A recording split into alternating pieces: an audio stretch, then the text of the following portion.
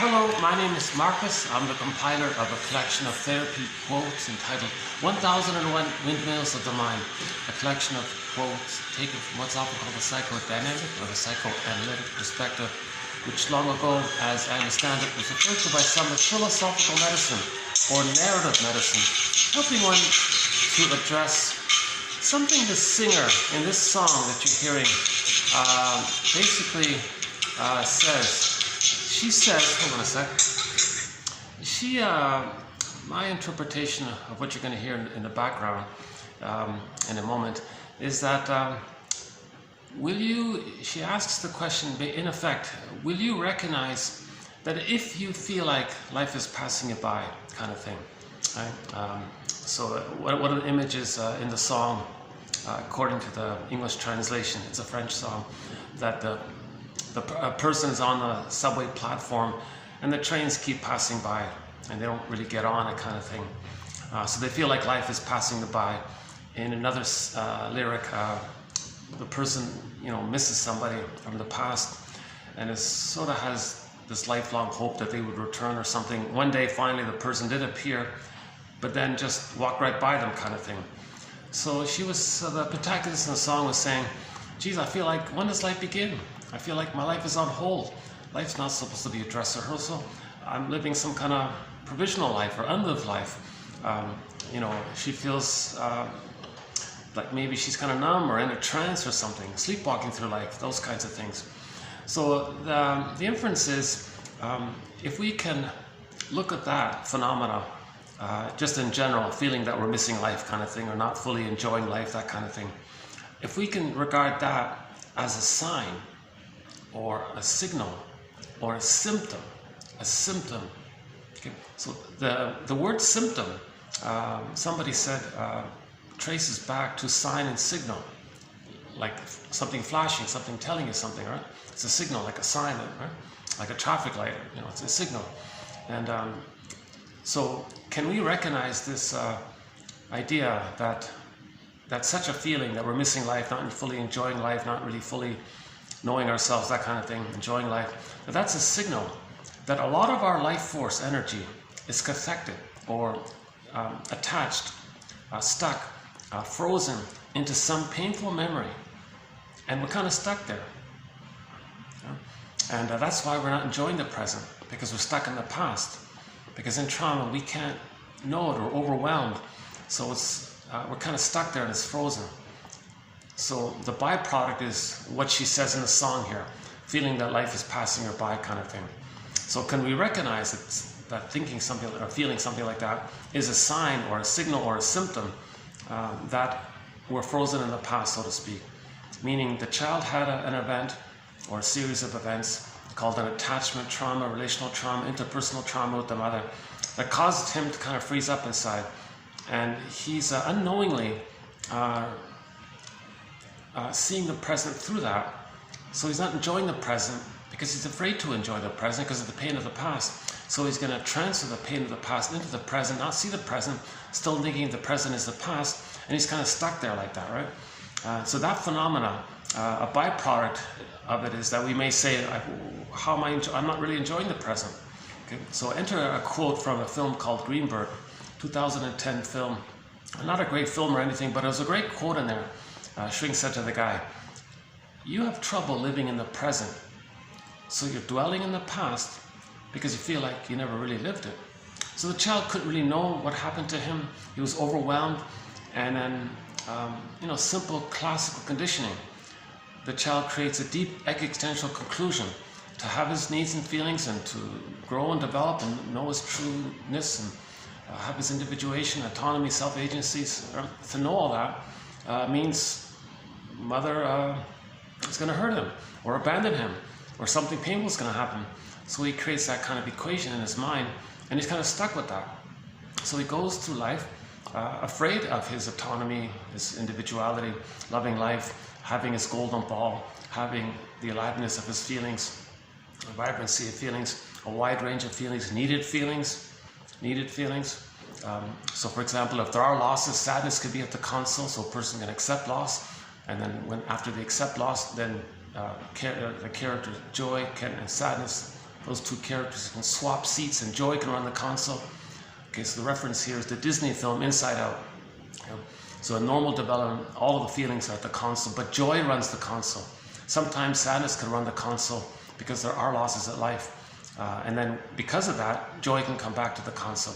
But if joy and sadness are frozen, if they're zooped away, and we see that in the film, that joy and sadness got zooped away, it's an image for repression, and it got lost in the forest kind of thing, right? Unconscious forest. Okay, and then at the console, it's just mainly the hyperreactivity, you know, the anger and so on, right? So if a person is in a hyperreactivity mode all the time, and they don't know their interests, and have more losses, empathy, affection, tenderness, the quote-unquote more human side of being human, creativity, spontaneity, the natural temperament of I'm okay, you're okay, the warm kind of quality, and people become elders late in life. There's like a warm sharing, one family, caring kind of attitude. If that's all frozen away, then they're stuck in the past. So they feel like something's missing. So at midlife, this kicks in when people say, I feel like something's missing. Okay, that's good. There was a delayed onset of the recognition that the person was frozen in the past, but usually at midlife it's sort of people get this inkling somehow, right? So the singer in the song says simply, are you gonna like love life, or just you know, let it, you know, feel like it's gonna pass you by kind of thing. At the same time, the implication, the explication of the inference is to recognize the consciousness that if we feel like life is passing us by, that's a symptom that our life force, okay, is attached to some event with the mother in the past, and it's stuck there, and our life force is cathected there, and that's the issue. So, you know, it's funny. I just before coming out to do this video, I noticed a new episode of the comedy, the metaphysical science fiction comedy legal show called Drop Dead Diva. They posted a new episode entitled Prom. Yeah, so I just watched it, and you know, sort of the underlying theme of that episode was about facing your feelings, because it was one of the characters in that show. You know, got dumped at the altar, right? And at the same time, and he's moping around about it, and he can't fully engage in the grief process because he's afraid to express anger. He has a personality that's based around you know, not knowing how to. Anger doesn't mean it's the acting out from the anger. That's the aggression or the harm. The emotion of anger doesn't mean it's going to do something to somebody. That's different. The acting out of the anger, that's a separate issue. That's called aggression usually, right? But just the emotion itself is just within. Like, it's not doing anything to anybody, right? It's like you put it to words and you feel it. Like an anger is a feeling, it's within, right? And you want to put words to it.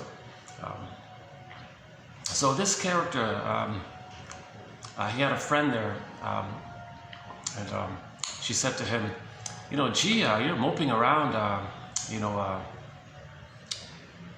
reminiscing too much at this point, and you're reliving it again and again. You're kind of stuck at that point, being dumped at the altar. So come on, I know you're angry, so say something that says that you're angry. So she tried to coax him to do a little bit. Yeah, he couldn't do it, that was the issue. But that was sort of the attempt, that in the grief work process, so that lawyer guy, Grayson, his name was Grayson, right? He was frozen, you know, at that moment when he was dumped at the altar, and he was like overwhelmed with all the people, all the family, the whole community is watching him. He's got dumped. Very kind of a, you know, embarrassing moment. Plus, he trusted her, and the girl didn't even approach him and apologize or pull him aside or something. So it was overwhelming, I guess. Plus, it maybe an event like that triggers earlier trauma. So maybe being dumped at the altar might trigger like a more primal memory of the mother abandoning him. So it may be like, it may blend in like that, it may get transferred in. So what he's feeling is that maybe some kind of more primal feeling of being abandoned, like the girlfriend, like his fiancée abandoning him. Right? So it can bring up a prior loss, abandonment. So something in the present can trigger an earlier thing in the past. Anyways, whatever it is, the friend in the present was saying, and she actually made a reference to this issue of repetition compulsion. You can stay and relive and revisit over and over again that time and just stay there, or you can tell me how you feel and then you can move on, kind of thing, right? So that was sort of one of the main underlying themes of the episode. You know, another tip-off that the theme of that episode was about feelings was, you know, there's a really like an extremely narcissistic guy, the owner of the legal firm. Thank God we don't see much about him. He's your classic garden variety, really hateful, very aggressive, narcissistic, extremely negative kind of guy, right? You know, cold, harsh. You know, luckily we don't see too much about him, but there was sort of a little tip-off about that. It was cynical, but it was still a tip-off about the need for feelings, because he was badgering one of his lawyers for showing too much compassion for the clients. Come on, just make money here. Don't show human interest in your clients. And luckily she kind of ignored him, kind of thing, right? And she stayed on her path. This is the diva, the main character. What's her name? Jane. Yeah, Jane, the main character. So she kind of just brushes him off. Yeah. So she stayed on the human side, and then yeah, and luckily because of that, an event presented itself that narcissistic boss would co-opt to make himself look good, thinking he'd get an award for being a good guy. So he would only do something that others would regard as humanistic if he got an award and some prize and some status for it, right? So he didn't do it from the heart, he just did it from his egocentricity. So he was an extremely narcissistic egocentric. He's a pretty typical example. He's a garden variety, typical example of narcissism, right? That boss there. But even at the end of the episode, he cynically said, okay, Jane, yeah, you're compassionate and all that, and I was badgering you for this. All right, but you know, I got some benefits from it, so go ahead, you can stay the way you are. So it was like a veiled, cynical acceptance of somebody accepting their feelings. But the narcissistic guy didn't merit the feelings for its own sake. He was just accidentally willing to accept it in others if it gave him prestige in his narcissism, kind of thing. But it's still in this general theme, the pathological, cynical acceptance of feelings and the genuine acceptance of feelings by Grayson, who finally tried to express his anger, and the friend there saying, come on, say it, you know, otherwise you're going to mope in the past all the time. And then Jane, she's sort of like the compassionate hero throughout the whole thing. She's like the role model of feelings throughout the whole thing. She's a very good symbol of compassion and understanding and feelings throughout the whole episode, right? And yeah, those are the three main ones, right? What else was there? Oh, there were little other side mini stories within the episode. Yeah, there's a little comedy bit about advertising, and there was one about the prom thing at the end. Yeah, another good episode. Also a good episode. That's an excellent show. Drop Dead Diva. You know, they don't directly tell you that it's about finding balance, within ourselves and knowing ourselves. They do it in a veiled way, like the bio for the show says, this series is the ultimate battle between beauty and brains. Okay. Like, wow. So what they mean is, what they don't want to say is, but they want to sell the idea, was originally, this is a metaphysical science fiction story where back to Grayson, right? In a way, we can say he's one of the protagonists in the main, throughout the storyline. Can he realign with the feeling side?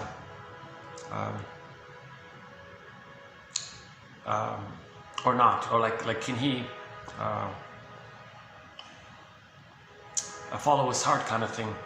Or is he just in a search for status and beauty, like, you know, image and prestige and status? Or can he make the turnaround to the feelings? So we're always waiting. So when you watch the whole series, 6 series long, you're kind of waiting to see if he's ever going to make that turnover kind of thing, right? And so it's for him in a way, right? Like he's in the mode of maybe in the prestige and the status and the image, the beauty, right? Can he make the turnaround to the heart? Now the boss there, that obnoxious boss, he never does it. So he's sort of like the extreme, over the top edge of it all, right? And whenever he does something that's positive, it was by accident because he was pursuing his vanity kind of thing, like just mentioned, for example, right? What else is there? Oh my God, Margaret Cho plays a supporting cast member. She's hilarious. She's very funny in that one, right? She does a great job in there, right? It's a fun show. It's like it's a decent fun show. Yes, it's a little bit wishful thinking, like a lot of these episodes. Like in reality, a lot of these crime issues, it's hard to really. So the fantasy is, you know, there is going to be justice and all that. Like for example, there's one episode, in this very episode, the prom episode. There's one sequence about a guy got there's a dating scam kind of thing, right? Some guy and a girl trick lonely hearts into their money, but it's almost impossible to catch them. Right? And they persisted. They had to dig around kind of thing, and then they finally did catch them. That's like a huge relief. Like really, in reality, those guys, it's hard to kind of, who has the resources to kind of do that kind of thing, right? So there's a fantasy in that area where a lot of cases,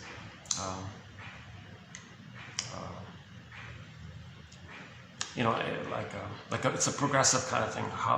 Like the direction we should be kind of moving in, right, kind of thing. So Jane is sort of on the lead of that, I think. Excellent show, my God. Drop Dead Diva, yeah. So I posted one or two quotes recently. There's only like 4 episodes posted online, and I noticed in the comments section everybody's clamoring, "Come on, please post more episodes." Of course, you can buy the DVD set from it. Yeah. So back to feelings. So in the song we're going to open up here by the singer Zaz. If you recognize that you're stuck in the past, you can dwell on it over and over again, like the Grayson character, moping around, dwelling on it over and over again. You see, the Grayson guy, he's gonna replay and revisit. The only way he's gonna kind of break free of that fixation, his life force. You see, again, his life force is cathected. It's like bound, attached, stuck, invested in that moment in time when he got shot, abandoned at the altar, kind of thing, which triggers up maybe triggers up childhood abandonment as well, right? You know, someone said a lot of people want to become lawyers because they want the justice, like they want justice from the injustice the mother gave onto them. You know, so maybe there's a theory around that, right?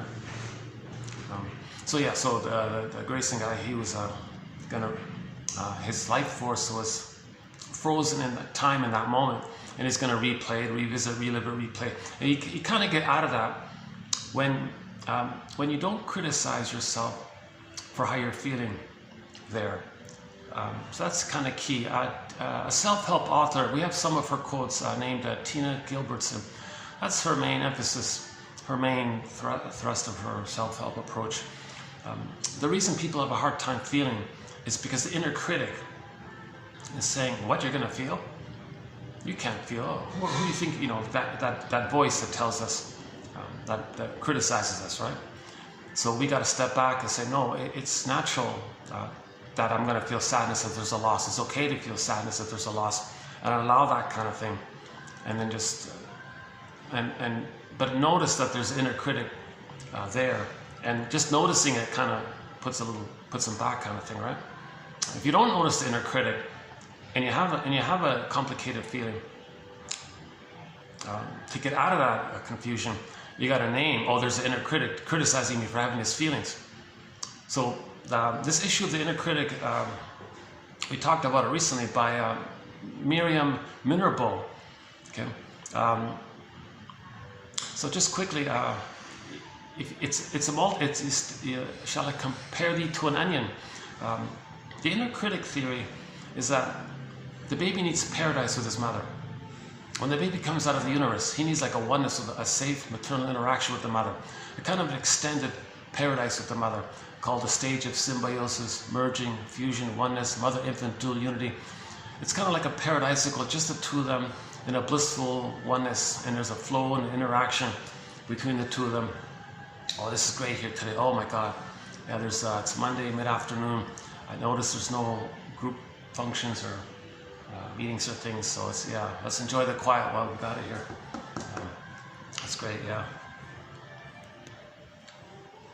I'm so glad the staff's been really friendly.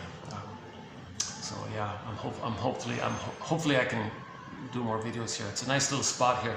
Yeah, I'll show you the sky train when it passes by. We might get the odd bird here and there. Maybe a traffic jam or something.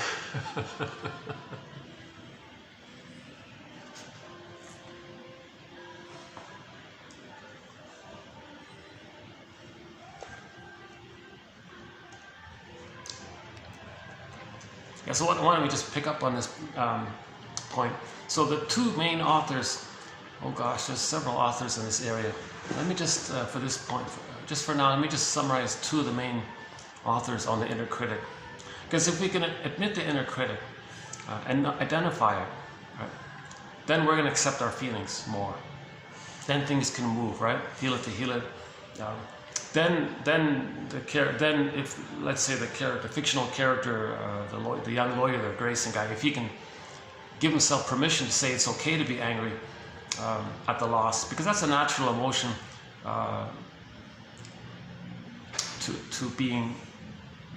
the memory of the mother abandoning the baby, not being around, misunderstanding the signals of the baby. When joy and sadness get zooped away, anger's at the console. So that's the reality of what's there. And then you admit that it's there.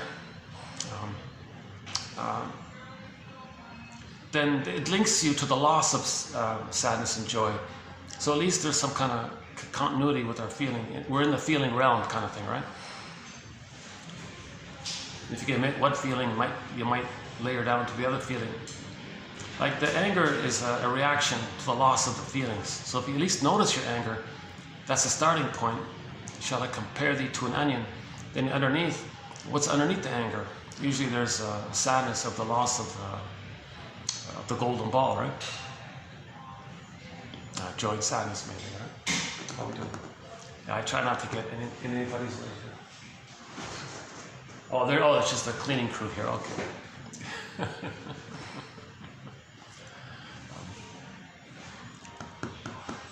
Okay, the inner critic. So,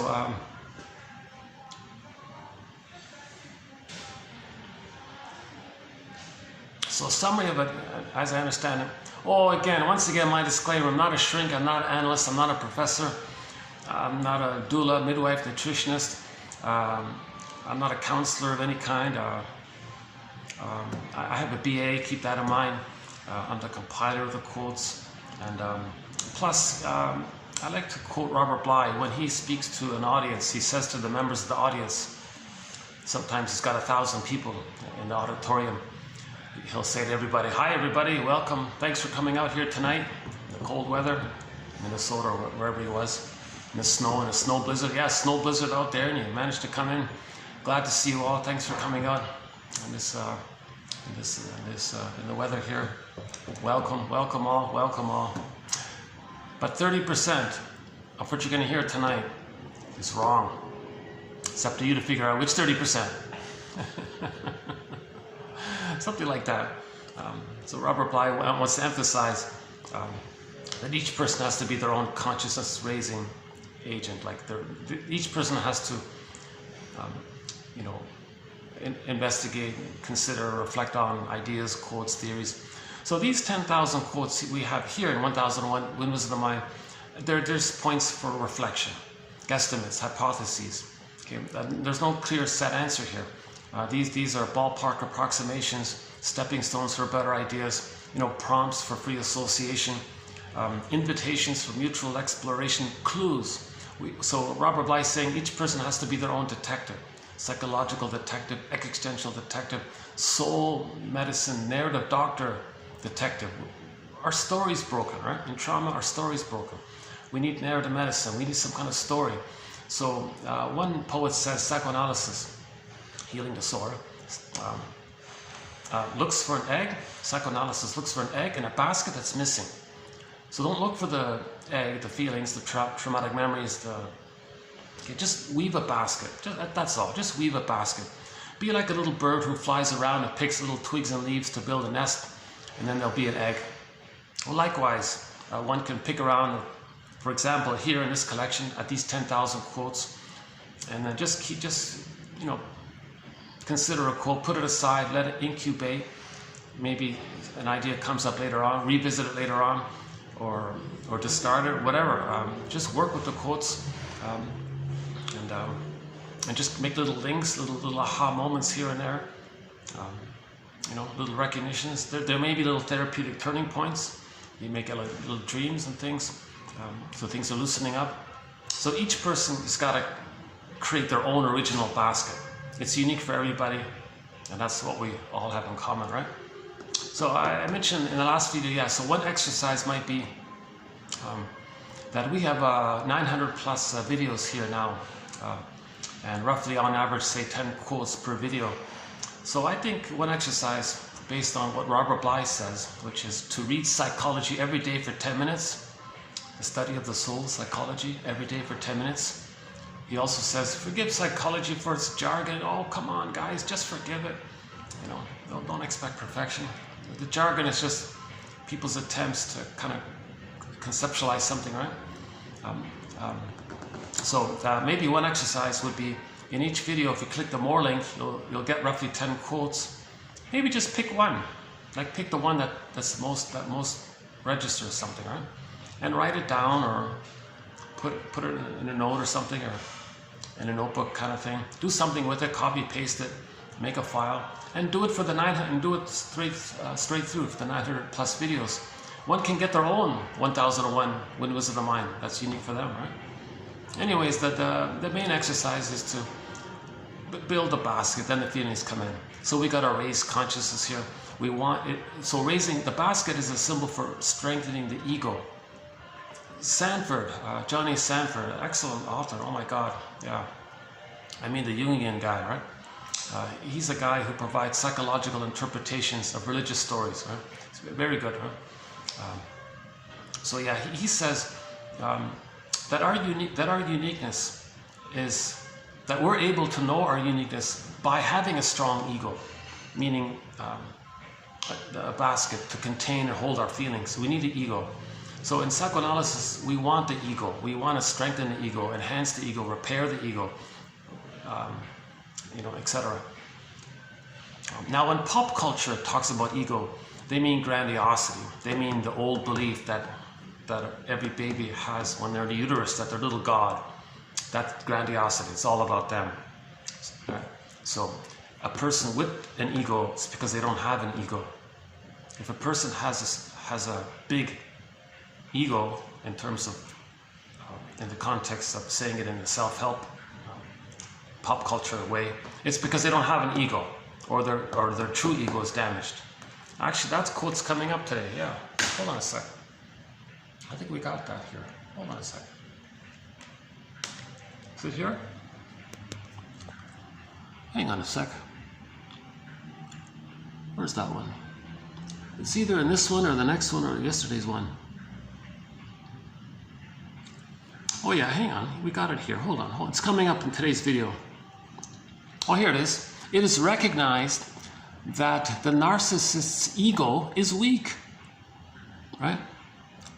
So a person with the narcissistic pattern, the bully pattern, Iago pattern, lower functioning BPD pattern, even the codependent pattern, somebody with a dysfunctional kind of personality pattern, it's because the ego is damaged. The ego is weak, meaning it's damaged. In trauma, the ego gets damaged, right? The image for this is the scarecrow in the Wizard of Oz, right?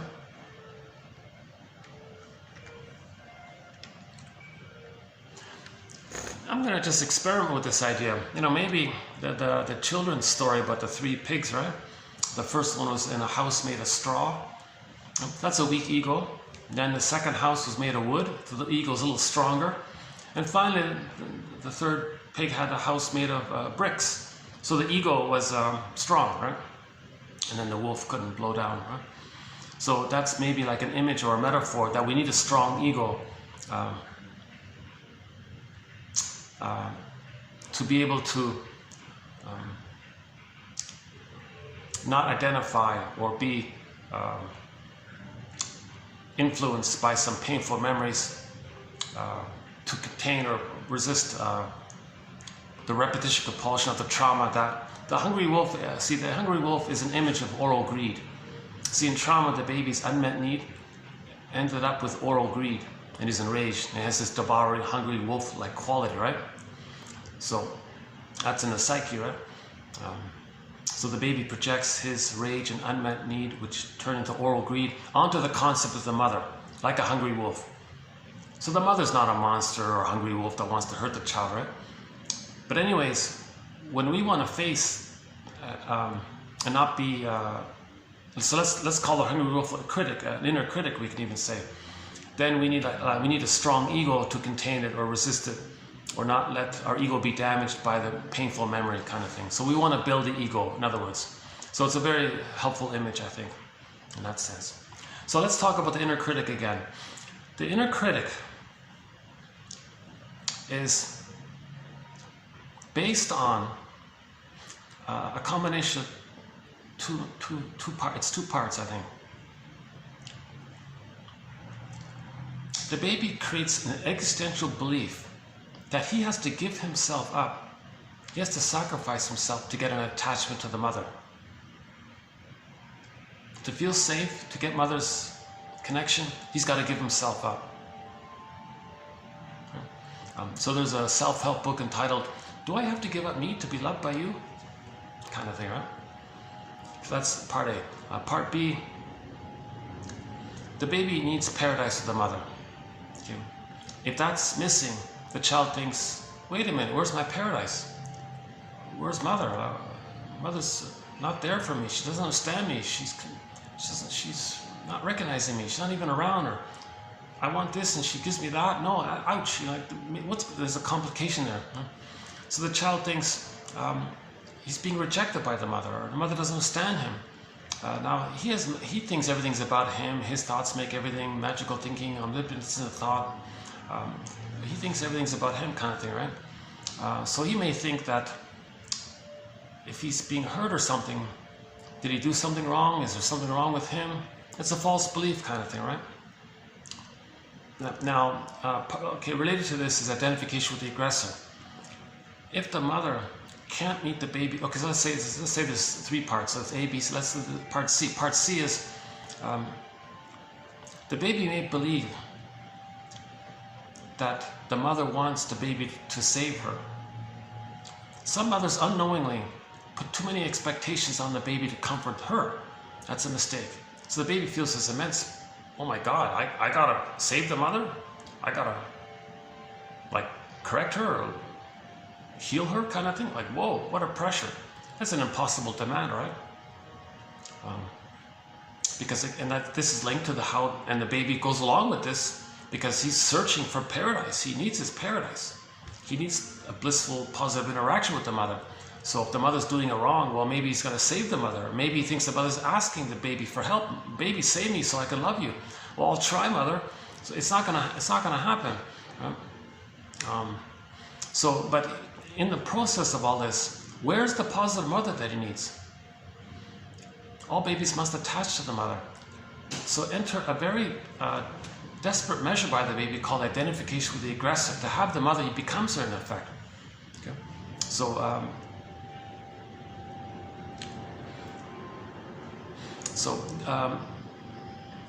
yeah, okay, let's just stay on part C for a minute.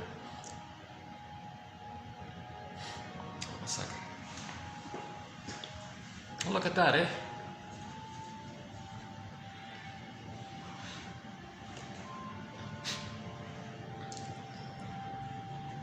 Yeah, surprisingly sunny today.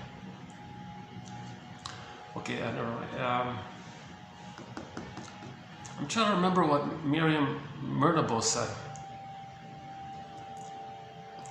The baby thinks that the mother wants the baby to save her. So what the mother's doing is communicating this via her hate, like her anger, her inability to love the baby. So she's filled with hate. Baby, save me. I only got hate here. So he absorbs his hate. That's the connection to the mother kind of thing. That leads to the inner critic. Because no baby can save the mother. So now enter Edmund Berger. I think he says it the best, to tell you the truth. Edmund Berger says the inner critic, or the harsh, the superego, the harsh inner critic, the cruel inner critic, the self-saboteur character, the part of, okay, meaning some memories that sabotaging our development, our health, our healing, and all this. It goes like this. Now, let's say a person wants to do something good for themselves. Love life, let's say. Okay? The inner critic comes up and asks you, hey, so you want to love life? You want to enjoy the present? Oh, really? Well, back in the nursery, did you save the mother? No, you didn't, did you? Okay. So now you can't be happy because you're going to relive the memory of the pain and losing your golden ball, and you're frozen in the past. So you're not enjoying the present because you're frozen in the past. Okay, again, the Greenberg quote, you have trouble living in the present, enjoying the present, loving the present. So we'll play Zaz's song in a minute here, loving life and all this, because you were traumatized in the past. Now what happened in the past? The baby couldn't save the mother. That's an impossible demand. That impossible demand,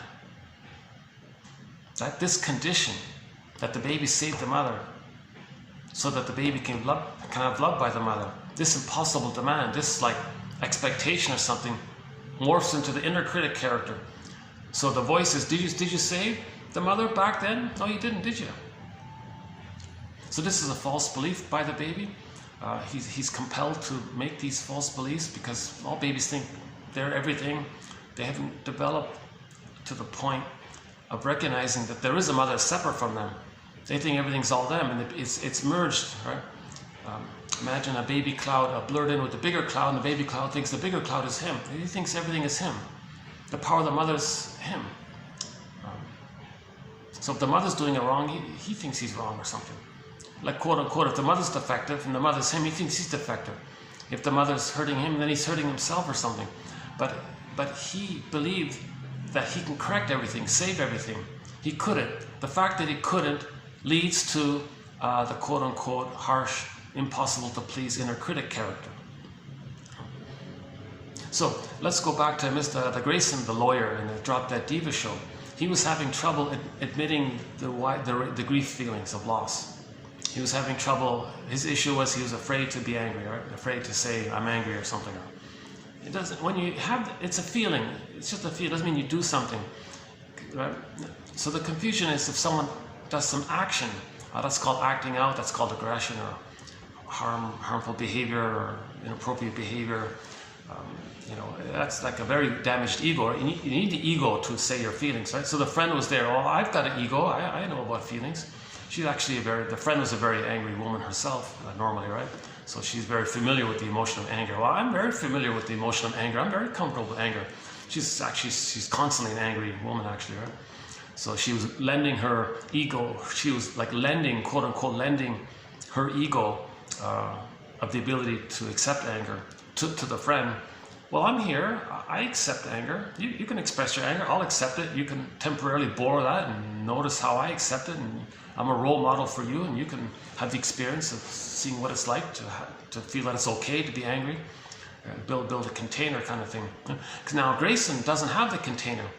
Okay, his house was made of straw. That's the first little pig, right? And then, see, then if he tries a little better, maybe he's a little better. His house is made out of wood. So he needs the house to be stronger, like brick. So her friend, I would say, had a brick house, right? Meaning an acceptance that it's okay to feel the emotion of anger. Okay? And if you have that acceptance, you don't have to do anything about it, right? You don't have to like act it out kind of thing. If you don't have the brick house, maybe a person acts it because the weak ego. So in narcissism, they act out their angry hostility usually, right?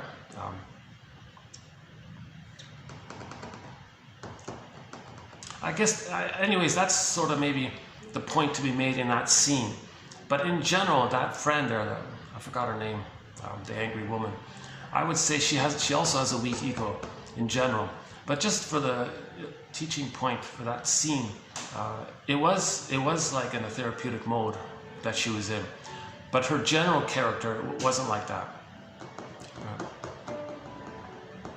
That's the tough thing about these sitcoms and shows. You're condensing years and years of legal cases into like 30 minutes, you know, so you gotta condense things, right? To get the main point across. Kind of like Dream World, right? In a way, right? Okay, so I'm gonna stick with Edmund Berger. The inner critic is the voice in you that says, so you want to be happy, you want to love life. Did you save the mother? You were supposed to save the mother to get the love that you needed to resume your emotional development, to I'm okay, you're okay, to have your sense of self. You need the mother's approval for that, but she wasn't offering it, and it was your job to make sure she provides the love that you needed. Did you succeed? No baby can succeed. Hence the idea of the critic being too critical, impossible to please, harsh inner critic kind of thing, right?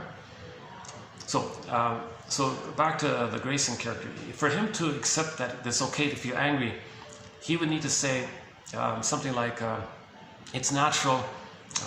He would need to read that book by Elizabeth Kubler-Ross, is that right? The 5 Stages of Grief. Okay, so she provides approval. That's a natural emotion in loss. Bargaining, sadness, anger, pleading, denial, acceptance, you know, that whole list that she has, right? And that's why he was stuck, because he could never admit the anger. He could never say, I'm angry. He moped around a lot, and he's sorry for himself kind of thing. You know, I've got an excuse for being sad. What's your, like, he was kind of pitying all the time, right? But that's part of the bargaining process, right? That's one of the phases of the grief process, to wallow in self-pity kind of thing. Then you want to make it constructive. So now you want to go from unconstructive wallowing to what Tina Gilbertson calls constructive wallowing, where you make it, it's constructive to say, okay, the inner critic is blocking me from feeling my real feelings underneath. So let's notice the inner critic, give myself permission that it's okay to feel anger. Then it's constructive to feel the anger. Then the emotions wave through. It can be quite quickly. It can be as quick as like a sneeze. The emotion just zips through, kind of like somebody sneezed. Or it can take 10 minutes or 20 minutes to kind of so-called wave through kind of thing. And then you want to be like a surfer. You want to be like the images of the guy on a surfboard riding the wave. You want to imagine that kind of going on within, where you are riding your own emotional wave to its natural resolution. So it's that now you're getting to mindfulness and meditation, and giving yourself permission to feel, and self-reparenting, and, you know, treating yourself the way any loving parent would treat their frightened child. I'm here, it's okay, I'm with you, and so on, right? And you don't say to yourself, get over it, kind of thing. Like if Grayson goes to his buddies in a bar or something, oh yeah, just drink it away, get over it. That's not going to work, right? So that's unconstructive wallowing. So you want to do constructive acceptance. She calls it allowing, constructive, what is it? Wallowing. You put a dash between the W and the A, is that right? Wallow, yeah, allowing, yeah, you want to allow it. So there's allowing. In the word wallowing, you want to focus on the allowing part. So the W part is like the wall there to allowing. What's that wall? It's the inner critic, she calls it, or something like that.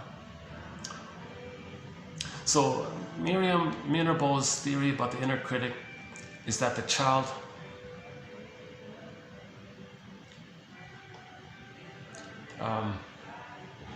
absorbs too much of the mother's hate. So he's hating himself and criticizing himself, thinking the mother's criticizing him. The baby thinks the mother said, come on baby, you didn't save me, did you? Come on baby, be perfect, gotta save me baby. Baby, be a good mother that I needed in the nursery. Come on baby, do it. The mother's angry all the time. So the mother's criticizing. So Mirenabo says some mothers are unconsciously extremely corrupt. An abuse of power, she calls it. Some others extremely abuse their maternal, motherly, strong power. They take advantage of that, and then what do? They take that power and exploit the child, meaning use the child to meet her unconscious needs. Okay. So if the mother has an unconscious need to reenact her trauma that she experienced with her mother, she'll shame her own child to reenact how she had been shamed by her mother. So she's using the child for her repetition compulsion. Okay? So one quote was about how a woman was about to have a baby. She said, no, I don't want to do to my child what my mother did to me. Let me first go to the shrink. And then she reenacted her drama with her mother in the shrink room there. And the shrink said to the lady, you're letting me know what kind of childhood you had. What do you mean? You're restaging what happened to you in the nursery with me here. What do you mean? I think you're letting me know what kind of mother you had, how it felt being with her. What do you mean? You're putting me in the role of you, and you're acting like her, and you're coaxing me to feel how you felt with her, and you're acting like her. And she had like an aha moment, and then she could cry about it. Okay, and then later she had the baby. She didn't need to repeat. So she cured it. Right? She stopped intergenerational transmission. She stopped intergenerational trauma. Okay, so she brought it to consciousness. Okay, and then she doesn't need to repeat it. Once we find our story, we stop repeating. If that woman didn't go to the shrink, she would just repeat on the child, shame the child to replay the mother had shamed her, and just repeats it. That's called intergenerational transmission or intergenerational trauma. Okay. So some mothers use their babies to meet their unconscious needs. Okay. So one case scenario is her repetition compulsion. Okay, where the mother identified with her mother, okay, created a memory of her mother shaming her. She now acts like her. Then when that woman has a baby, she puts her original innocence onto her baby, acts like her mother, the grandmother, okay, replays the record of how the grandmother had shamed the mother. Okay. Now she's going to act like her, shaming her, but she's seen onto the baby. Right? So she's going to treat the baby the way her mother had treated her. Intergenerational trauma. So that's considered the mother's using the baby to meet or address or acknowledge her unconscious needs, to replay what had happened to her, because the mother is replaying the past in the present, using the baby as a character for her drama, because she has the fantasy that when she replays the past in the present, that she's still in the past hoping to get mother's love. Really? Do you think it's going to work? A woman shaming her baby, it's going to zoom her back in a time machine, and then she's going to get the love that she should have received when she herself was a baby 20 plus years prior. It's not going to work, right? But her doing this is a mirror to know how she had been treated. So that's why she went to the shrink, and he brought that to his attention. So repetition compulsion is a mirror to know what happened in the nursery. Okay? So projection, transference, acting out, repetition, these are mirrors to know what happened in the nursery, right? So that's one case scenario about let me back up here. The image for the mother using the baby to meet her unconscious needs, thereby leading to the child having a harsh inner critic. Okay, the image for this is the Iron John story that Robert Bly likes to tell. So he took a Grimm's tale, I think it's Iron Hans, right? Changed it to Iron John and wrote a famous book about it. And the key scene, one of the key scenes in that story is that the protagonist is looking for his lost feelings. Right? The golden ball, a symbol for the vitality of our feelings, aliveness of feelings. So the animation of our feelings, feeling embodied, I feel therefore I am this whole aliveness, loving life, loving your connection to your uniqueness, expressing your uniqueness, this whole area. Right? So it got squelched, right? That the dog got zooped down. So when something gets zooped down, it's joy and sadness gets zooped away, zooped down, zooped into another place. Okay, Miss Core gets yanked down. That's repression. Okay, the golden ball goes down the well kind of thing. So the person is looking for the golden ball. Finally, they go into the forest, symbol for the unconscious. So just considering what you don't know about yourself, what you're, through your inferences and looking at your patterns, that's going into the unconscious, right? And then, so finally the person gets, oh my God, there's my golden ball. I think I see my golden ball, but I can't get it. It's locked in a cage. The protagonist learns that to get his golden ball, he needs the key. Where's the key? He learns that the key is under his mother's pillow. So the interpretation is, or one interpretation is, others can question it, whatever. Again, these are all theories, speculations, right? So one interpretation of this is that the mother, okay, under the mother's pillow, so under the mind of the mother, unknown to the mind, the shadow of the mother's mind, like the under, right, part, right? So it's the dark under the pillow, so it's a shadow, right? And there's a key in there. Okay, that means there's a secret.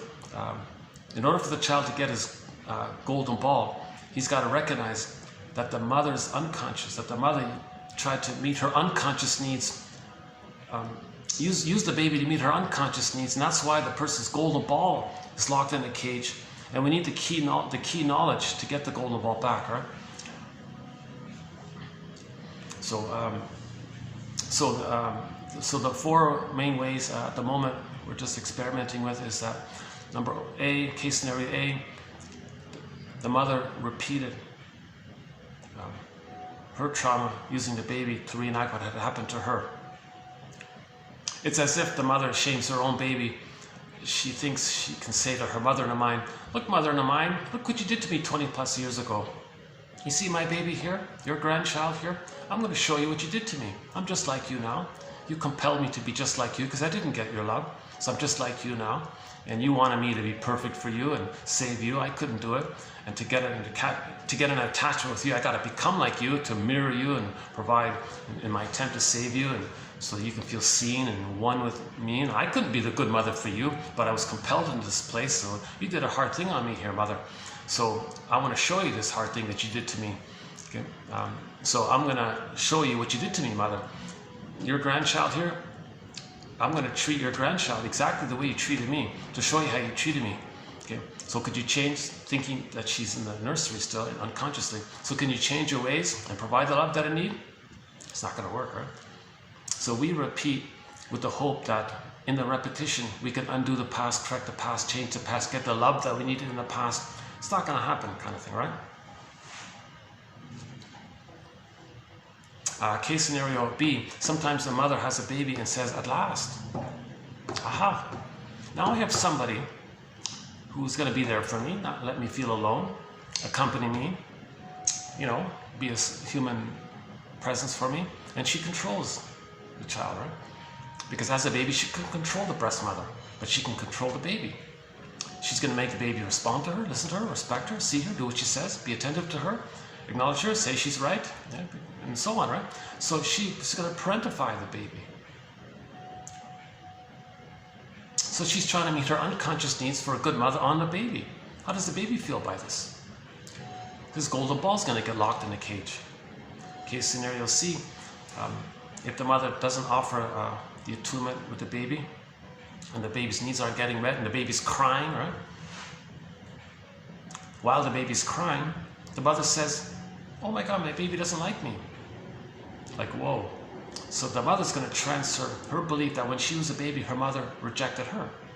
Okay? So she's going to fly that rejecting mother image onto the child and says the child is rejecting her, not knowing that she's talking about the mother rejecting her from her false belief. Oh, look, my baby's rejecting me. My baby doesn't like me. Okay, so how does the baby feel by this? Case scenario D is sort of an extension of case scenario C, where if the mother is in that place of case scenario C, oh, mother, you reject me. Well, I'm going to fight with you now. I'm going to show my anger at you now. Well, how does the baby feel by all this? So the mother is trying to meet her unconscious issues using the baby, right? So the baby's golden ball is going to get zooped away, locked in a cage, into the forest, kind of thing, down a tunnel, down a cavern. So it's going to be hard to find, right? Now this imagery of repression can take many forms. In the Pied Piper of Hamelin, in the beginning, there were hungry children lost in the forest. At the end of that, towards the end of the story, the children were locked in the mountain. Miss Core got yanked down. Joy and sadness zooped away. In the Adelana myth, the king sends the baby into the forest. Again, the pure innocent baby lost in this unknown dark forest. Right? In the sci-fi show, another sci-fi show called The Room, just ran for one season. Some innocent little daughter opens the door and walks in and mysteriously disappears. Nobody knows what's going on. And the father has to run in to find her. And the whole series was about the father finding the girl. A metaphor that something pure gets lost. We don't know where it is. We got to find. So yes, at the end of the story, the daughter returned. Joy and sadness came back to the console. Okay, the baby came back to the hometown. Okay. Odysseus got to Ithaca. And so there is a conquest of the self. We can get back joy and sadness, right? We can't get back the golden ball. In Iron John's story, he did find the key and unlock the cage. He did get back the golden ball, right? So healing does work, right? We need an ego for this. We need an ego for this. So the image, maybe, this is the first time mentioning this, maybe an image for strengthening the ego is that kid's story. Okay? So the house should be made from bricks. Okay? So we got to update it from straw to wood to bricks. That journey there of strengthening the ego. So that's maybe an image of strengthening the ego. Right? So that straw, in the Wizard of Oz, we could say maybe he's made out of straw, make him out of wood, make him out of bricks, and then maybe he'll, that's an image that his ego's strong, right? Doesn't fit, right? A walking man made out of bricks.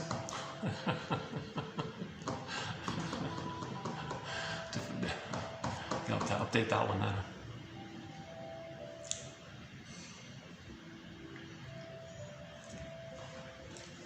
So the baby thinks the mother hated him. Okay, that leads to inner critic. That's Minervo's theory. Okay. Keeson adds that the baby was supposed to save the mother. He couldn't. The memory of that criticizing him. So Edmund Burger says that's Edmund Burger's theory. Did you save the mother? Really? You didn't do it. That's the inner critic. This very same inner critic is what's preventing us from healing. Like the Grayson character, not wanting to admit his grief and sadness and go through the grief work process, and his issue was anger. He doesn't want to admit the anger, right? So the inner critic says, you can't be angry. So most likely when he was a child, when he was hurt, and then he was angry, he was punished for being angry. Don't you dare express your anger. So maybe he was punished in that area, right? But a child being angry at the loss of his golden ball is a natural response, right? So as seen by the Disney film Inside Out, when joy and sadness get zooped away, the natural response, anger is going to be there. In whatever form it takes. If the anger character is squelched down, then it turns into passive aggressiveness. So a person may not be overly angry. There can be like a covert anger called passive aggressiveness, where people can express their anger in subtle, little sneaky kind of ways, doing things others don't like to make them angry. That's how you're getting your anger out, kind of thing. Being late on purpose, deliberate inefficiency to make others upset. Lateness is a common one, right? So we have a thread on passive aggressiveness, actually, headed mainly by a guy named Scott Wetzler. his book called The Passive Aggressive Man. It's not a bad little book. And I remember we played an audio clip about it from a doc. He was featured in a news documentary about his book. His book was was in a documentary, was it 2020? One of those 60 Minutes, one of those kind of shows. I forgot which one.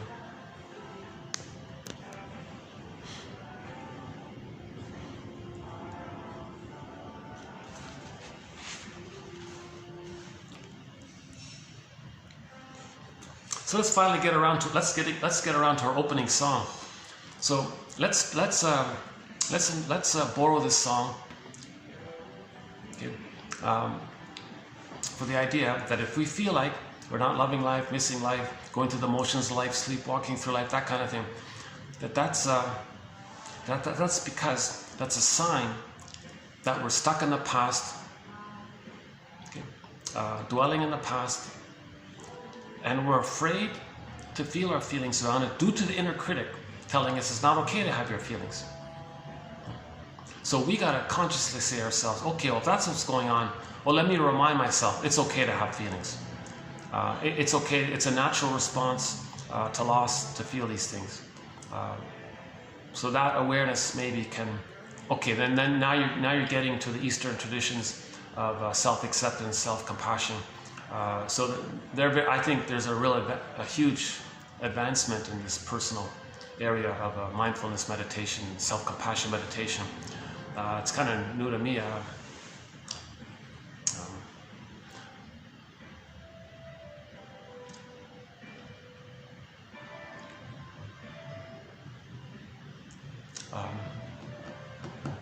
So somebody said, yeah, oh, there you are. There's my feeling. Inner child of the past. There you are, inner child of the past. You're wounded. So treat your feelings like you would treat your own child who's wounded. Have that kind of self-compassion for yourself. And if you're having a hard time doing it, well, that's the inner critic. Okay, back off, inner critic. Look, you, meaning me. The inner critic is your own false belief that you believed that it was your job to save the mother. So you're facing your own false belief. Look, you, my own false belief. It wasn't you, me. It wasn't. It wasn't my job. Okay, so your voice is that you believe that it was. Okay, inner critic. So you believe that it was my job to save the mother, right? Inner critic says, well, that's right. You thought you were little God. You thought you were everything. Yeah, okay, well, all babies have that in the beginning because they don't know better. They're developing, right? In the beginning, we think everything's about us. Now, don't blame me for that. Oh, you had that belief. Okay, fine, I had it. Now I get it. Okay, well, really? You sure you get it? Yes. It's no baby's job to save the mother. The mother is there to be a mother to meet the baby's needs. No baby is there to exist to meet the mother's needs. What about what Mrs. Vale said in the film Now Voyager? What did she say? Yeah, well, Mrs. Vale said that she has rights as a mother. She's got mother's rights. And then she used one of her daughters to take care of her. It's her mother's rights. Oh, really? Well, did you watch the whole scene? The shrink came in and said, nonsense. It's not, the mother doesn't have such rights to exploit the baby to meet her needs.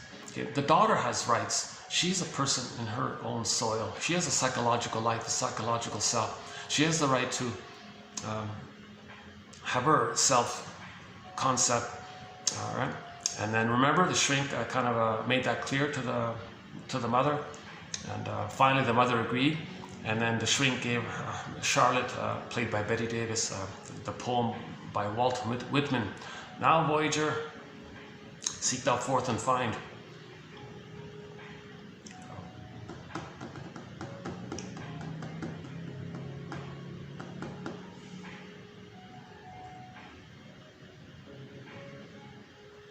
So that's the theory that we unconsciously believe that it's our job to save the mother. Because the mother was us, and we needed paradise from us/mother. We needed the paradise. The paradise wasn't there. Okay? The mother-infant dual unity for the first 4 to 5 months, this extended paradise period. Again, in the uterus, it's all paradise. When the baby's born, humans come out too early. They need an extended paradise. called the stage of symbiosis, merging, undifferentiation, fusion, mother-infant dual unity, unico mystica, one with the mystery. Okay, this blissful Garden of Eden, Shambhala, Shangri-La, Nirvana, Avalon, any kind of paradisical kind of condition, right? Where he has his golden ball, there's a positive attunement and a reverie in mother's presence, and then baby's going to be present to himself. Mother soothes the child, child felt soothed, and then he has this ability for himself. That's part of the psychological birth area, right? Hold on a second.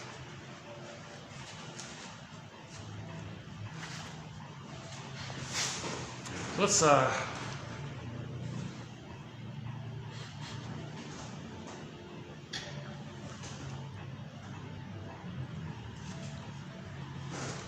so let's go back to our song here by the singer Zaz.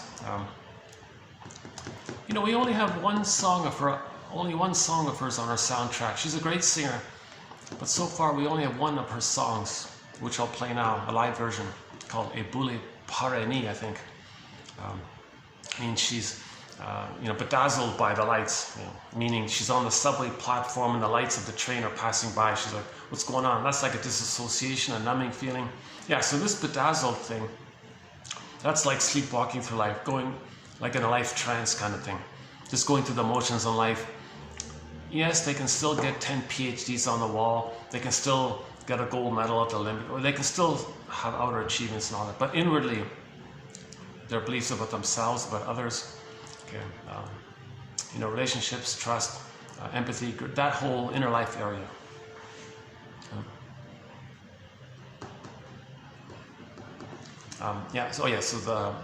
So let's go back to the song. So let's borrow the song for the message that if we feel like we're missing life, not enjoying life, something, etc., okay, that means we're stuck in the past, dwelling in the past, afraid to feel our feelings, to let go of the past, right? Because there's an inner critic telling us, did you save the mother? I'm not going to let you feel and leave the past, because in that past place you didn't save the mother, so you're guilty. You didn't save the mother. It's a harsh inner critic. Okay, then inner critic, my own voice. Inner critic, I get that I believe that, or I'll consider this theory that I believe that, but it's nature's way that we have a feeling self, and we have feelings as part of the humanness. I feel, therefore I am. So if I have a feeling, let me have the feeling, okay, and then if it's a layered thing, then I'll ask myself, what am I really feeling underneath it? What am I feeling underneath that? And whatever's there, okay, I'll accept it. It's okay to have it. And I'll imagine the image of the surfer. I'll ride the wave, and it'll take between a second and 20 minutes or something. And if it doesn't work, I'll come back to it, and I'll just keep trying to come back to it. If I need a better theory about the definition of the inner critic, then I'll search for a better definition of the inner critic, right?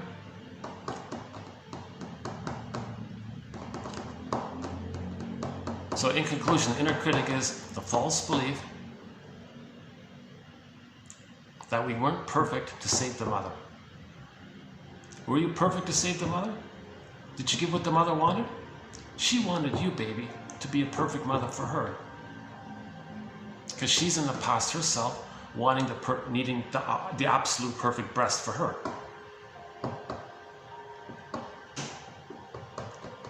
Just a theory, right? Now, myths and fairy tales describe this whole issue, right? Myths and fairy tales, primary process mentation, the dream world mentation, doublethink, condensation, displacement, the whole.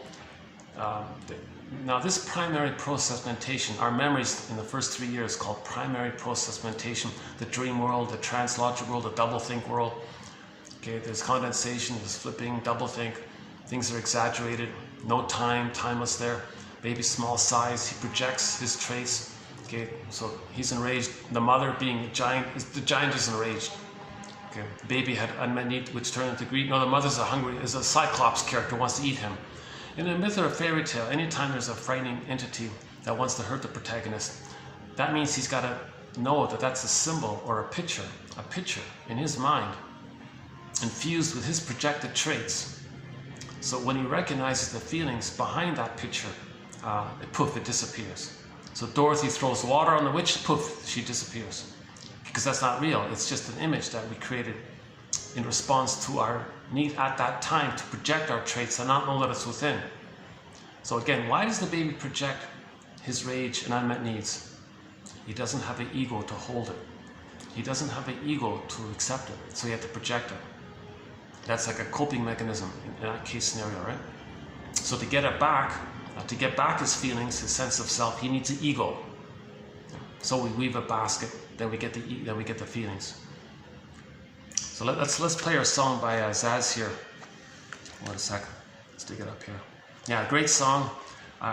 In particular, I like this live version of it from when she was in Rio de Janeiro, 2017.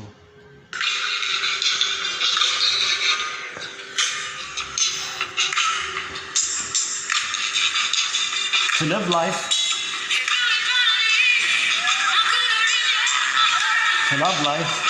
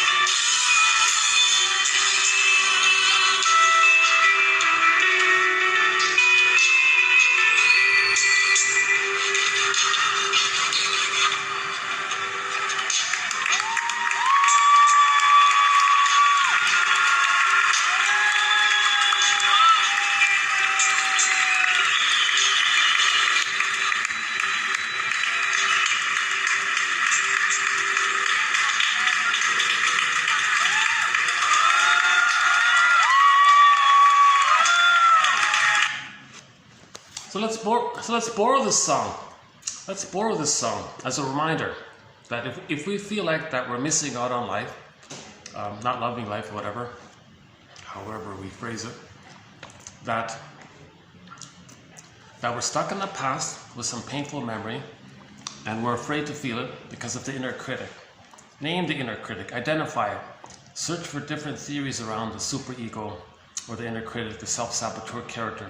So we mentioned a little bit here by Edmund Berger, i.e. this false belief that it was our job to save the mother due to our original infantile megalomania way of thinking that all babies have in the beginning, thinking that everything's about them. Again, the baby in the uterus, nobody's presented the theory that the baby in the uterus understands that he's like a little person, you know, with his mind and personal history and so on. And the mother's like a person with her personal history and feeling self and ontological self, psychological self. The child has a psychological self, feeling self, ontological, because there's a him, there's a her, there's like separate kind of people kind of thing. No one's offered that theory. The child doesn't get that yet. He needs to develop to get to that place. If he's frozen prior to 18 months, he's still more or less in that narcissism place where it's just all about him.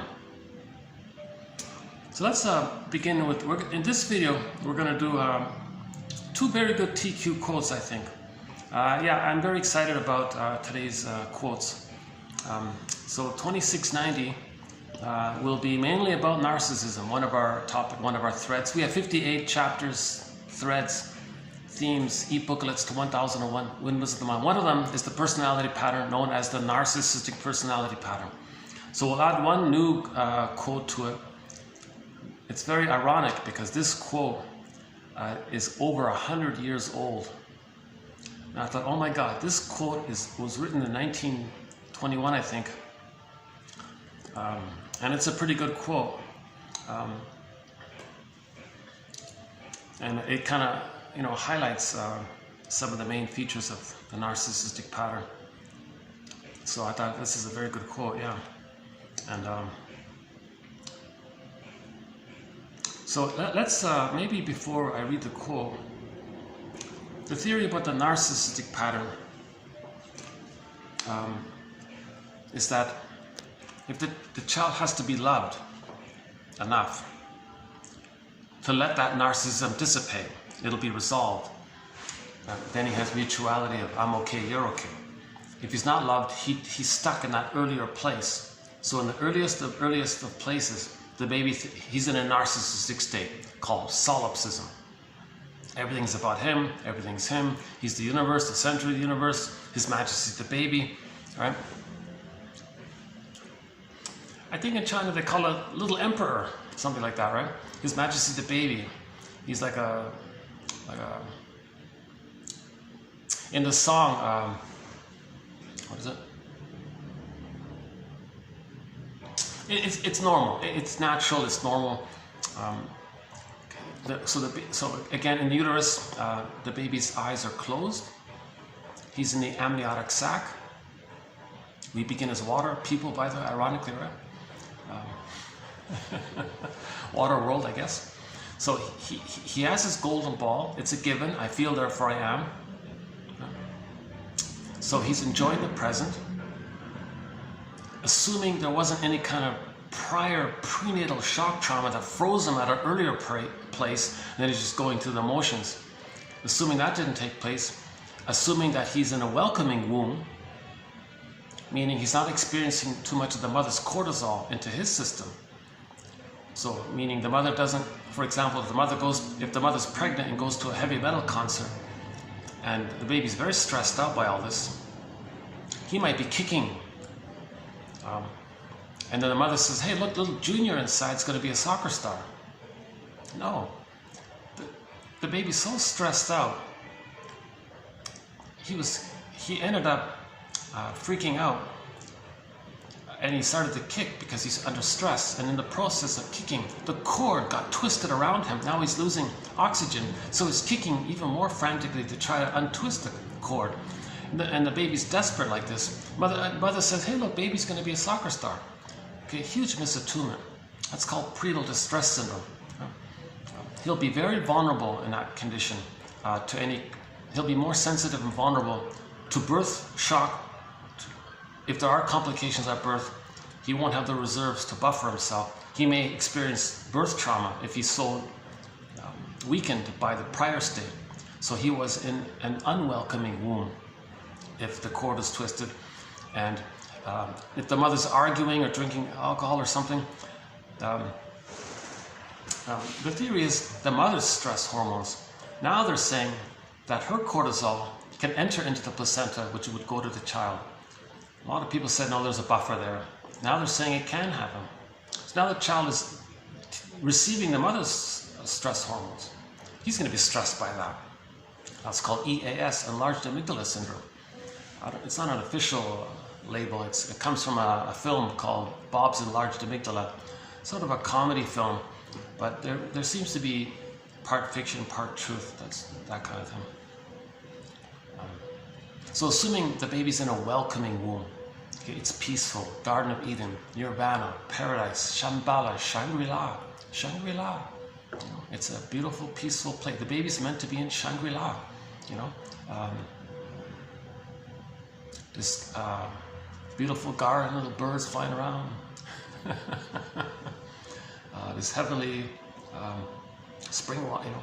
So we get the image of paradise, right? So that's called a welcoming womb. So at that time, he's got his golden ball. He feels alive. Now, because nobody's offered the theory that he understands he's separate inside his mother, who's separate, and there's two separate people there, he doesn't get that. In the beginning, it's just only him in there. Everything around him, well, what is it? Is it him? Is it just there to serve him? What is it like? Is he, and it's all for him? So he's the center of the universe? Maybe he's the whole universe? Like, what is it? Is he like a little god kind of thing? Little king, little emperor, little magician, magic sorcerer? Like, what is all this, right? The baby may think that his little sensations about his needs, they get automatically met, instantly.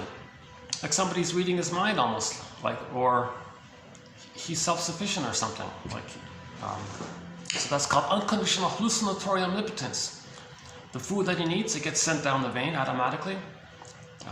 The waste elimination spirals up the other two veins helixally up to the placenta, which literally metabolizes the baby's waste elimination. Everything's sorted out. The food that he gets sent down that center vein. Okay, so the image for this is the medical profession's symbol for the medical profession. The Seducia symbol, right? The staff is the center vein of the cord. The two snakes spiral up. So the baby has everything kind of taken care of automatically. He's got his golden ball. He's alive. He thinks the power of the mother is his power. Infantile megalomania. Robert Bly jokes, times were good, you know. So during that impression, the child thinks it's all about him. Everything's there to serve him. He doesn't have to give back. He doesn't say thank you to something. He doesn't have to relate to something. He just has to receive. Today's cool. He's got this divine right. He's got this little God. I got a divine right to receive everything. Okay, sound familiar with narcissism? Yeah, it's my divine right. Everything's got to take care of me, serve me, tend to me. So the baby's sort of in that kind of mode. Now, if he's traumatized there, he's stuck there. He's frozen there. That leads to the narcissistic pattern in its various forms and various disguises.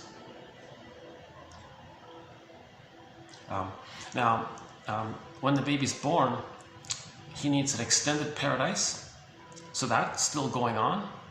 The primary narcissism, infantile megalomania, the grandiosity, the idealized self, this whole thing that he thinks he's a little god, that continues for the first 4 to 5 months. And when he starts to hatch out of the merging with the mother at roughly 4 to 5 months, that grandiosity is still there up until 18 months. 18 months seems to be a key developmental accomplishment or a milestone where that narcissism kind of poofs away, dissipates, right? But it's still there. Now, between 4 to 5 months and 18 months, it's most noticeably visible that the child thinks he's a little god, because from 4 to 5 months to 18 months, he can crawl, he can walk, he can run, okay? And now the world is my oyster, he thinks. He owns the world. Oh, back to that annoying song, everybody wants to rule the world, right? So if a baby's traumatized, if a person's traumatized there, they might like that song, because the baby thinks he rules the world. The world is his oyster. It all belongs to him. Everything's for him. He doesn't have to give anything. There's no gratitude. Babies don't say thanks, mom. You know, like babies don't have gratitude. That hasn't reached. That hasn't got. We didn't get there yet, right? So the mother's got to allow that. Okay? The mother's got to allow that Superman phase, because when the baby has new powers, he thinks he's Superman now, right? So he's still in the infantile God place, and that's okay. The role of the mother is just to kind of maybe gently distract him so he doesn't hurt himself, kind of thing. But when he's running around, he thinks he's invincible. He can do anything. It's all about him. It's all for him. The whole world belongs to him. So he rules the world, quote unquote, owns the world or something like that, right? Hence that annoying song might be a tip-off to trauma at that place. People with the narcissistic pattern think they own everything. It's all about them. Who cares? Useful for them, fine. So the baby's in a utilitarian place, basically. The mother is mainly like a part of the mother, called the breast mother. Not recognizing the mother as like a full person with feelings and history. Why should the baby even get to that place yet, right? He's still in that emotional feeding place, still developing and growing in that primal place. So it's called part object relating. So if he's traumatized before 18 months, he's still going to be stuck in that place where everything is going to be symbolic breast. He'll siphon everything like an orange juice and then throw away the rind. He'll be very utilitarian about others.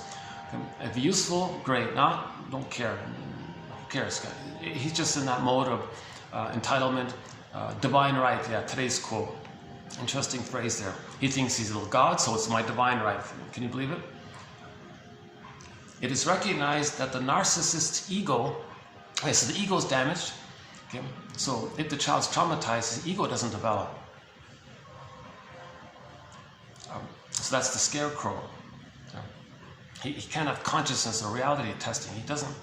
He didn't reach the place of I'm okay, you're okay.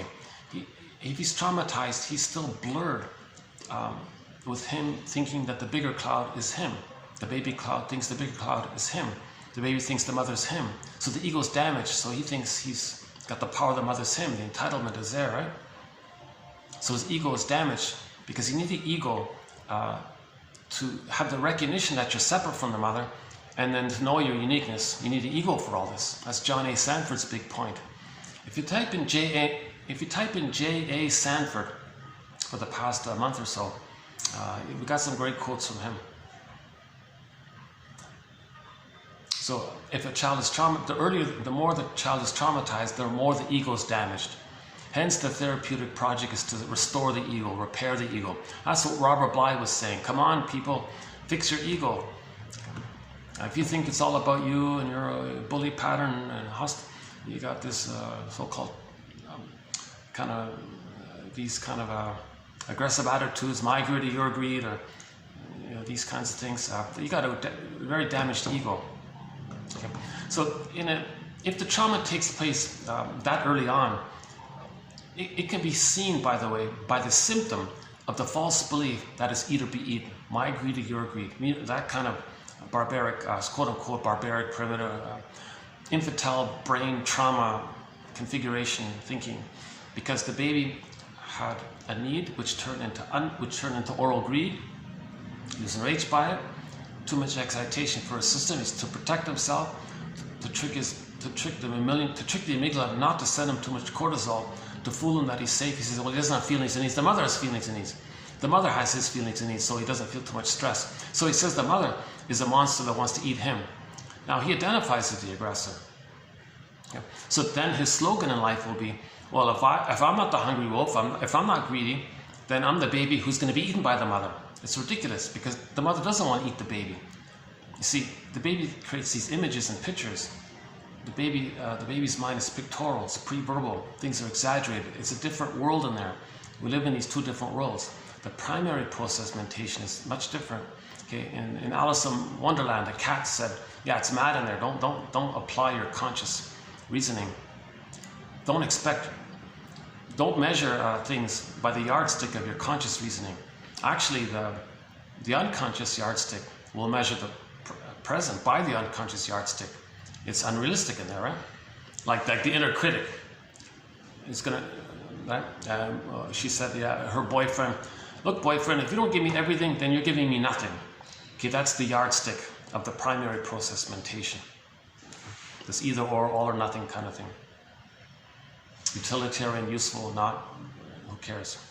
So the baby's in that utilitarian place. He needs mother. If the mother's hurting him, that's not his mother. I don't want that. Mother, I need mother. Oh, mother's there, great. Mother's not there, that's not my mother. He's splitting things, useful or not useful, that kind of thing.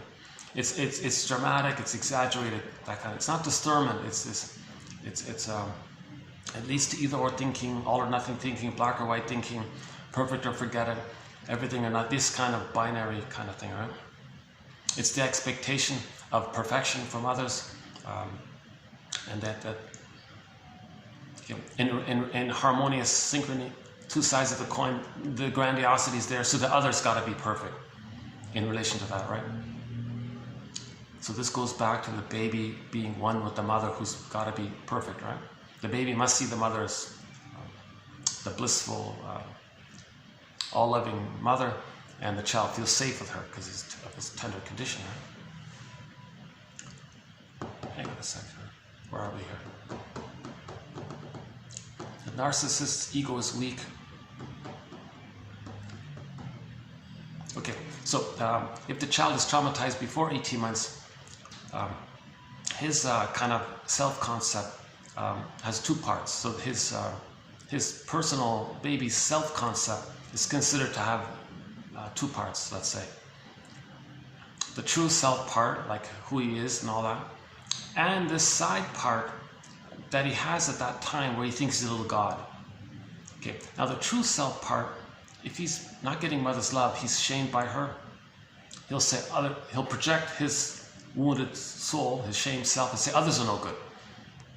That's how he manages it. All he's got left is the grandiosity. So he'll chase for that. Karen Horney's term for this is the search for glory, meaning the grandiosity image. Okay, you know, the prestige and the status and the battle between beauty and brains in the Drop Dead Diva show. But they mean it in like a superficial beauty versus the heart in the image or something. So if the baby projects his soul that he's not, that he's shamed and no good and defective and guilty and all this because he couldn't save the mother, he'll say others are no good and guilty and all this, right? So what has he got left? He identifies with the aggressor. He takes refuge. He takes refuge in that regress to that part that in the uterus it was just all him. So the famous image for this is let's dig this up here. The famous image for this is Narcissus. One is by Michelangelo, right? And here's the second one here by another guy. Let's dig up the, okay, here's the Michelangelo one, right? So I think this is a famous one. Everybody knows this image here.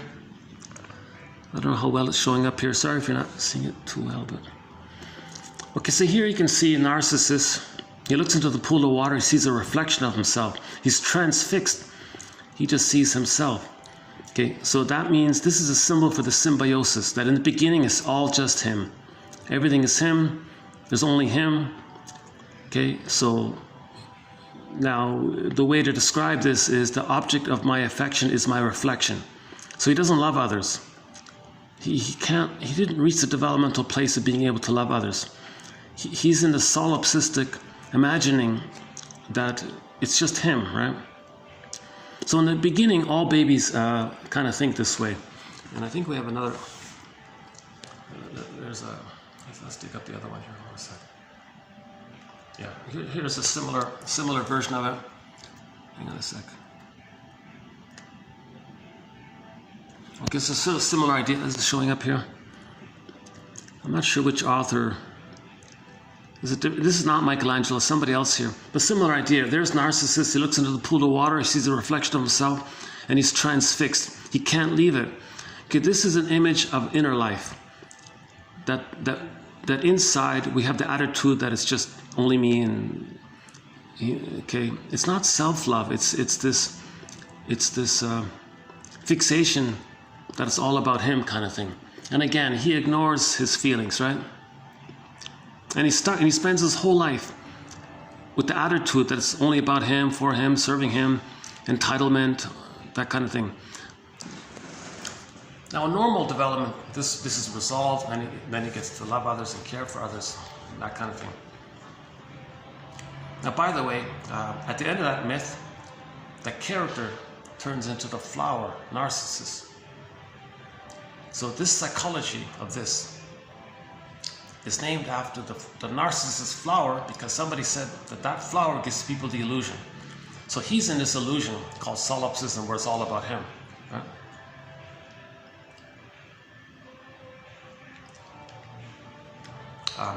Now his soul, his feeling self, because he didn't get the love, his feelings got rejected, were pressed down. It was so painful he couldn't know it. It's recorded, but he couldn't know it. So to create an image of it, they flew it off in the corner. So it's repressed and disassociated. So Echo was off in the corner. That's his soul. Okay? So again, Echo and narcissists are not separate characters in some kind of outer story. They're metaphors for internal life. They're like a dream. It's a soul story. Okay? It's a soul story of a traumatized person. The mind of a traumatized, the psyche, a traumatized psyche, a person's traumatized psyche. Okay? So Echo is off in the corner. He ignores Echo. That's his feelings. I ignore my feelings. I don't want to accept my feelings. You're not there. I don't hear you. I don't see you. But it's there. He has his feelings. It's disassociated. He goes through life ignoring his feelings. Okay? I don't know. I don't want to know my feelings. I reject my feelings because he doesn't have a container. He doesn't have memories of feeling safe enough to hold his feelings because he's so damaged. So he goes through life ignoring his soul, his feelings and all this, right? At the end of the story, his feeling self, okay, turned to a statue. So his feelings hardened, became like unlife, like detached, cold, like stone. His soul turned to stone, kind of thing. Sometimes it becomes frozen. Sometimes it becomes petrified. Sometimes it becomes something like unreal, like the Velveteen Rabbit. Sometimes it turns into a wooden thing, like the carpenter who carves out that little boy from a block of wood and prays for the little boy to come to life, kind of thing. So there's various forms that our soul takes with trauma. Okay, petrified, frozen, turned to stone, unreal, wooden, flat. Okay, the jargon is alexithymia. Okay? So there's enter Emily Dickinson's poem. There's a pain so utter. It swallows substance up. It disassociates maybe. And then the person goes in a swoon. Okay, a swoon. Trance, endorphins, numbing. That's Zaz's song. You're going through life numbing. You're going through life with the endorphins. You're not really loving life because you're in the pain of the past. And the endorphins give you like it's the mercy numbing thing, to not feel the pain. Somebody said, I feel nothing.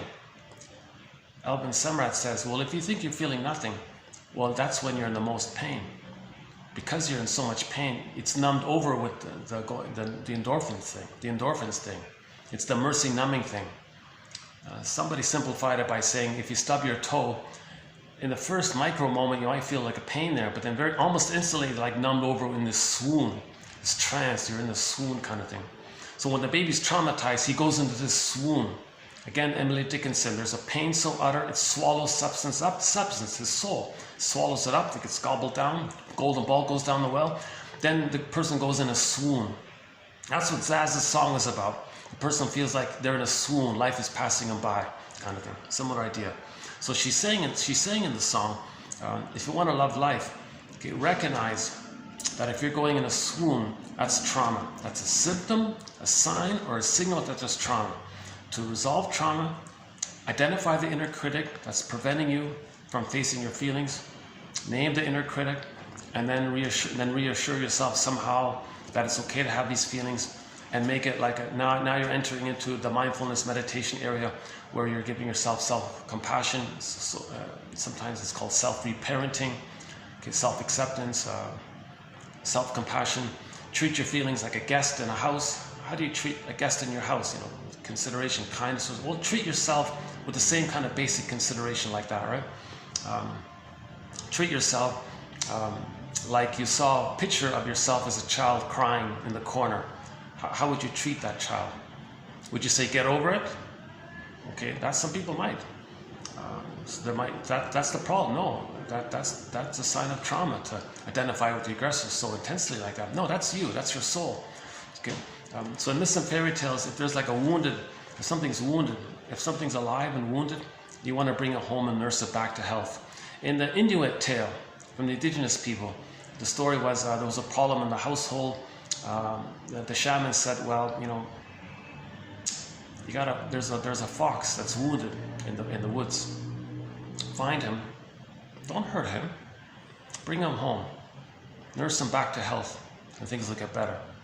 So metaphor, to nurse our wounded feelings back to health. That story is called The Curing Fox, retold by a guy named, is it Hugh Lipton, is that right? Yeah, he said he found that nice story from the indigenous cultures. He found a rare anthology of stories by the indigenous cultures. So he adapted it and called it The Curing Fox.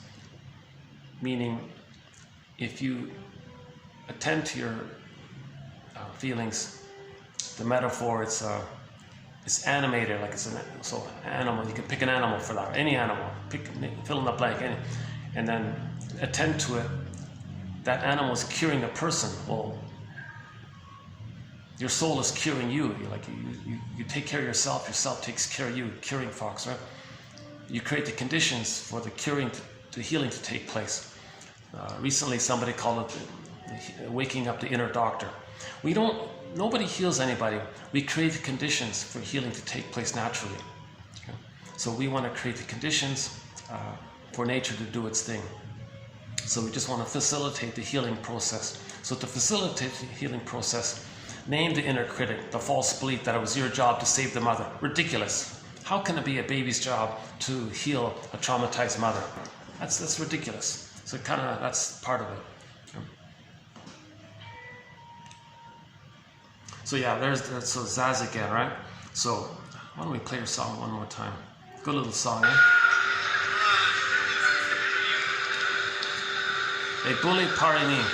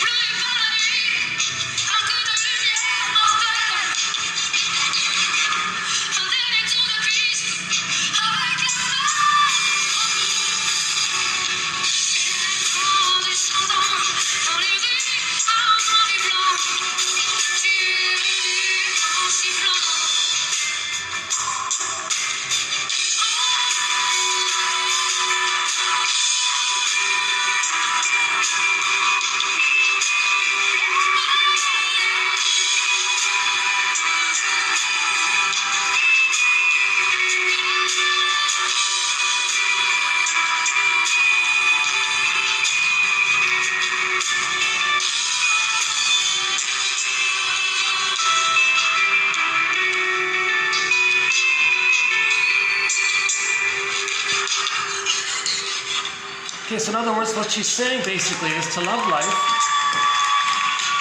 we gotta face, we gotta have our feelings. But to have our feelings, we gotta face the block, the inner critic that's telling us don't feel because you don't have the right to feel because you've been saved the mother. Nonsense. So once you identify that, now you start to accept your feelings, okay? And then you can move towards getting back on track to having joy at the console. So loving life means joy runs the console. Okay? Now to get joy at the console, we got to get sadness at the console. Okay? So the work of mourning is about remembering. Okay? As we remember, sadness is there, then we go through the natural grief work process, right? If sadness is frozen away, then that's complicated grief. We're in denial. Get over it, forget it, move on. We kind of brush it off kind of thing. So to get sadness back at the console, sadness needs a floor to stand on. That floor is called differentiation. It's a simultaneous thing. As you're accepting things, your self-concept or the floor is there for the sadness to stand on, right? You got to have a firm basket. If the basket is just made out of straw house, maybe it's not going to work. Your basket's made out of wood, maybe. Okay, you want a strong enough floor. So you want a brick floor, put it that way, right? Something like that.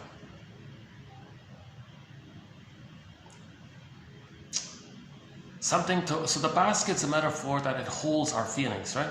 Again, psychoanalysis looks for an egg, our feelings, our golden ball, our true self, etc., who we'd be when we're loved, our interests, mutuality, gratitude, empathy, being an elder, and the normal, the gifts of ourselves and all this. Okay, so psychoanalysis looks for this egg, your true self. It's in a basket, but the basket's missing. In trauma, the basket's missing. So we got to weave this basket. I remember as a kid there was a joke that went around kind of thing. If somebody were to ask somebody, hey, what are you going to be when you grow up? And if anybody said, gee, I don't know. Oh, you don't know? So you're going to be a basket weaver, are you? So ironically, yes, we need to be our own basket weavers. Nobody can hand anybody a basket. We have to weave our own baskets. So just privately, and in the secrets of in the chambers of our hearts, we got to weave our own basket. So Robert Bly's advice seems to be as good as any. 10 minutes a day, just read around kind of thing. And what I like about 1001 Windmills of the Mind is that these are advanced self-help quotes,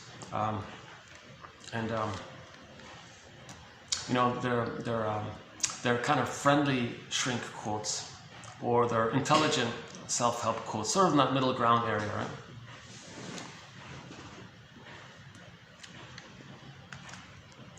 And it's educational. For example, somebody might use knowledge as a defense mechanism to avoid feelings.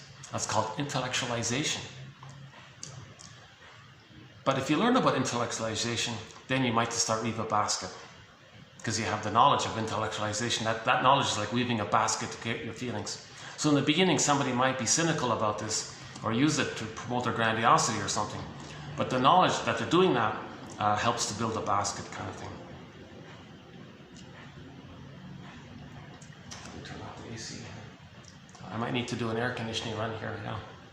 Okay, it is recognized that the narcissist ego is weak. It's ironic because they're so inflated, right? It's got such a big ego. This whole grandiosity, egocentricity, this bombastic, that's a weak ego. That's not a real ego. That's a pseudo-ego. That's a pop culture ego called grandiosity. It's the lack of a genuine ego. You revert to the attitude that you're a little god. And people that always got such a strong, that's not confidence. That arrogance, that's not confidence, right? A genuine ego is I'm okay, you're okay, and the temperament is that joy runs the console. So there's gratitude, there's warmth, affection, there's reparation if there's a mistake.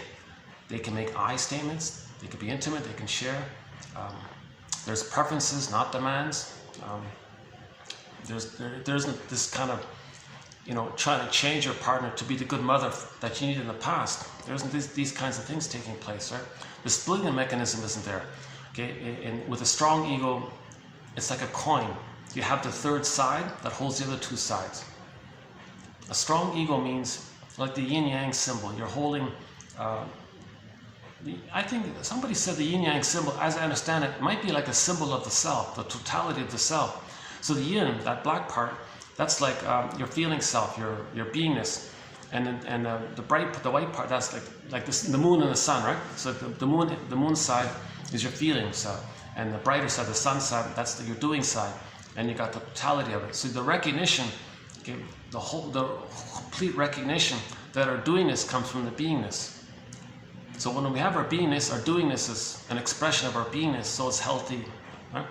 Now Woodland puts it this way. She says that the distorted doing comes from the wounded feeling.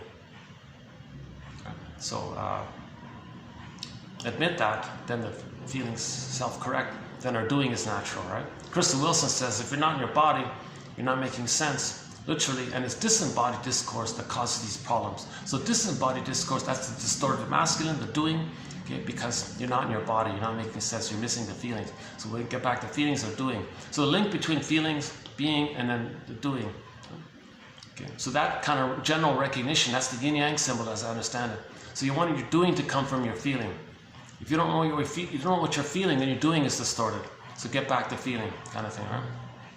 So the narcissist, those with the narcissistic pattern, bully pattern, Iago pattern, lower functioning BPD pattern, the clinging vine narcissistic pattern, the turtle narcissistic pattern, and some of the other more troubled kind of narcissistic patterns, closet narcissism. There's a whole variety of different narcissistic patterns.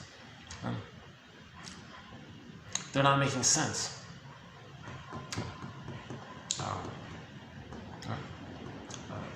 Not having an attitude of I'm okay, you're not making sense. That's a sign of trauma. Narcissism means trauma. Okay, so I keep in mind that that this quote was written over 100 years ago, and this is sort of like either she self-boast or he, sorry, not she, Leon, a guy named Leon. Either he's boasting how great he is or something, but this was the knowledge back then about how to help a client with a narcissistic pattern. Now usually people with a narcissistic pattern don't enter therapy. That's extremely rare. Why? If they're little gods and they own everything, everything's for them, what's the problem? They don't see the problem, right? So it's very rare. It's very rare for them to seek therapy, right?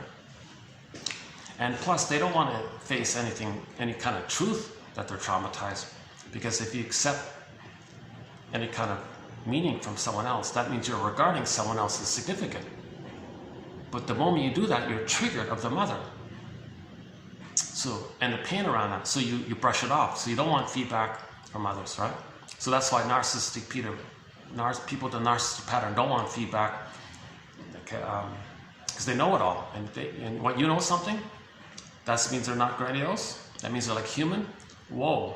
So they're resistant to this whole area of healing. So they don't like feedback, in other words, because to accept feedback means the feedback's coming from a person, and you got to trust them. What? Trust someone? When they were a baby, they trusted the mother. Look what happened. They don't want to be reminded of that. The ego. They need a strong ego to do so. So this Leon Clark was saying, yeah, okay, fine.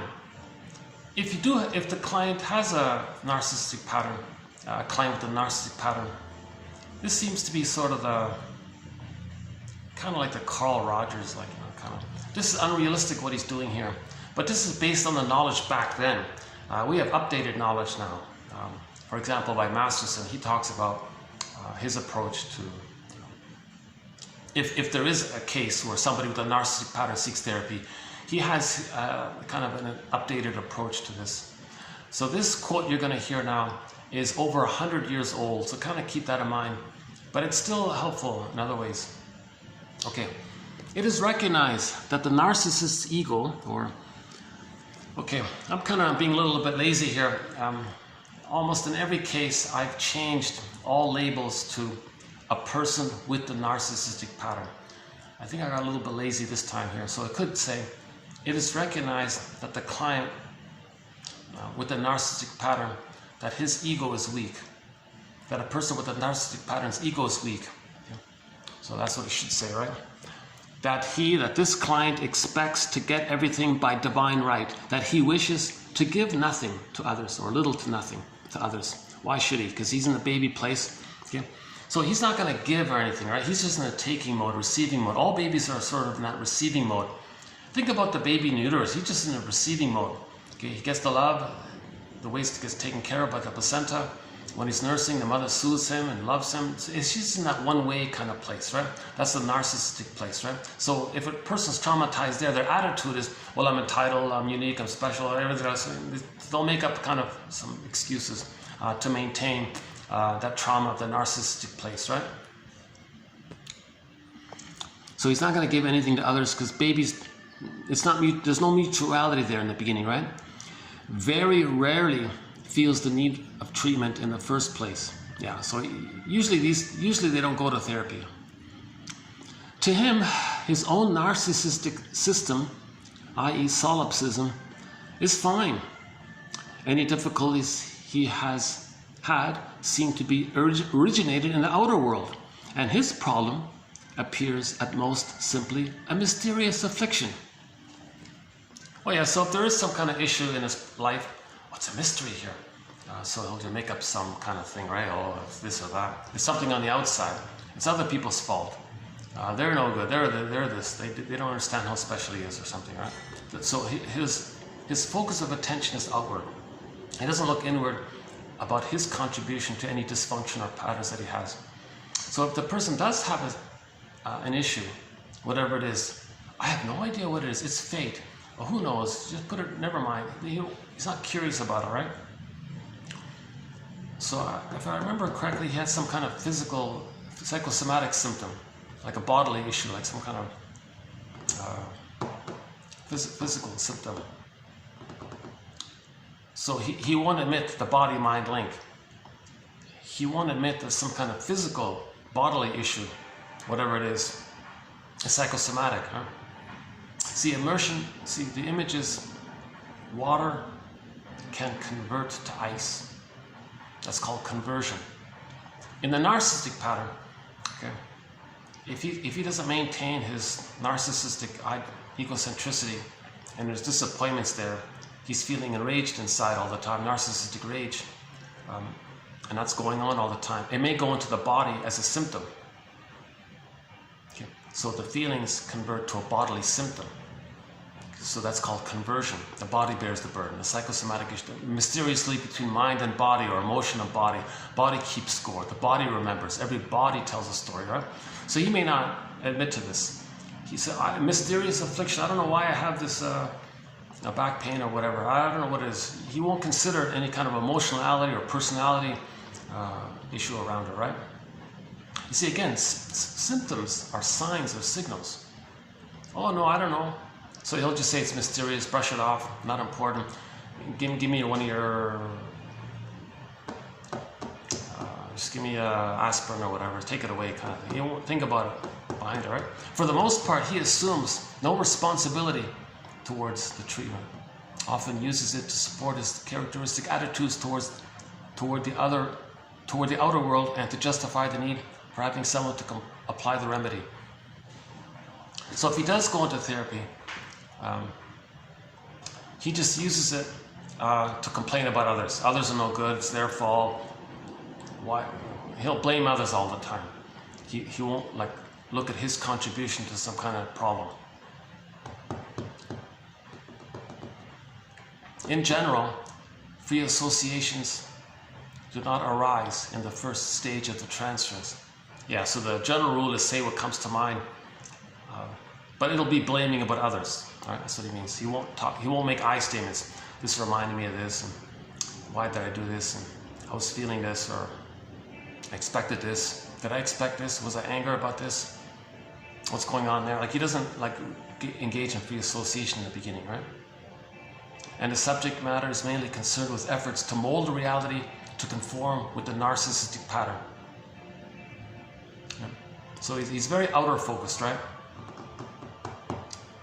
Okay, once some kind of therapeutic relationship maybe is established, so sometimes that does happen, where the person with the narcissistic pattern feels that the therapist didn't criticize him, didn't give him feedback, just was present, was the good mother, was the good breast.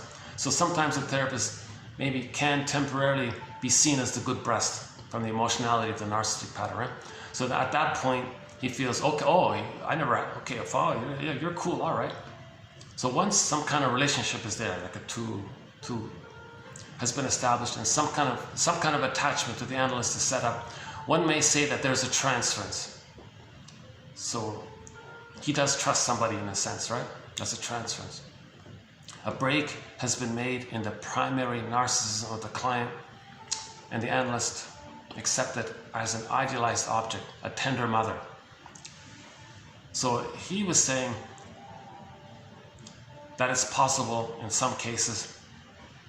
Now, nobody nowadays believes this. Now, nobody tries to be the good mother for the narcissist. Forget it, it's impossible. They'll always find some fault. The fact that you're trying, you're a fool. Like they're just so filled with hate and all this, right? So this kind of approach that he's talking about here in this quote doesn't work in modern times, right? But back then, no one knew any better, right?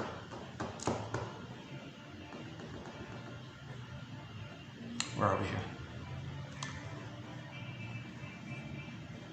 Okay, the tender mother. So in this fantasy case scenario, unconsciously, the person with the narcissistic pattern sees the therapist as the all perfect, all good, idealized. Oh, you're wonderful, you're amazing. I can't believe. Oh, you're so wow. So he unconsciously sees the therapist as the good breast, right? Infantile development, where the mother is gradually recognized as part of the external world. So now he recognizes the infantile development where the baby sees, oh, there's a mother there. The analyst, therefore, is still maternal and protective, but he now has a slightly stronger emotional leverage to work with. The therapist now may encourage the feeling that they're a team, making mutual, that we're going to be two detectives, mutual investigation, not merely of the attitudes of the environment. So we'll be a team complaining about the environment and all this, but we'll be together in it. At the same time, he's going to leverage it. At the same time, we're going to be a team to discuss the difficulties you're having with being happy in life. Whoa. So he's trying to make a little shift there to like the inner focus, right? Extreme care is taken to avoid any implied criticism. Okay, the moment, yeah, see, there's the narcissist, because he still thinks he's a god, so the therapist doesn't offer any kind of interpretation or feedback, because that's criticism, immediately. So he's not there yet, right? That's the first part. It may be more or less of a discussion about why people feel or act in certain ways. So he's still projecting, he's talking about himself in code through others, but not knowing it. Thus maintaining a protecting generality of whatever tendencies the client has mentioned. No interpretations are given. People with the narcissist don't want to interpret. The moment you give an interpretation, they think it's the mother impinging on them. It's the harsh inner critic that didn't save the mother. You see, you give an interpretation with somebody with the narcissistic pattern, they immediately think it's their own harsh inner critic that they didn't save the mother. They're being reminded, I didn't save the mother, ouch. You're saying this? It's the same as their false belief that they didn't save the mother and the mother had this impossible demand on him. So they interpret a positive, well-meaning feedback as an impossible demand on. What are you demanding of me? What do you want from me? That's the place of the baby to the mother. What do you want, mother? You're giving me these impossible expectations. That's called impingement, or the engulfing mother, right? So feedback triggers the engulfing, impinging, demanding, impossible to please mother. So therapist in the beginning doesn't offer any kind of interpretations, right? According to Mr. Leon here, it says, yeah, allow him to think he's the good mother. Nowadays, no, but that's back then, 1,000 years ago, 100 years ago. 100 years ago. It is hoped, of course, that eventually, the client will recall experiences of early life and recognize their connection with later reactions. But progress in this direction must come spontaneously out of the gradually widened range of associations. The analyst merely helps gingerly with such questions such as, have you ever felt this way at any other time? That's as far as it goes. Have you ever felt this way at any other time? He says that's the limit, that's as far as you can go after you get the idealization. Because that's the limit, he says, right? Have you ever felt this way at any other time? He's pushing it, all right? You're criticizing me, but maybe that's the limit there, right? He says, it may be that only analogies are gained in this manner, right? Or consciously evolved connections rather than real associations. So the narcissistic pattern, he may come up with some analogies for his feelings, not knowing that they're analogies for his feelings. So I'm still going to borrow that example from a few months ago.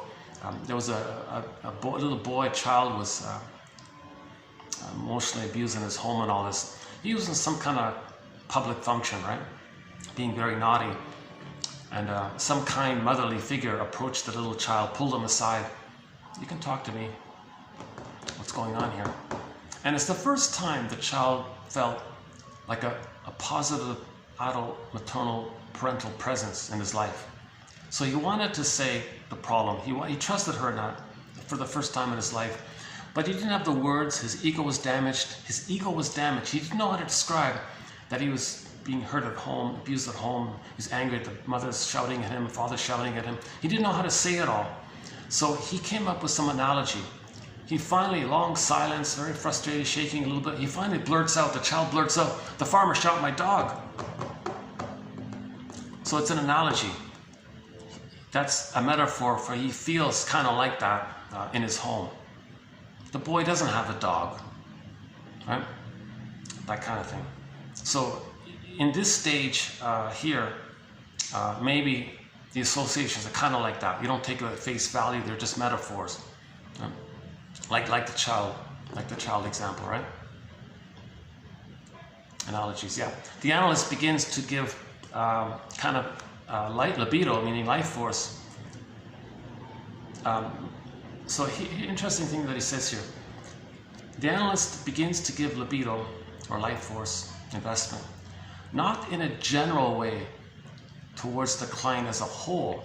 So now he's not going to like literally step into the role of good mother.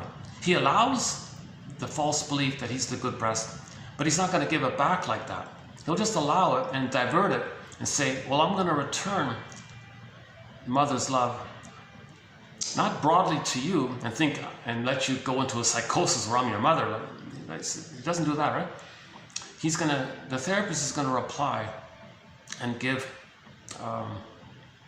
his love return, not to him in broad terms, but specifically into the process of understanding oneself. Menninger said to a client once, these problems you're telling me about, your back pain or whatever, your complaints about the world, your complaints about your boss and all that, we may say, he said, we may say that this is what your script is doing to you.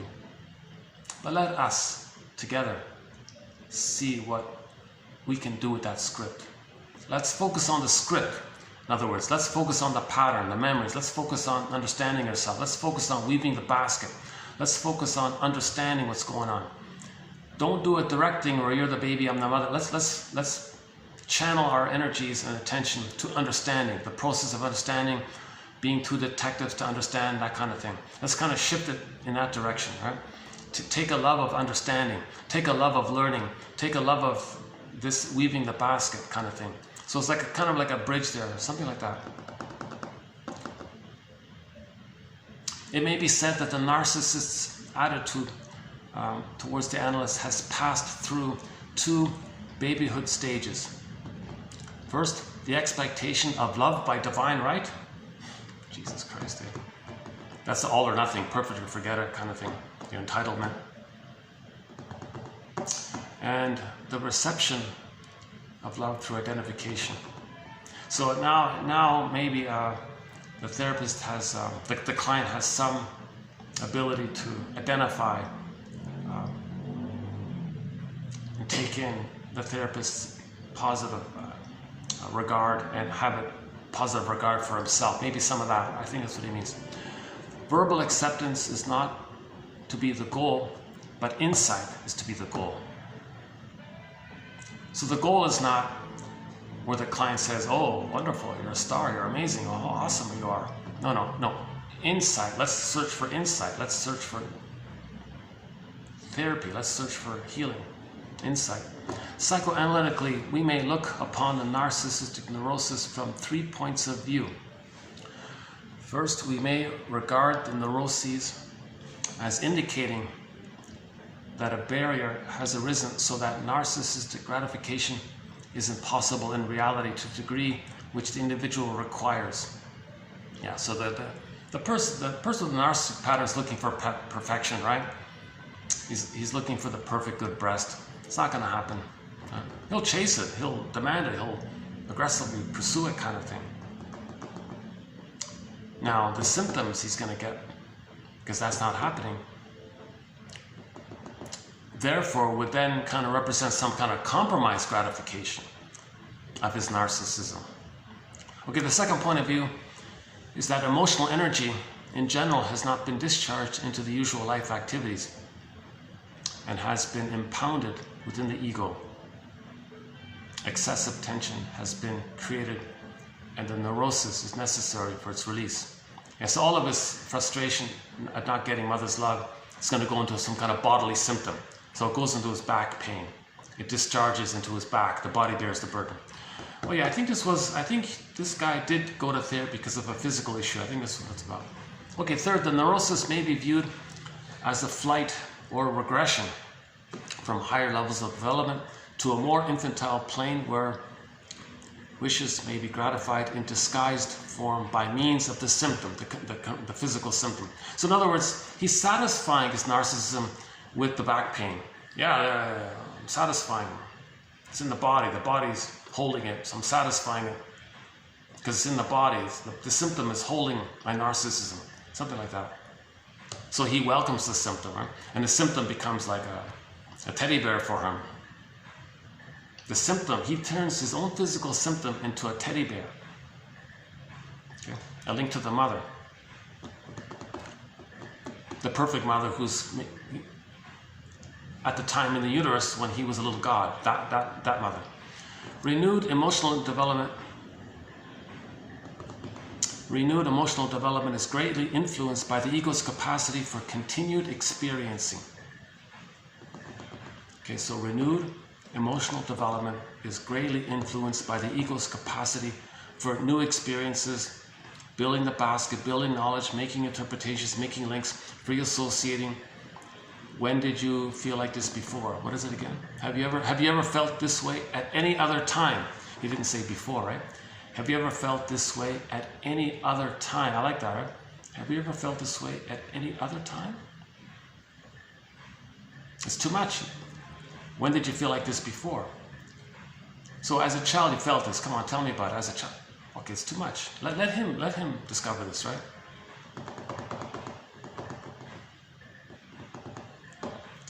And just a footnote here, the last part. The degree of schadenfreude would be a measure of the need to return, and hence an indication of the low level of objectivity. Yeah. So his cynicism, his schadenfreude and all this is a regression back to that infantile place. Okay. So the main emotions of the narcissistic pattern are hate, greed, envy, grandiosity, spite, vindictiveness, schadenfreude. Now the grandiosity is the pursuit for grandiosity is the main thing, right? Cynicism gratifies grandiosity. Schadenfreude gratifies grandiosity. Okay, keeps him as the mother, shaming him. He's become the shamer, so he's stuck there. Okay.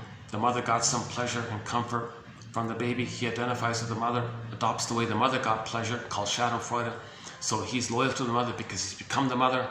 Okay, replaying the record of the mother shaming him. So he's identified with the aggressor. Treats others the way his mother shamed him, doesn't care about others because the mother didn't care about him. He's replaying that kind of thing. So that's a low level of objectivity. Right? So schadenfreude is this regression back to it.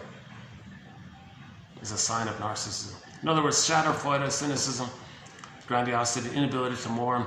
Okay, that that thick book of insult terms, you're this, you're that, don't be such a this, don't be such a that, that insult dictionary, that's a sign of narcissism.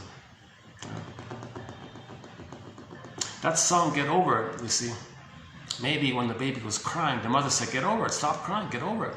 Identifies with the aggressor, writes a song, says, hey, you out there, anybody listening, if you got complaints about something, get over it, get over it. So that's identification with the aggressor. So maybe the lyricist of that song, whoever it is, I didn't look into it, might consider, or maybe he's offering it to others, that the protagonist in the song, let's just say, when that protagonist in the song was a baby, they were crying inconsolably, colicky and all this. Others said, stop it, you're bothering me, get over it, get over it. He identifies with the aggressor to have an attachment to the mother, and treats others, says to others what the mother said to them. So there's still merged there if he's acting like the mother. So that's a low level of objectivity, means he doesn't have reality testing, he doesn't have the recognition of others as persons in their own right. They didn't reach that developmental accomplishment post 18 months and then to 36 months of I'm okay, you're okay. I think in the last video, done right here, I think I kind of went through the Margaret Waller's theory about the process. Maybe I won't do it here this time.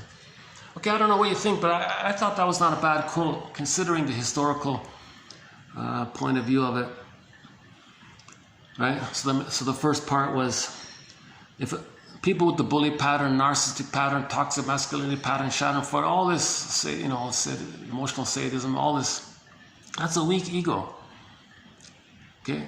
They're pursuing the false belief that they had when they were a baby, that they were a little god.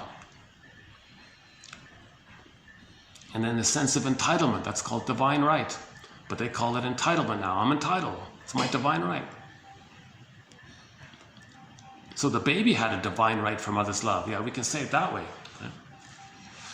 Okay, so he can't give to others. So obviously he's just a taker, right? A user, a taker, exploiter, etc. Because the mother exploited them. When the mother unknowingly uses the baby to meet her needs, okay, the baby perceives the mother as an exploiter, corrupt, exploited. Okay. So he identifies with the aggressor, acts like her, acts towards others the way the mother acted that way towards him. And he's sort of stuck there.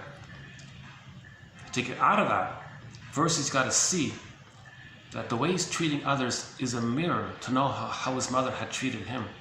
That can be a therapeutic turning point at that point, right? Yeah, again, they avoid therapy, of course.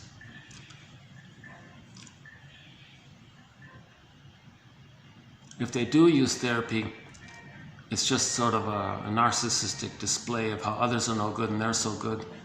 But maybe finally they may make a transition to recognizing that they have narcissism. But to get to that place, the therapist cannot offer interpretations. The stretch is, have you ever felt this way at any other time? Then he may say, oh, the farmer shot my dog. Oh, tell me more. Well, the truth is I don't have a dog. Oh, okay, you didn't have a dog, you said? Go on, tell me more. Well, it felt like that. So let him discover it. He's got to weave the basket himself. Right. The analyst just provides sort of the condition for the traumatized client to weave a basket. And if there's any kind of encouragement to that, is that the therapist says, we're here for understanding. We're not here for me to be a good parent to you. I can't be your good mother. There's no time machines. I can't take you back and change the past. All we can do is engage in the process of understanding. Know thyself, right? That's the process of understanding. So that's sort of, that's the therapist's kind of emotional investment. Know thyself, right? Okay, so child development, right? The baby expects perfection and then takes in the mother, that sort of thing. And then the 3 points here about symptoms being a compromise. All right, let's leave it there for the narcissistic pattern. See, to speed this process up, Masterson says, when the person's blaming others and they're no good, hey, therapist, you're no good, and all this, Masterson says, you have trouble focusing on yourself. So what you do to soothe yourself is to focus on others. But what do I have to do with it? What do they have to do with it? Something like that. I'm not doing it right here. Masterson has a thing called mirroring interpretation of narcissistic vulnerability. That's his way to kind of gently get the guy to look at himself. Yeah. So you have trouble looking within. So what you do to soothe yourself is to blame them and blame him and blame her and blame the world. That's how you manage the pain of looking within. What? So kind of like he may kind of, Masterson said it kind of like there's a little, it's a gentle kind of a nudge to get him to look within. Because you're inflating his narcissism, right? He says it's mirroring interpretation of narcissistic vulnerability. So there's the narcissistic vulnerability, but you're mirroring it. You're mirroring it. So you're doing a double thing there, right? Mirroring interpretation of narcissistic vulnerability. Okay, so the client feels narcissistic vulnerability. Okay, he's not a little god. So you mirror that. That's a narcissistic thing you're offering. But it links in to himself. You're getting it to him. You have trouble, seems to me you have trouble talking about yourself. And what you do to soothe yourself, you see, you're narcissist, you're soothing yourself, you're doing it. So you soothe yourself. You soothe yourself by blaming the postman. He was late or something. That's how you soothe yourself. Or he's blaming the therapist, now you're blaming me. What do I have to... No, he doesn't do this, but in his mind, you know, it's like in a teaching seminar, he's, to his students, he was telling his therapy students, yeah, what do I have to do with his childhood? I wasn't there. What do I got to do with all that? But he doesn't say that to the client, right?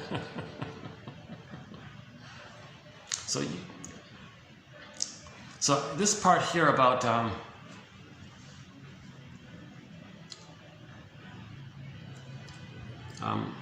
he's going to blame the world and all this. Where is it here? Yeah, my problem is it's a mysterious outer thing. I don't know. Hang on. He wants to mold reality to conform to his pattern.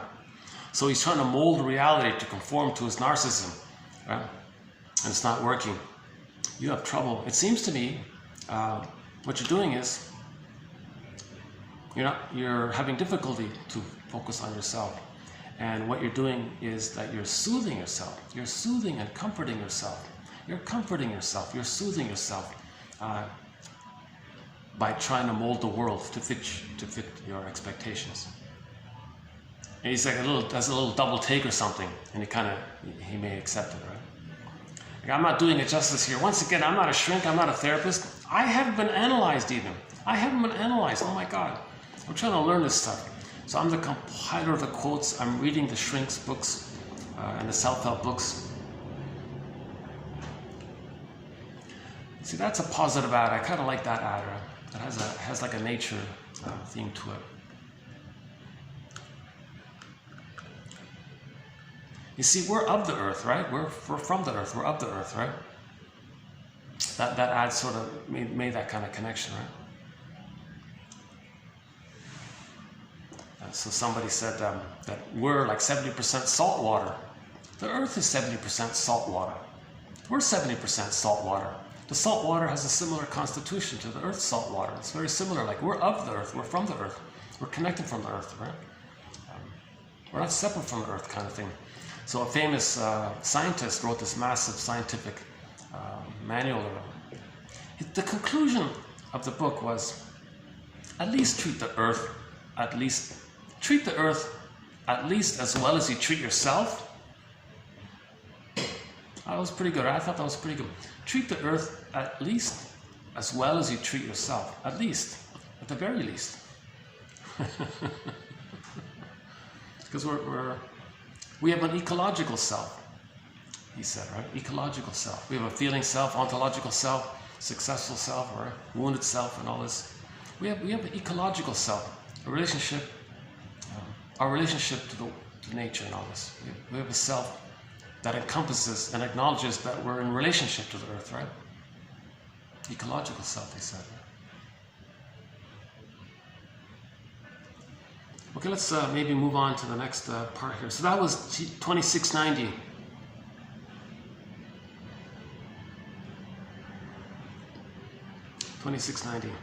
Okay, 2691 is something new, something quite new. So this is sort of my first, it's ironic, eh? I have no quotes, 10,000 quotes in, and I have no quotes about the so-called totem issue, right? Freud's famous book, Totem and Taboo kind of thing. So this is the first little dip my toe in this little... I explicate it through Freud's study in his book, Totem and Taboo, 1913, in which either a body or a mind, i.e. spirit, mind, psyche, spirit, can be taken as an object. Onto the totem animal, he projects his omnipotence and attempts to partake of this projected power. So this thing about the totem, it can be like a symbol that connects you to the community, okay? A commonality that connects the sense of community through the totem. But also they're saying it's a symbol, it's a projection container for either your felt sense, your embodiment, so you put an animal there, right? So most totems are animals, right? It's a symbol for our animalness, I mean like our sense of our embodiment, right? And or our mind, like our consciousness, right? In trauma, maybe it's damaged. Well, maybe the totem animal can represent our mind, it can represent our body. At the same time, the totem animal can represent the good mother, the good parent. Or the totem animal can resemble individuation. See? Like an animal is born, he becomes who he's meant to be. So that's individuated, animal individuated. The little bird comes out of the egg, he becomes who he's meant to be. He's individuated. So he's a symbol of the self, of the individuated self, the fullness of the individuated self. Now humans are traumatized. We're homo traumicus, right? We only get the self if we're not traumatized or we heal from trauma, then we get more of the self. We're always just trying to get back ourself kind of thing. In the meantime, let's have a symbol of the self that reminds us of the self. That we're moving towards individuation. That an animal or totem animal is a symbol of individuation. Now, for humans to have individuation, it's different for animals. For humans to have their individuation, they need an ego. They need an ego. If we have the ego, we can express and have our feelings. We feel embodied. We have our feelings. We know our true self-interest. Then we're individuated. I'm okay. You're okay.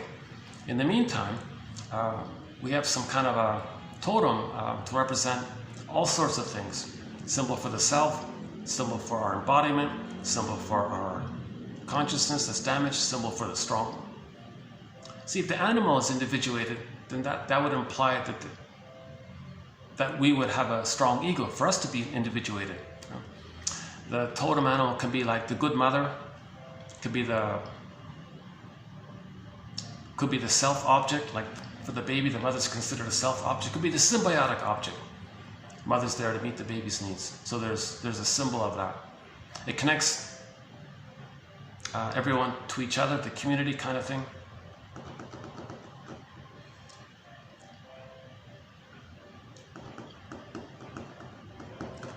So my temporary initial dip into this is that the totem image, it represents so much for people and for the community. So it's considered like a sacred thing, right? Like indigenous people would have the little sachet there and some kind of like a little feather links them to the bird.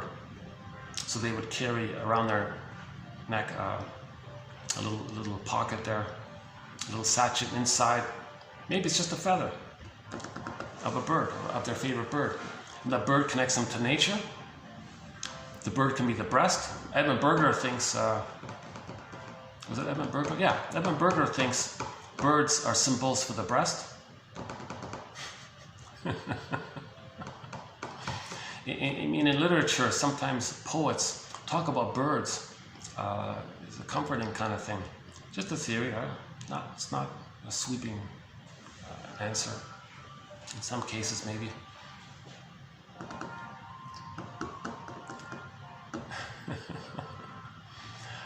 We do have some companion. We have some companion birds. The 1001. One was the mind, the blue jay, the bluebird of happiness is within. Shirley Temple says, right? We got the heron, the crow, and a couple of other birds, right?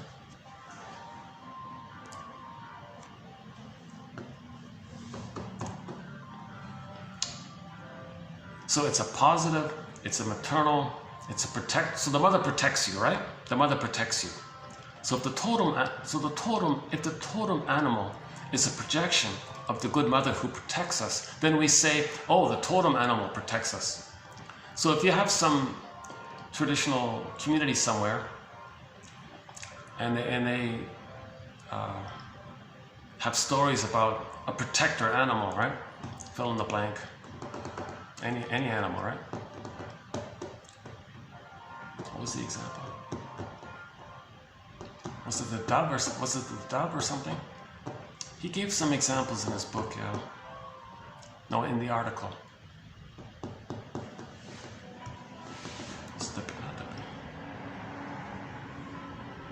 Let's just pick it out. Let's pick it out. Let's say the pigeon. All right, I'll just pick the pigeon because there's a lot of pigeons around here. So let's say the pigeon is a totem animal, right? It's a bird. That's not going to work, is it? Yeah, people respect pigeon. Why not?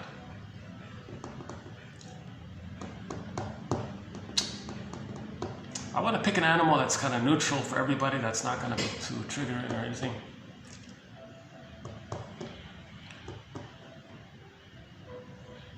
How about the woodpecker?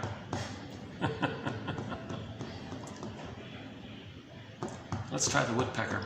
Let's say a community nominates the woodpecker to be a totem animal, meaning a symbol, an image into which they project the protector, the nurturing mother, who feeds us, who loves us, who's there for us, who works hard, who pecks at the wood to feed the baby, who lives in the hollow of the tree, so he's resourceful and he can fly around, and so he's a wise bird, a beautiful bird or something. So you project the traits of the needed good mother onto the woodpecker. It's colorful, vibrant, flies around, beautiful bird, let's say.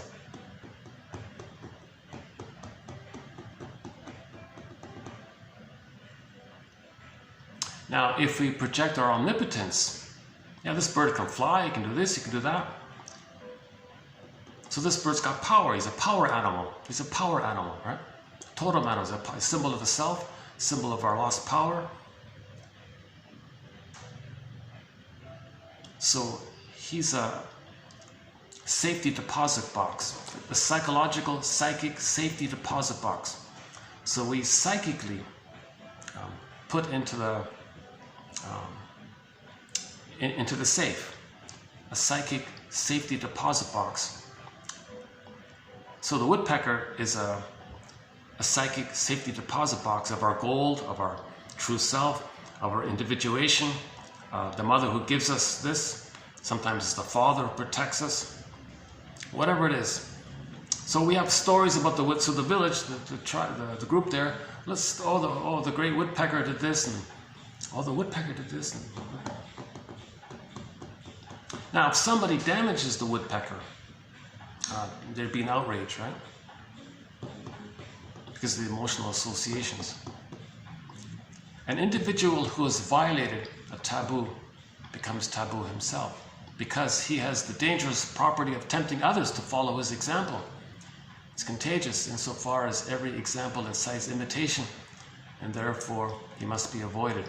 So let's say somebody in the village ate a woodpecker. You ate a woodpecker, our sacred animal. How could you eat a woodpecker? So he would be avoided. So he would be taboo now. See, totem and taboo, right? The name of the book? I haven't read it, by the way. I don't read Freud because of the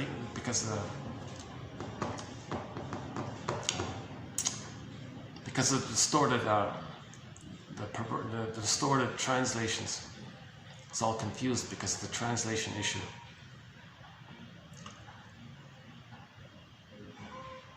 If somebody, I don't know if this author here knows German or not, so I'm kind of at a stretch here. If Edmund Bergler says Freud says such and such, great. If Karen Horney says Freud says such and such, great. If a German speaker directly translates from them into English what Freud said, fine, I'll include those quotes. But we don't really have many of those, right? Hans Lowell, Helmut Kaiser, okay, all these guys, Melody Klein, Margaret Mall, all these shrinks. If they say Freud said, now I don't know if this one here speaks German or not.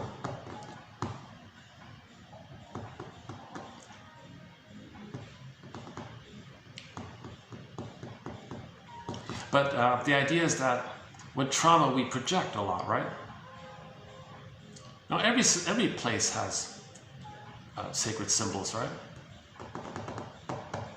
Something that reminds us to nature, to mother, to family, to community, to ourselves, our individuation, our wholeness, what we need to be, to protection, encouragement if we're down, something that's there. It's an ongoing, constant reminder of life, our totality, something like this, right? So we have that image there. So the guy carries the feather. Let's say he carries the feather of the woodpecker. And everywhere he goes, he has the woodpecker feather. Right? And then he feels kind of connected to it all, to life, to nature. And he feels this is important to him. It's a strong reminder of him, the community, his selfhood, his feelings. Mother protects him, father protects him, who he be when he's loved, the support, right? So it becomes a sacred thing for him, and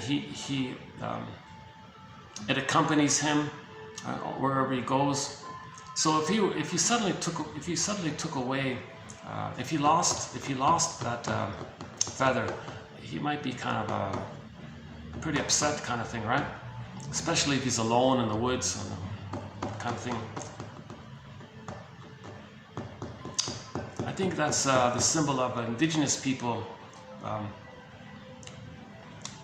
What is it?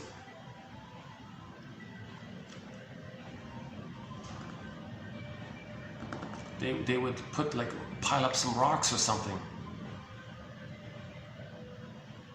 as they travel, not only as like guideposts in their travel, but as reminders of themselves and moments with themselves. So when you walk in the trail, you see these little, I forgot the name of it, like a stone on top of other stones, looks like a person sometimes. The Inuit do this. The symbol of the Inuit culture, their flag, they have this, right? The stones that look like a person kind of thing.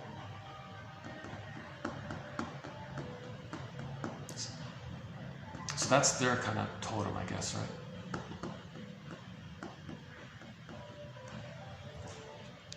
I got a long way to go, yeah. So I got a long way to go with this issue.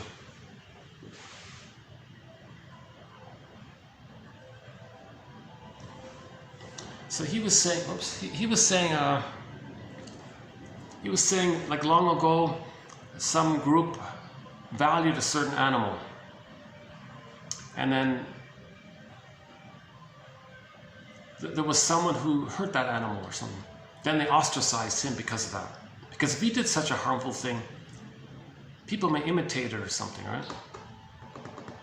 So he was considered taboo now because he would do such a thing. See,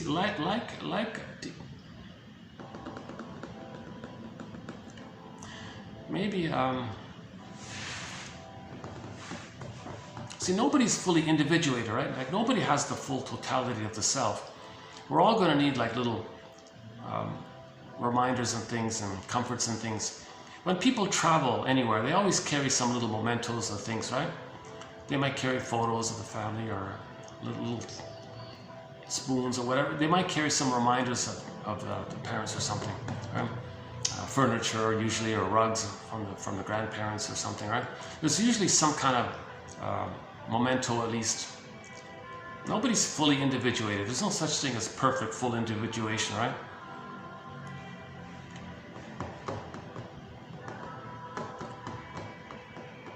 So respect for that point, right?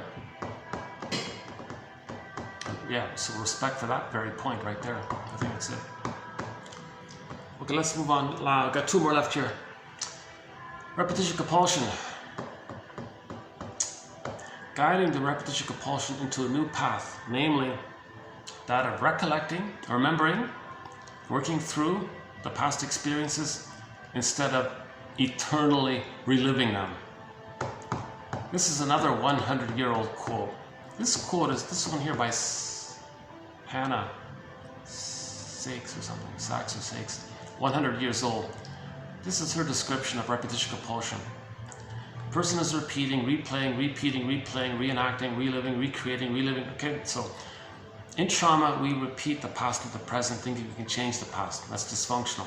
So we want to find memory, then we stop repeating. We repeat because we lost memory. We repeat in search for memory. Repeating is amnesic memory. Repeating is trying to remember. Something happened, but we don't remember. We repeat to find out what happened. Okay? So guiding the repetition compulsion into a new path, that of recollection and quote-unquote working through, meaning feeling grief work, working through the past, instead of eternally reliving them. A person may eternally relive the past and the present.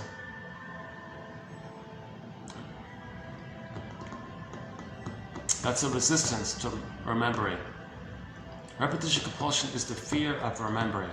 But we're trying to remember. We're going to keep repeating until we remember. That's why her friend was helpful in that show, mentioned earlier, the Drop Dead Diva show. Her friend, the guy's friend, she says, look, feel it. Otherwise, you're just going to keep on eternally reliving and dwelling in the past. So try to remember it. Try to work it through. Express your anger. He said he couldn't, right? But at least it was an acknowledgement of it all, right?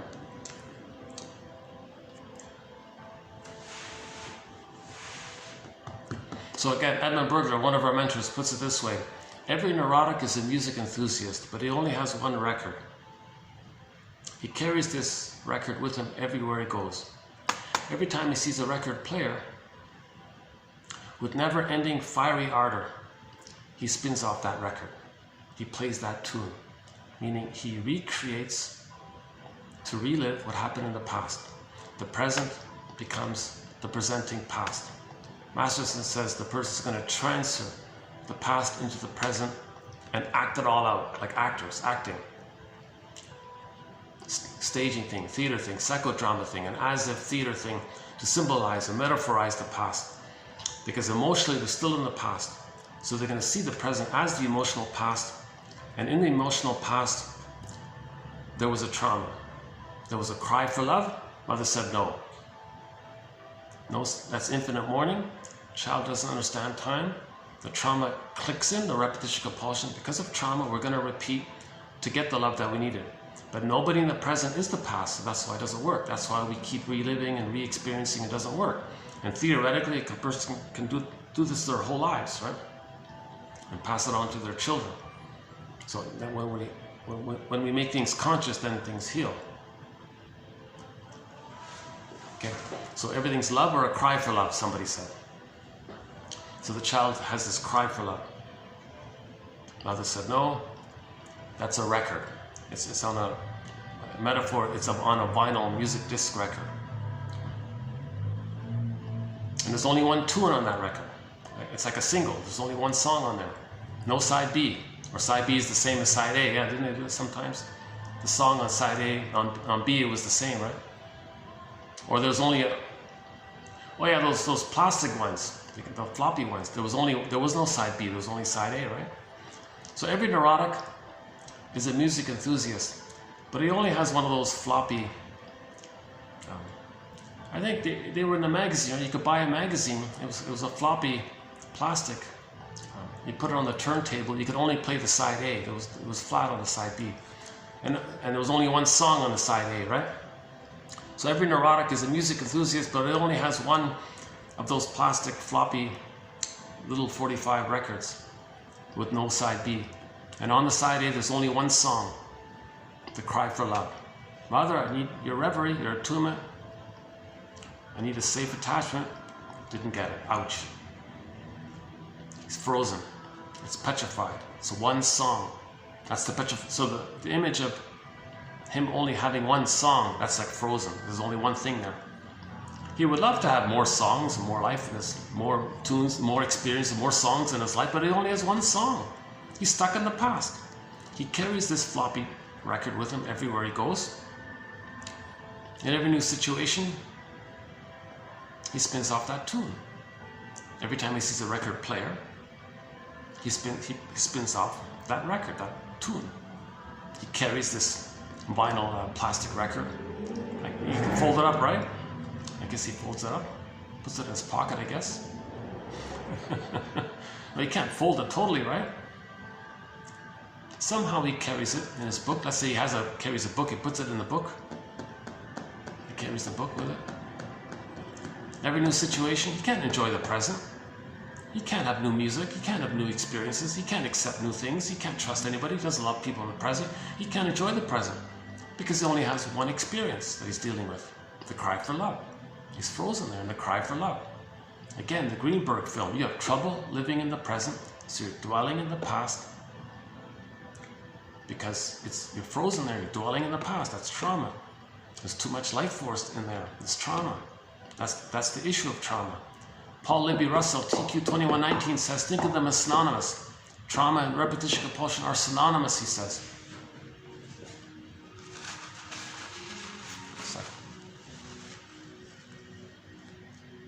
I guess I should get an elbow pad or something. Huh?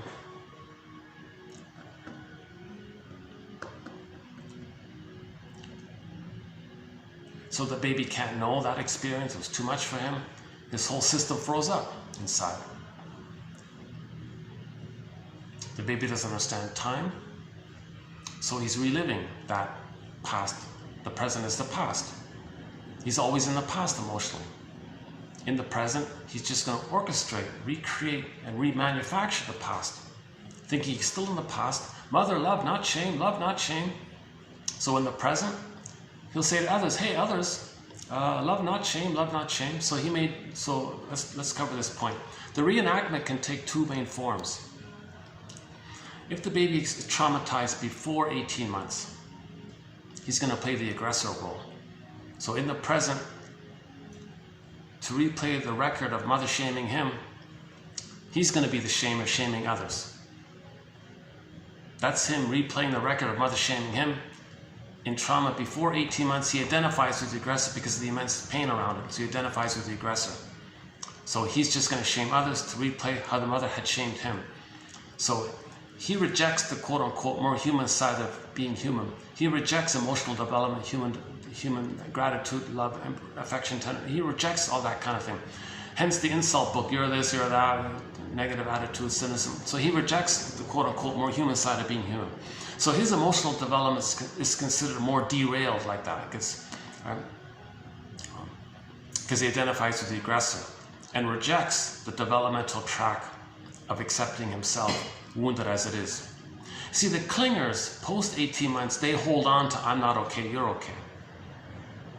So they're more childlike, they're pleasers, they're clingers, they're caretakers, want to save others and all this, a lot of martyrs and maybe nurses and doctors, and even some shrinks are there because if they save the clients, they're still trying to save the parent. They're still not kind of help others. So they're the helpers, the pleasers, and all this, right?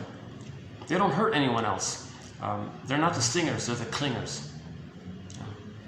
And when the clingers replay the trauma, they do it directly.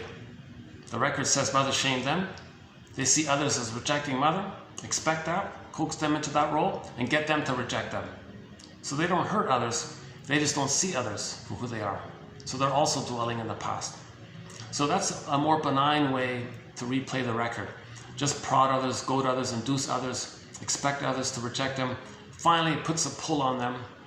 Okay, role responsiveness effect or role suction effect or self-fulfilling prophecy. Because if you always have the attitude that others are going to reject you, and you always interrelate with them with that belief all the time, yeah, come on, I know you're going to reject me. I was just waiting for it, and you even coax it to push it along. Well, I'll be difficult towards you because I know you're going to, let's get it over with, reject me. So he'll make impossible tests, he'll be passive aggressive, he'll be difficult or something. Finally, the other person gives up. See, I knew it. He just wanted to replay the record. That's his role in it. That's his role in it. He doesn't want to see the person for the reality, for who they are. They just want to replay the record. Now, him doing this is for him to know that the mother rejected them. If he's going through life getting others to reject him, that's for him to know that the mother rejected him. So that's the clinger way. It's more benign. It doesn't hurt others. He's not aggressive toward others. He just coaxes them to be aggressive towards them, so to speak. Now, the stinger personality patterns, they have trauma prior to 18 months. In that case, when there's trauma prior to 18 months, they identify with the aggressor. So when they replay the record of mother shaming them, they play the role of shaming others, hence they're the stingers. Like the narcissistic people, right? Their humor is very dark and cynical. They've memorized the insult book, you're this, you're that, and they're very gleeful and sadistic, and they're addicted to hate, they're addicted to schadenfreude. See, narcissism is addictive, right? That little white flower that the narcissist phenomena is named after apparently has an addictive-like quality. And the word narcissism in ancient Greece comes from the word narke, something like that, right? Addictive. So they're addicted to hate, they're addicted to all this, right? And they're gleeful and excited because it maintains the fusion with the mother. Okay. Baby's in a blissful state with the mother, they become the mother, mother-infant dual unit, it's a blissful paradisical place. Solipsism. So they're addicted to all this.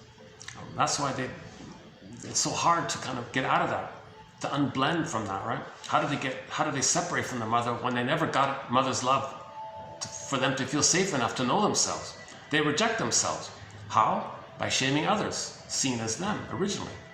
Meaning, so on the record, mother shamed them, right? In the present, they're going to play the record of mother shaming them. So they're going to be the mother shaming them. But where is them now? When they identify with the aggressor, them is seen onto others. So they find others, non-threatening, substitute others, safe others, innocent others, however it is, they're somehow safe. Now, they're going to see their original lost, no good, shamed self onto them. Okay. And then mother shamed them. They're the shaming mother, shaming them, but them is seen onto others, so they shame others, it's projected out to replay how the mother had shamed them. Hence they're the stinger personality patterns, because they're hurting others to replay how the mother hurt them. So they're more derailed, they're more disturbed, they're more hurtful. Love, gratitude, empathy, they haven't really entered the psychological picture. Now they cloak it over. They cloak all this over with trans logic, doublethink, propaganda, PR, advertising, lies, tricks, rationalizations. The way to confuse people is to tell a crumb of truth. People are confused. Sins of omission, straw man arguments. Now they do a thing called trans logic. If they say something that's confusing and something that's partly true, then people are in this like little trance kind of thing. Then what they say afterwards, people are going to tend to believe. That's the theory, because babies identify with the aggressor. So they're hoping to trick that mechanism in others, because everybody is partially traumatized to some degree, one degree or another, right? So this was, I struggled in the past 4 videos. They're not bad videos, they're good videos, I think, overall. But content-wise, I kind of struggled with this thing called trance logic, the logic of the unconscious, the doublethink, the dream world logic, right? The myth of the mad, the cat in Alice in Wonderland says is mad in there, right? So there's this thing called trance logic. So I spent 4 videos trying to grapple through this. We don't have a thread on this hypnosis area, but somebody said that trance logic is a symptom of trauma, and that a lot of advertising and propaganda and all this is, it utilizes this phenomena called trance logic. So just in a nutshell, as I briefly understand it, I'll update this later on maybe, is that when the baby's traumatized, he identifies with the aggressor and adopts his mother's mind as his mind. The hypnotist or the salesperson or the propaganda person or the PR person, or let's just say the salesperson, he'll trick the audience. He'll say something confusing that puts people in a trance. The ball is not falling, the ball is going upward. The ball is going upward. Like you're already like confused, right? So that triggers when the baby was confused. Baby wants to please the mother. The sales lady says, this product is good, buy this product. It'll make you happy. Oh, this product will make me happy. I believe that. He says that. I want to please him the way the mother wants to please the baby. So they tap into how the baby wants to please the mother. They want to please the hypnotist. They want to please the salesperson. They want to please the propaganda guy. They want to please the PR, whatever they're selling or trying to peddle or whatever, right? So they're tapping into how the baby wants to save the mother, please the mother, care for the mother. Okay. So they're co-opting this. So recognition of this whole phenomena, either by the aggressor or by the victim, so we're homo traumicus kind of thing. So we're trying to understand trauma here. Oh, we got one more here, last one. Okay, psychosomatic symptoms as a defense mechanism against a return of resuming emotional development, i.e. resuming the journey towards psychological birth, i.e. separation, individuation needs, and the anxiety which accompanies such a return.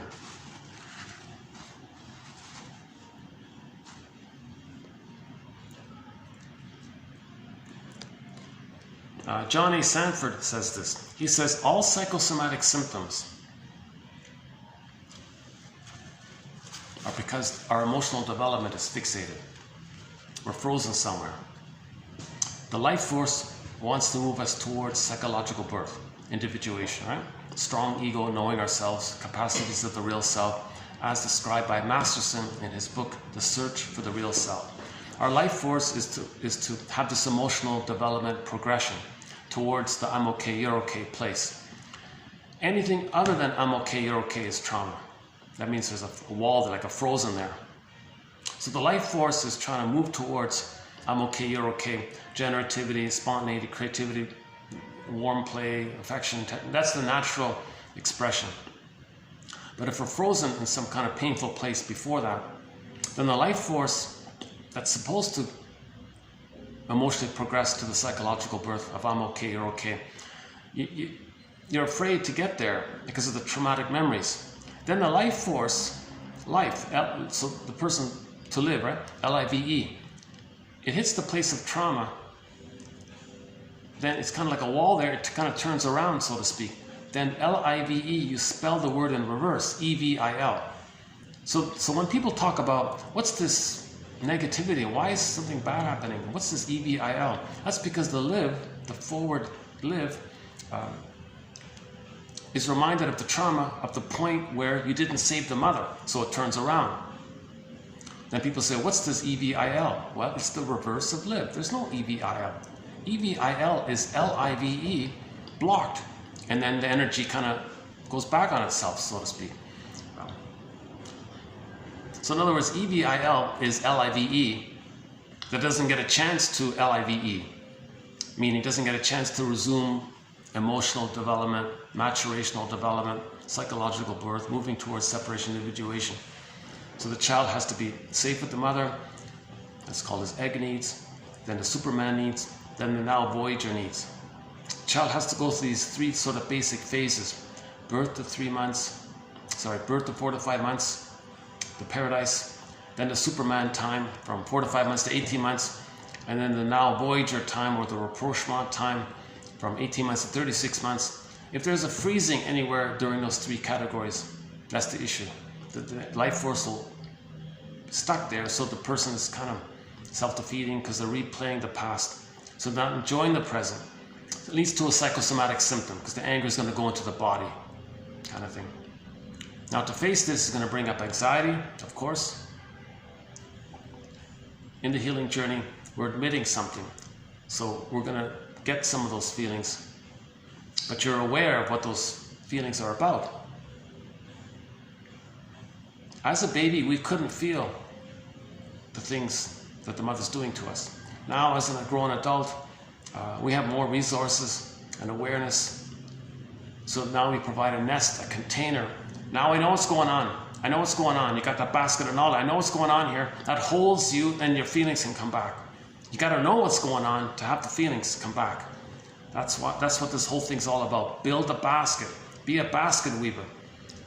So 1001 Windmills of the Mind. I hope the positive intention is it can help anyone be their own basket weavers. We've got 10,000 little twigs and leaves and to build this nest or basket.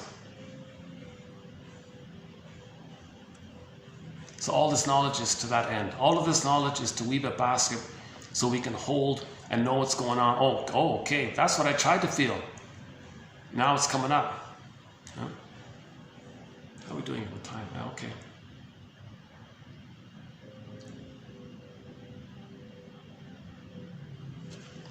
Maybe I'll just take a little musical break here. Hold on a second. Let's find a song we haven't played in a while. Hold on a second. Let's pick a song we haven't played in a while. Geez, yeah. Hold on, what else? What? Elton Good? No, we've played that. What else is here? See, some songs are blocked. I can't play some songs. Huh? Delirium.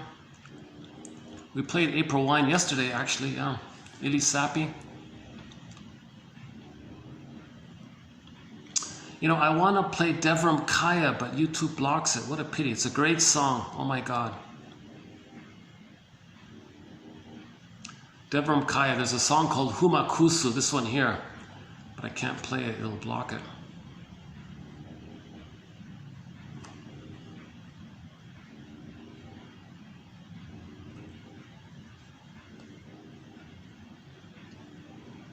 Hina Shi Hozo. Yeah, we played that recently.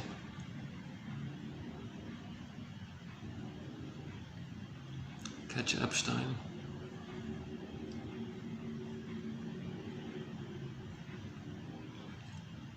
Susan Aglukark.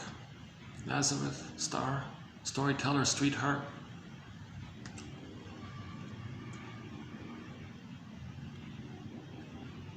Oh, here's a nice song we haven't played in a while. Na Ying. Yeah. There's a very feelingful singer named Na Ying. So, yeah, I don't think we've played this in a long time. Yeah, a song called Silk Road. Nice song here. Let's play this one here.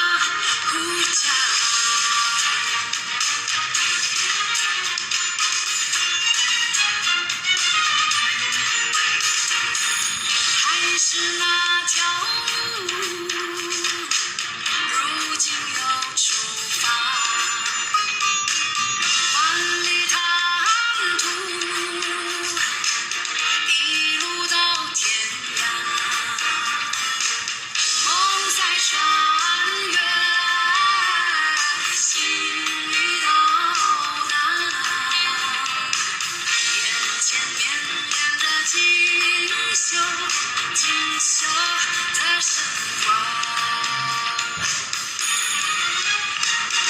丝绸朴树的路啊，花儿在飘洒，古老的传奇掀开了面纱，掀开了面纱，丝绸朴树的路啊，连接你我他，走过的地方，走过的地方，年月风华。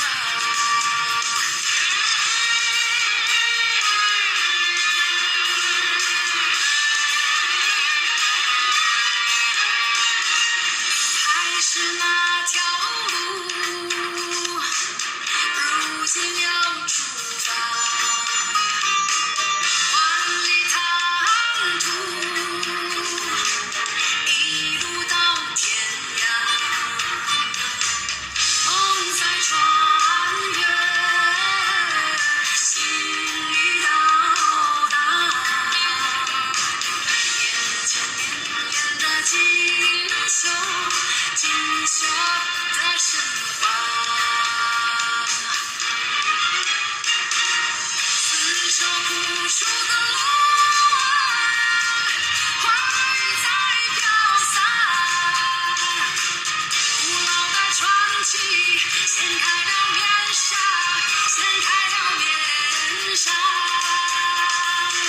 丝绸朴树的路啊，连接你我他，走过的地方，走过的地方，年月风华，走过的地方，走过的地方，年月繁华。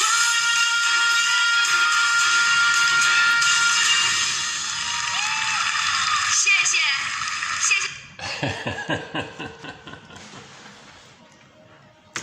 谢谢, yeah, that means thank you, right?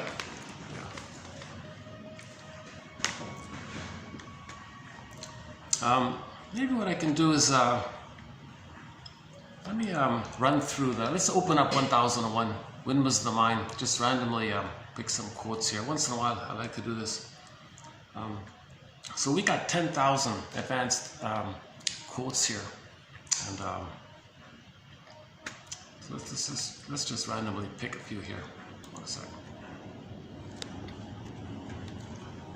Oh yeah, Na Ying. Speaking of Na Ying, the very first quote in our collection is this one here.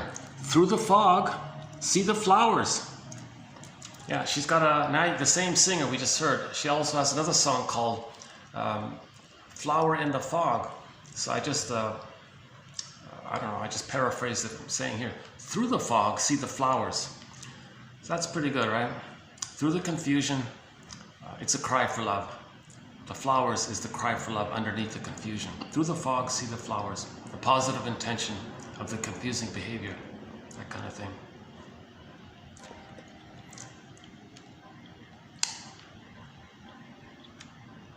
Okay, let me just randomly scroll down a bit here. Let's go down. Let's go down. Okay, let's try around here. What do we got here?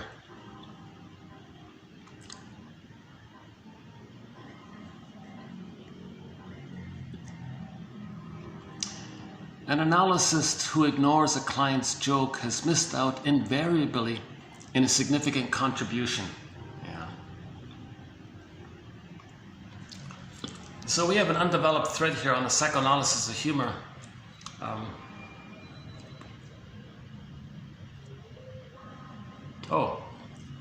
Perhaps the reason why we find a failed joke or unsuccessful comedian so unbearable is that it takes us back to the feeling of betrayal when mother mistimed. Perhaps, too, that is why we are grateful to brilliant comic writers or performers, because we can trust we will not be betrayed in the vulnerable act of giving ourselves over to laughter. Okay, so these quotes, Some of these quotes are like 3 years old, yeah. Yeah, we just celebrated our third anniversary, our 3rd year anniversary. Ironic, I didn't know this at the time, but the longest video here in 1001 Windmills of the Mind is clocked over the 5-hour mark. I didn't know it, but that happened to be the 3rd year birthday of 1000 of this channel. So it's a very good video, done right here actually. 5 hours and 40 something minutes long. That was the 3rd year anniversary, yeah. So let's see. Okay, you know, some of these quotes in the collection are from the honorable mention pile. I think this one is from the honorable mention pile.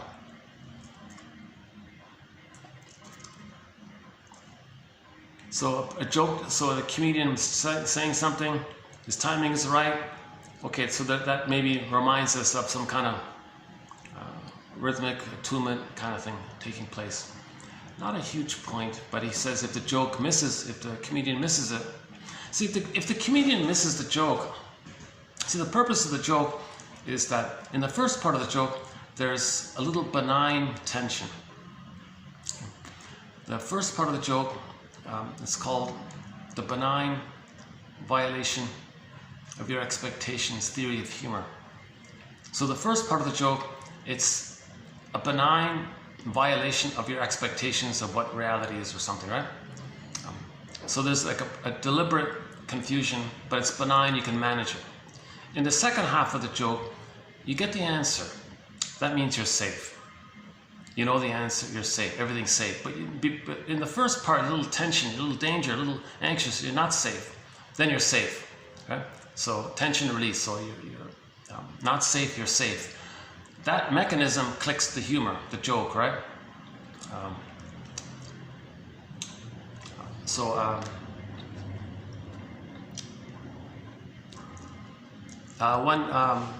So we talked about the pigeon earlier, right? So we do have one pigeon joke in our collection here. One sec.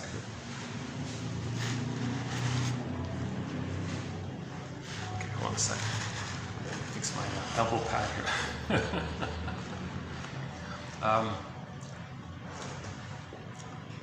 One comedian, has a joke. I remember.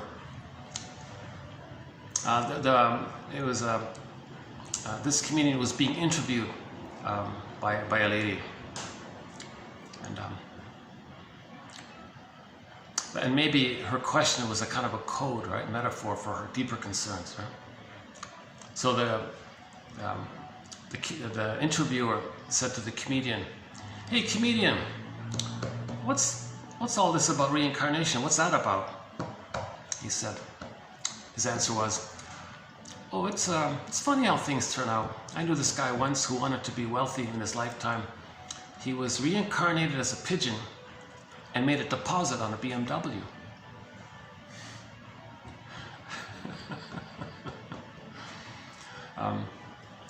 So the interviewer had like a little tension in her life, maybe, I'm guessing. Now, why did she ask that question about reincarnation? Because it acknowledges that she's getting older, mortality issue. Can she live forever? Can she be reincarnated? Now, she's not being successful, so there's frustration there. So hence the pigeon makes a deposit.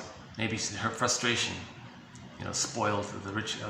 Or anyways, the interviewer had some tension about mortality, about getting older, let's say, not being successful. Hence the worry about being older and all this. Does she have to give up her grandiosity or search for glory? She's not going to find the perfect thing. Hey, maybe reincarnation. What about that? What about that one? As a defense against admitting mortality. Sometimes that's the theory about that one. So the comedian maybe picked up on it and told that little story. Oh yeah, once there was a guy who wanted to be wealthy. He was reincarnated as a pigeon, and then he made a deposit on a BMW. So the woman's tension, and then the answer, maybe it validated her concerns, it expressed her frustration, made it not important so much, lightened the load kind of thing, so she felt safer by the reply, so she laughed by the whole thing, right? Okay, let's try another one. Another one in our collection is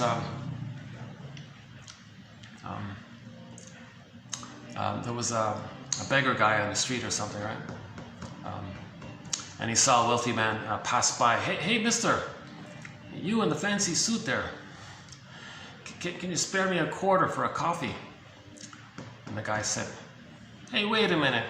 I gave you a quarter an hour ago. He said, oh, mister, stop dwelling in the past. That's your problem. You're living in the past. Stop living in the past. It's the now. Enjoy the now. You're living in the... I don't know if that one works, right? But that's our sort of topic of repetition compulsion. We're dwelling in the past. We got to enjoy the present. Live in the present. Come on, live in the present. It's not the past. You're thinking about the past. Live in the present. It's now. I don't know if that one worked.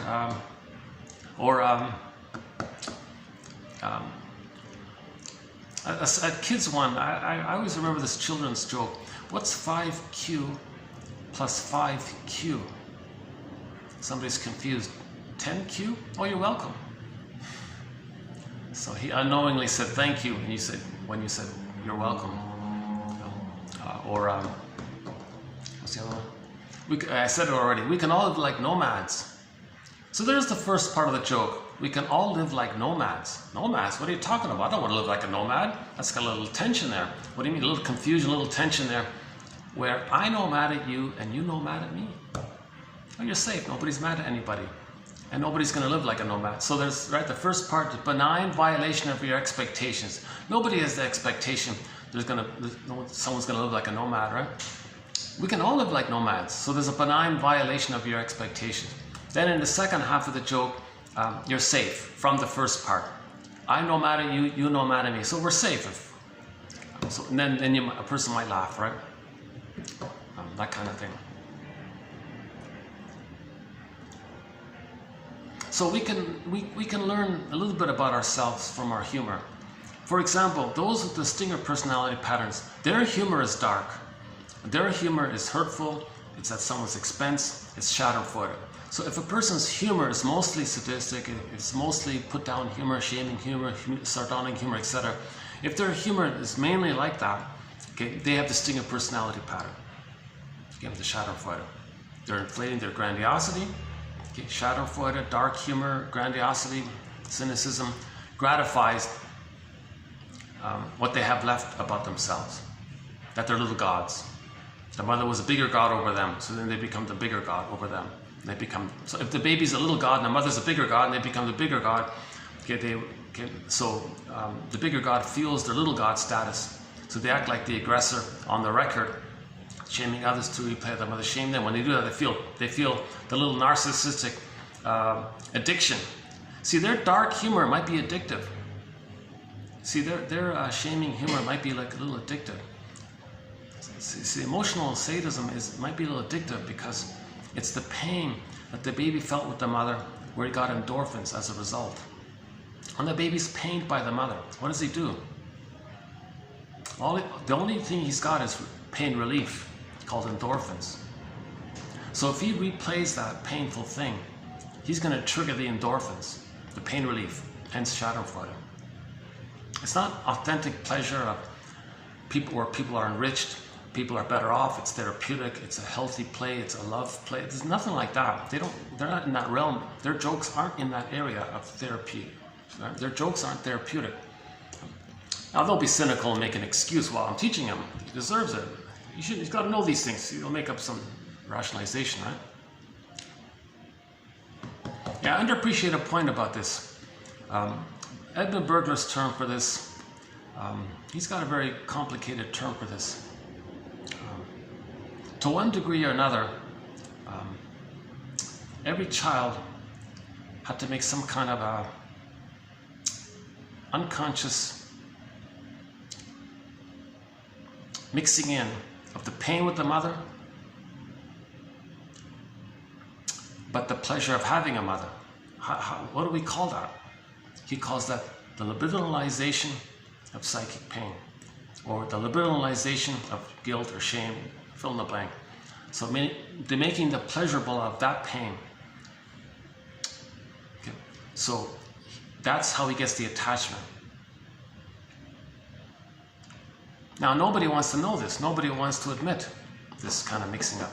So his jargon is psychic masochism, right?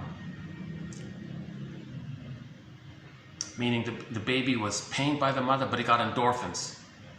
The pain attaches him to the mother, but he got endorphins. So this blurring up thing, he calls the libidinalization, or the pleasure and displeasure principle, or the pleasure and displeasure phenomenon. Okay. So if he's going to be the aggressor, okay, he'll hurt others to get the pleasure, and then he'll make an excuse about it, and he won't know this issue. Or if he's the clinger, he just coaxes others to reject him. He's reliving the pain with the mother, but he got the endorphins. Something like that. I don't really know the full story about this. It needs more work. Edmund Burglar has a wide variety of theories. That's one of them there. His basic theory is that nobody wants to admit that the mother hurt them. So they go through life not blaming the mother, protecting the mother by blaming something else. His metaphor is you're confessing to a lesser crime. Oh, emotional eating is my problem. Yeah, those cookies, they make them so tempting. The cookies are the problem. And you don't want to look underneath the onion. You don't want to, shall I compare thee to an onion? So it's harder to look at the deeper issue that the mother failed the baby. The greatest hurt of all, mother failed us. No one wants to face it. Very few want to admit this, but we got to get to that place for the healing. So in the interim, a person's going to blame the cookies, or whatever dysfunctional activity they're engaged in. So a burglar's metaphor is confession to a lesser crime.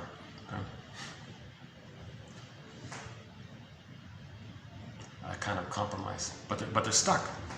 You're stuck unless you go back to the original major crime. The child, burglar's jargon is it's a major quote-unquote crime to make pleasure the pain. But the baby had to compromise somehow. The baby had to figure out some way to feel safe with the mother. He's got to feel some kind of pleasure with the mother to feel safe enough, right?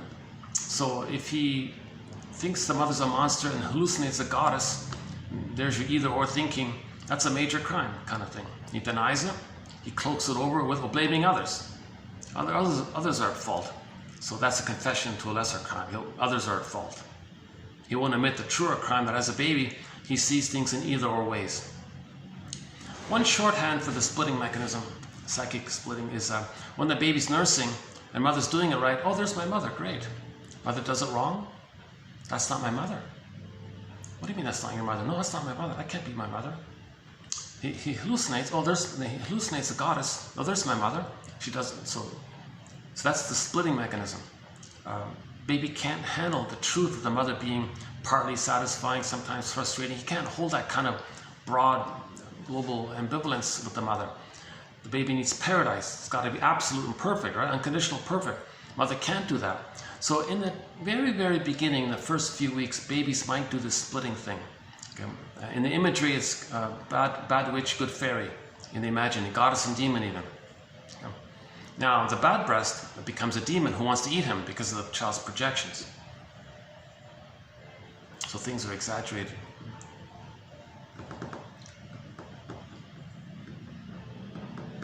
So yeah, what does he call it again? The libidinalization, the giving the life force connection to the pain with the mother. So you got to see the pain as pleasurable to have the mother. So if you act like the mother in the stinger case, then you got the pleasure of being with the mother. Because the baby's got to have a mother. To have the mother, he's got to act like the mother. That's the stinger case. In the clinger place, they just replay the original pain with the mother by getting others to reject them. But you see, ironically, the clingers are in more overt pain The stingers are way more denial. They give up on the human growth area. They don't bother anymore. They just stay in the infantile God place. And they're very cynical, filled with envy, hate, and schadenfreude. So it's very hard for the stingers to make the transition back to the developmental track. If they do, they're engaged in the hero's journey to do so. Odysseus is a very good example in the Odyssey, starring Armand Assante.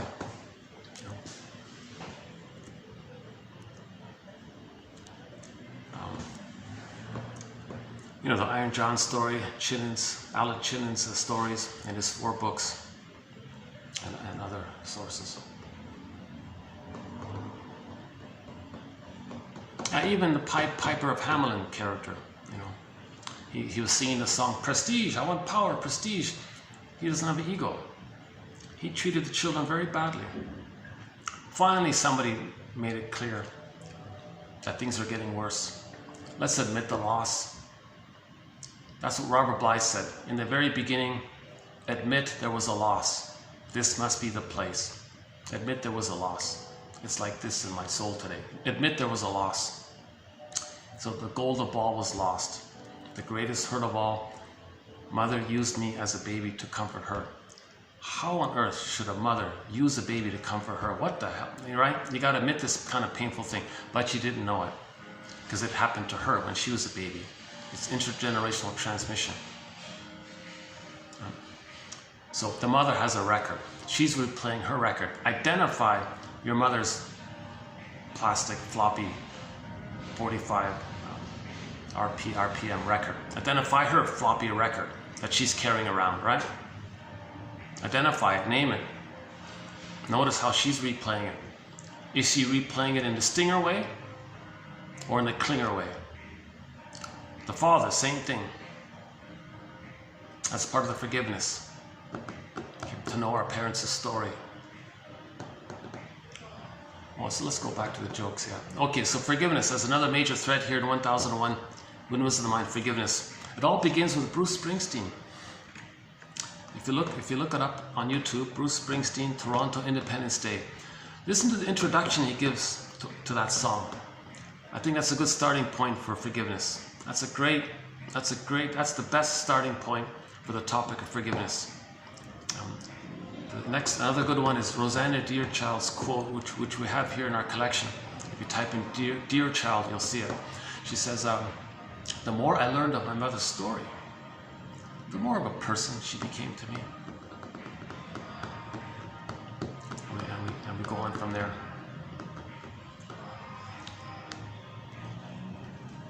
An analyst who ignores a client's joke has missed what invariably is a significant communication.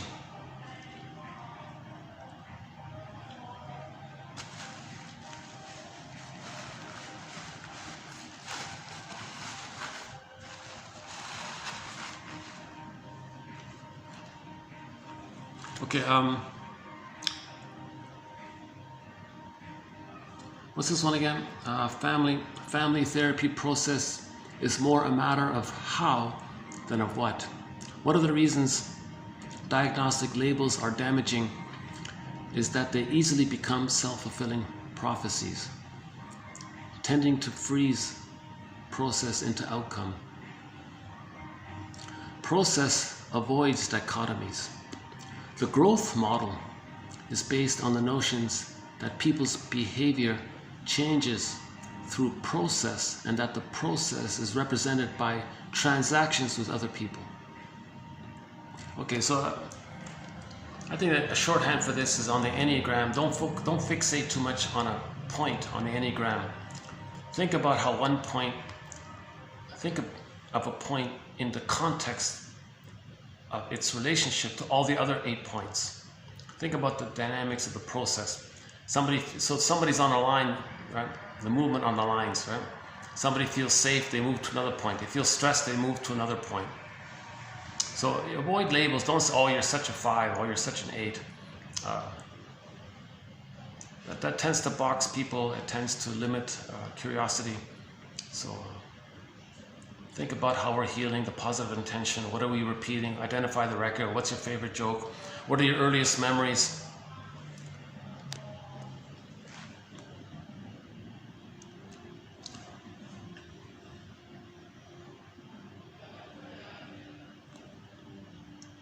Okay, hang on a sec. Where are we here?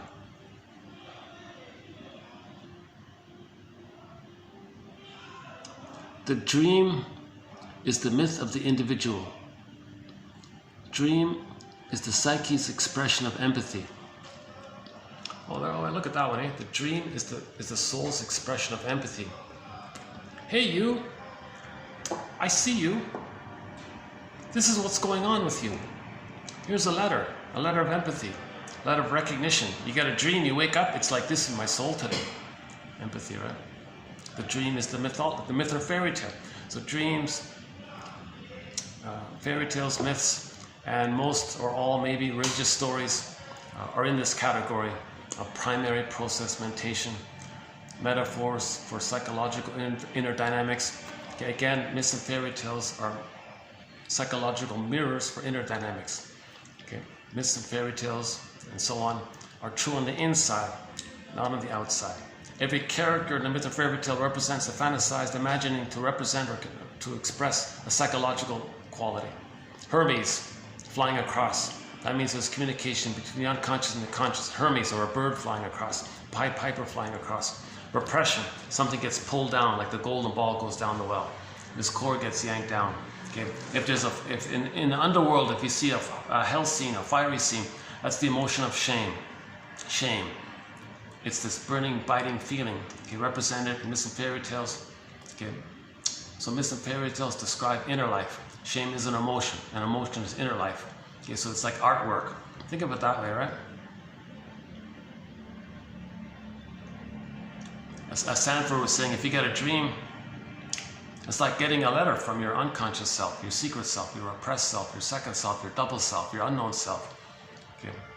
A lot of you is in that other self. It's repressed. And you're getting a dream that's from there. Don't you want to read a letter from yourself? If you send yourself a letter, don't you want to read that letter? Sanford's very dramatic. He's over the top dramatic. If you get a letter from God, don't you want to read the letter? Just to kind of emphasize it. If you get a letter, so Robert Bly's metaphor for repression is that by the age of 5, our golden ball, who we would be had we received, got our needs met to achieve the psychological birth, our developmental path, and then the treasures of knowing our gifts and our talents and our uniqueness and all this. A lot of this true self-potential, real self-capacities. Okay, then the ability to make I statements, the ability for intimacy, the ability for affection, and the ability to be an elder, the ability to be creative and intuitive or spontaneous or whatever, generative, empathy, gratitude, so much of the quote-unquote more human side of being human, depending on how early the trauma is, gets put into this bag that we drag behind us. Okay? So it's unconscious, it's dark, we don't see it, bag, it's behind us, so-called the shadow self, right? And we drag this bag, okay, metaphor for the non-reporting brain. Non-reporting brain.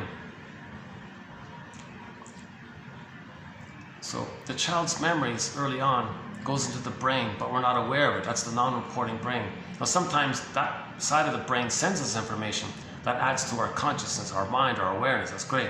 But a lot of that is blocked there. So that's called the non-reporting brain. Okay, or the unconscious self, the secret self. The memories are in there, right? What template we created, what model of the world, of the mother / world we created. Okay. The memories are there, the fantasies are there, the freezing is in there. The undeveloped self that would occur had we been loved is in there. So the golden ball's in there, our feelings are in there. It's in the cage, it's locked, down a tunnel, down a cavern. Something's petrified or frozen in there.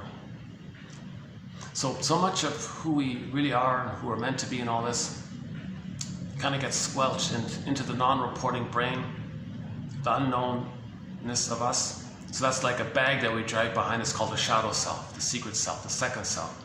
It's the one. Now, if we were to, in a in a metaphysical imagining, create a character that represents these traits that we lost.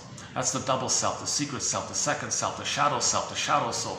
It's the one who walks with us, who's not like us, who is us. Someone's living my life, and I know nothing about him. Okay. Darrow calls this character, this mysterious skeleton character. He just makes up something. Doesn't matter. It can be the ghoul character, any kind of mysterious kind of character. You want to welcome whatever personification you create. In the Phantom of the Opera, it was the scary dude with the mask, right? The Phantom guy. You want to welcome this character that embodies or represents your unknown truth and pain and hurt and gold potential, the whole thing, the whole gambit. It's all in there, right? So you want to welcome this second self character. In literature, it's the double self, right? Dialogue with this character. Get to know him. He's you. Okay. And Otto Rank has an essay called The Double. He bases it on a story called The Student of Prague. And the story, how's the lighting here? Oh, that's better, right? Yeah, at night here it gets a little, hang on a sec, let me,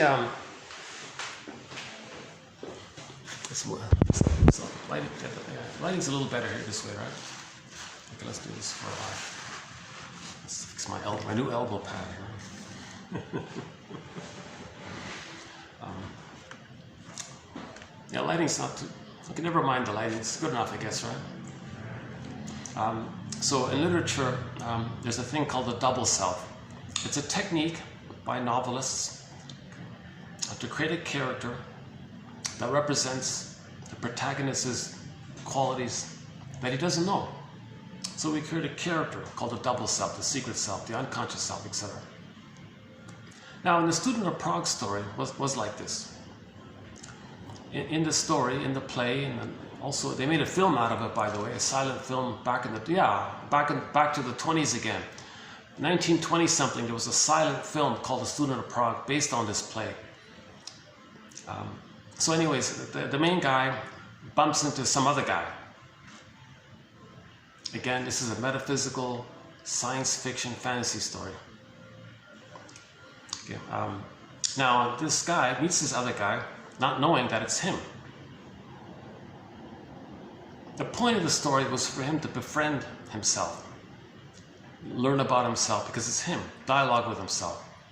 If he were to do that, the new knowledge would be like Hermes flying across, the Pied Piper flying across, a bird flying across, some kind of quality to represent some kind of messaging taking place, right?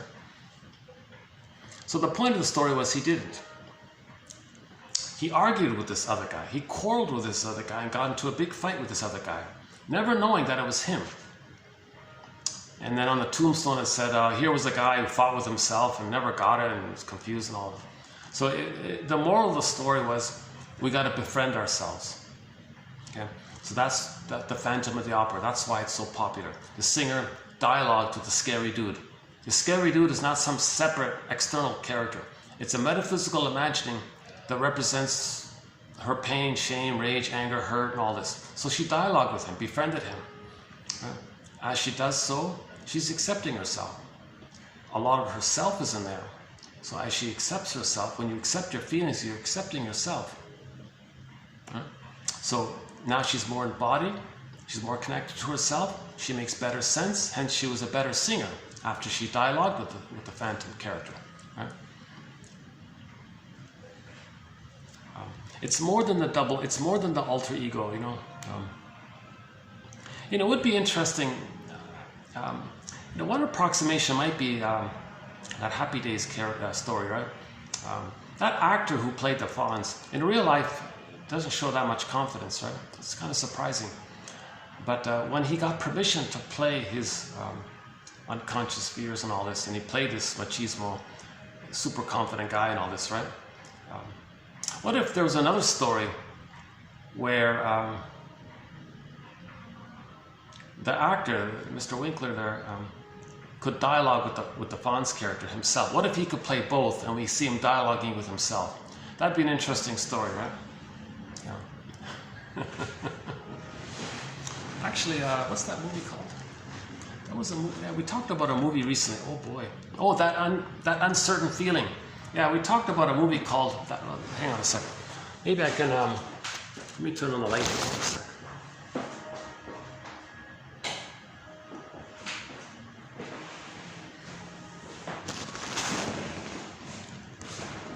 better with the light? Still getting used to the lighting situation here. Let's try this for a bit. That uncertain feeling. So the woman had a psychosomatic issue, like a physical problem, right? She went to the shrink. He said, well, you don't know yourself. My job is to help you to get to know yourself. This unknown part of you is like a stranger. I'm afraid of strangers. She made a joke about it. So then in the next sequence, she met a guy who was very depressed, this brooding, depressed artist guy. Cynical, negative, wounded, tortured artist guy. But that was a metaphor of her unknown self. So he kind of represented everything about her that she doesn't know. Her hurt, her artistic creativity, her potential artistic ability, but her pain, her sadness, her grief, her narcissism, the whole gambit. So he was a kind of a complicated guy, kind of guy. But she was very drawn to this guy. Didn't make sense. But no, it does if you think about how she's trying to get to know himself. That was introduced by the shrink at the beginning of the film, saying, you got to get to know yourself. Then she met the tortured artist guy. So that's her double self. So she befriended this artist guy. She dialogued with him, hung out with him, spent time with him, and all this, right? And in the process, her physical symptoms got better. So her physical ailment was resolved because she accepted it. She accepted and learned about herself. Because the tortured artist guy was her, a metaphor for her double self. Not a bad little film, not a great film or anything. It's called That Uncertain Feeling. I forgot the 1940 something or 1930 something like that. It's an older film. I remember the actor, one of the actors in there, Melvin something. A famous guy, famous actor plays in it.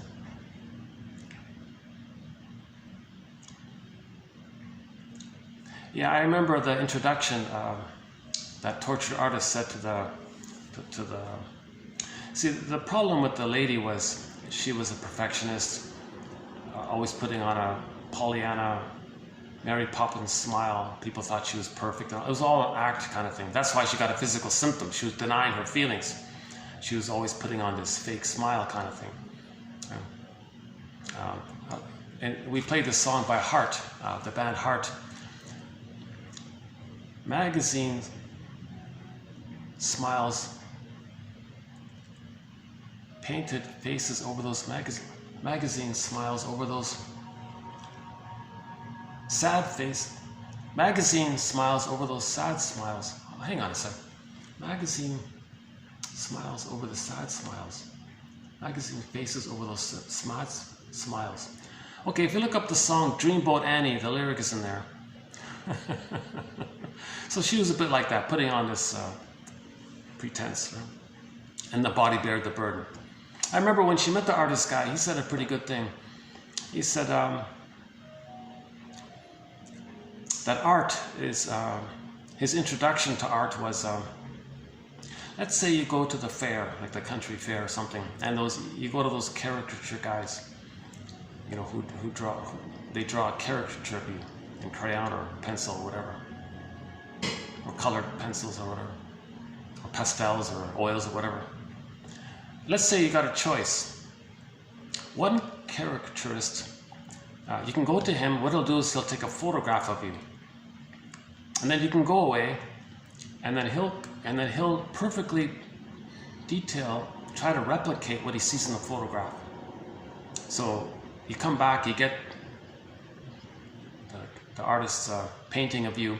It looks pretty much identical to the photograph. That's option A.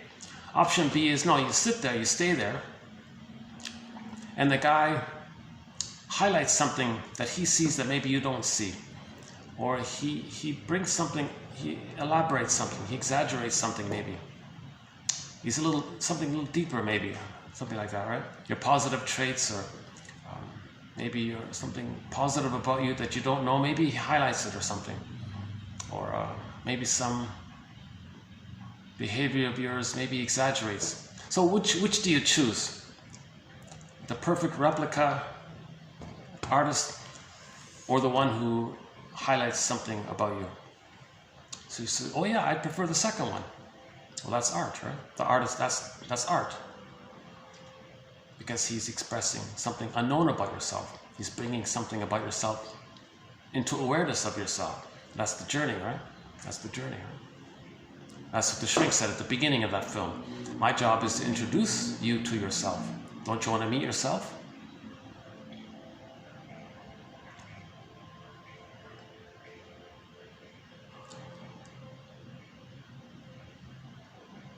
Yeah, Sanford says a good thing. He says, when you get a dream,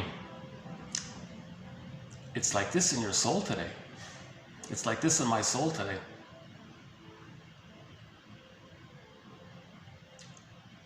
Like Marion Woodman has a 2-tape audio thing called Dreams, the Language of the Soul. It's okay, it's not great, but it's okay, yeah.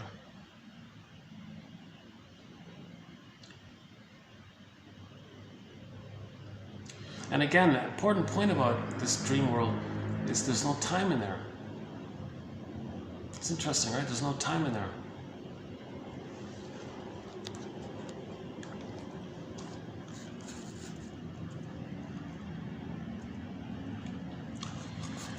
The only mentally healthy position, James writes, is the I'm okay, you're okay.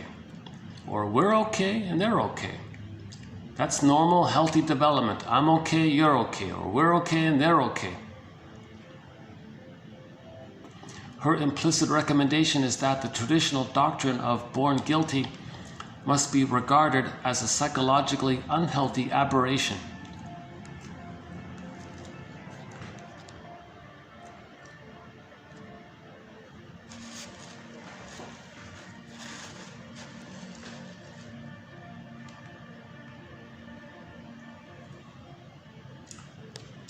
The transference is made conscious to the client by the analyst, and it is resolved by convincing him that in his transference attitude, he is re-experiencing emotional relations which had their origin in his earliest object attachments.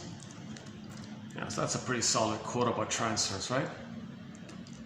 So we transfer the past, painful dynamic with the mother, it's frozen. Recreate it, relive it, revive it in the present. Now you know what happened in the past. You got to make the past-present link, right? The transference is made conscious to the client by the analyst, and it is resolved by convincing him that in his transference attitude, he is re-experiencing emotional relations which had their origin in his earliest object attachments. That's a pretty good one.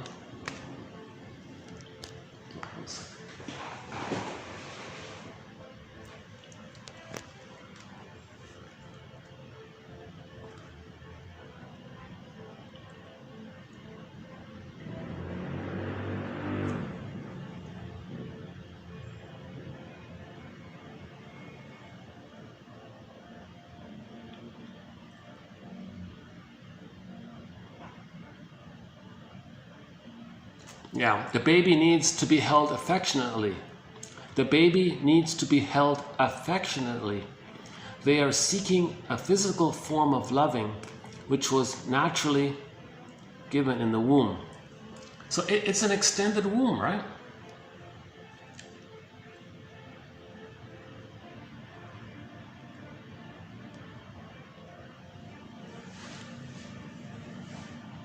So the warmth and the attitude that the baby had in the uterus, that's got to continue for the first 4 to 5 months.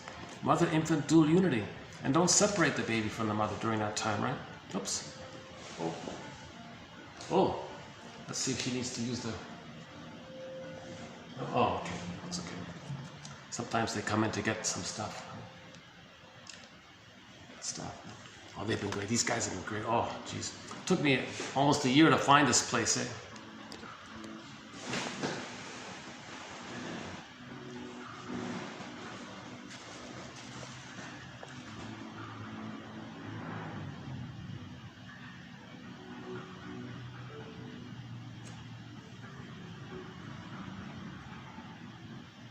Yeah, so there's another one. Yeah, okay.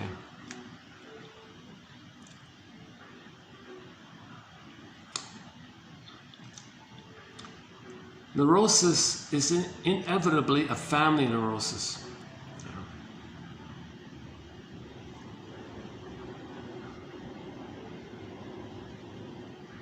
Yeah, so symbiosis, some people call it a mystic participation. Unico-mystica, mother-infant dual unity. A symbiotic bond may develop between persons tied together by what some have called cognitio spiritualis, describe the same tendency as the unico or unio mystica, or mystic participation, or participation mystique. That's the bliss, the symbiosis, mother-infant dual unity.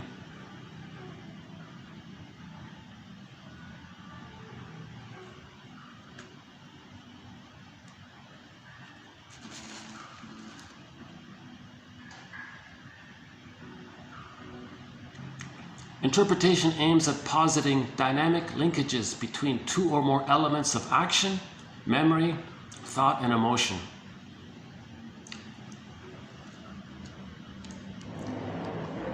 So you have this pattern in your life. It's an action, maybe. It seems you learned it back then, as you talked about, and that's why in the present you're doing such and such. A very good example of an interpretation, I think, in my opinion. It's not a great film, I don't recommend it, but I would still watch it for a very key scene in this film. It's a comedy, it's some kind of silly comedy film called I Love Huckabees. Some kind of department store or something. But the main guy, Albert, had some problem in his life. So he went to some therapists. One of the jokes is that the therapists, they don't like to call themselves therapists. They're insulted. Call me an existential detective. I'm an existential detective. So it's more analytic, right? So there were three shrinks, or three therapists, let's say.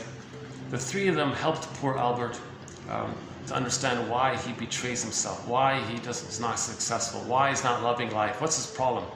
Well, he learned it in childhood, and we see what happened in childhood. The mother betrayed him. He identifies with the aggressor, he betrays himself. And that was their interpretation. Albert, you betray yourself. You learned it here, in the home. And that's why you encrypt the truth. You don't know what you feel. You don't know what you want. You're afraid. You're living in the past. So a good example, an interpretation links the pattern, when it began, and then you want to see a live, here and now example of it. So it's very convincing if you catch yourself in the moment, feeling it and doing it. Oh my God, this is a pattern. I'm doing it again. I learned it back. And you make this kind of link. That's called a complete interpretation, or a total interpretation, something like that.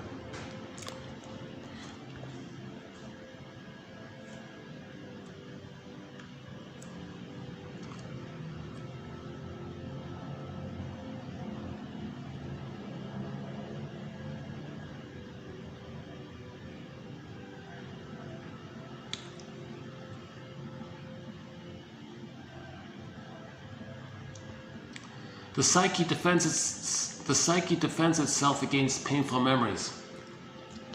Yeah. If we don't have a basket, then we're going to defend ourselves against painful memories. That's called the manic maneuvers of the mind. Greed, envy, blaming, binge eating, escapism, whatever it is. So we want to support the psyche, support ourselves by weaving a basket.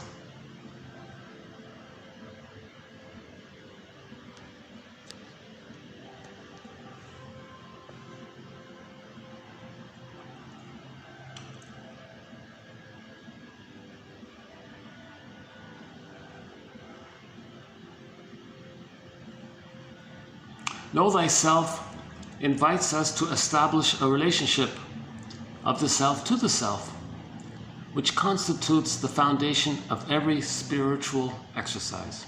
Yeah. Some central forms of knowing oneself involve not the gleaning of new information about oneself, not an addition, but a subtraction. Not so much the establishment of a helpful self-relation, but the undoing of an unhelpful self-relation.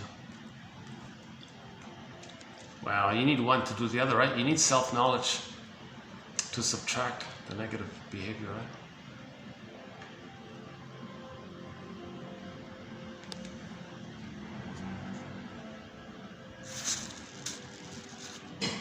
It was your unconscious mind that led you up here to your typewriter.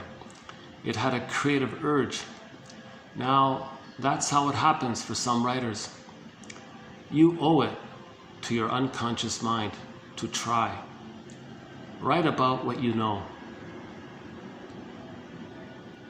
That's from the TV show, The Donna Reed Show. Oh yeah.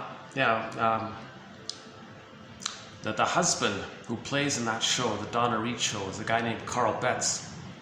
He plays a minor role in there, but he plays Judge for the Defense. So there's a very good legal drama called Judge for the Defense starring Carl Betts, the same actor who plays the husband in this show, The Donna Reed Show. And we have some good quotes from that show, Judge for the Defense. Very psychologically minded show, excellent show, not on DVD. Oh my God. Yeah. But they just, oh yeah, a little bit of good news. The episodes are now online on YouTube. Great show, yeah. I think it was what is it again? Hang on. 2 seasons, yeah, just 2 seasons.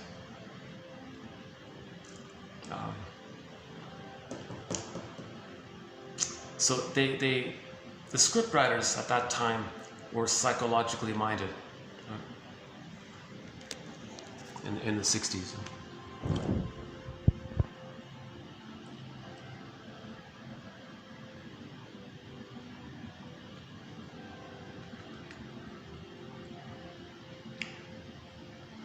Repetitions in the transference are to be substituted by memories. Right? So repetition means you're acting out, you're doing a staging thing and you're not aware of it. Well, you substitute that by memories, by knowledge. Right?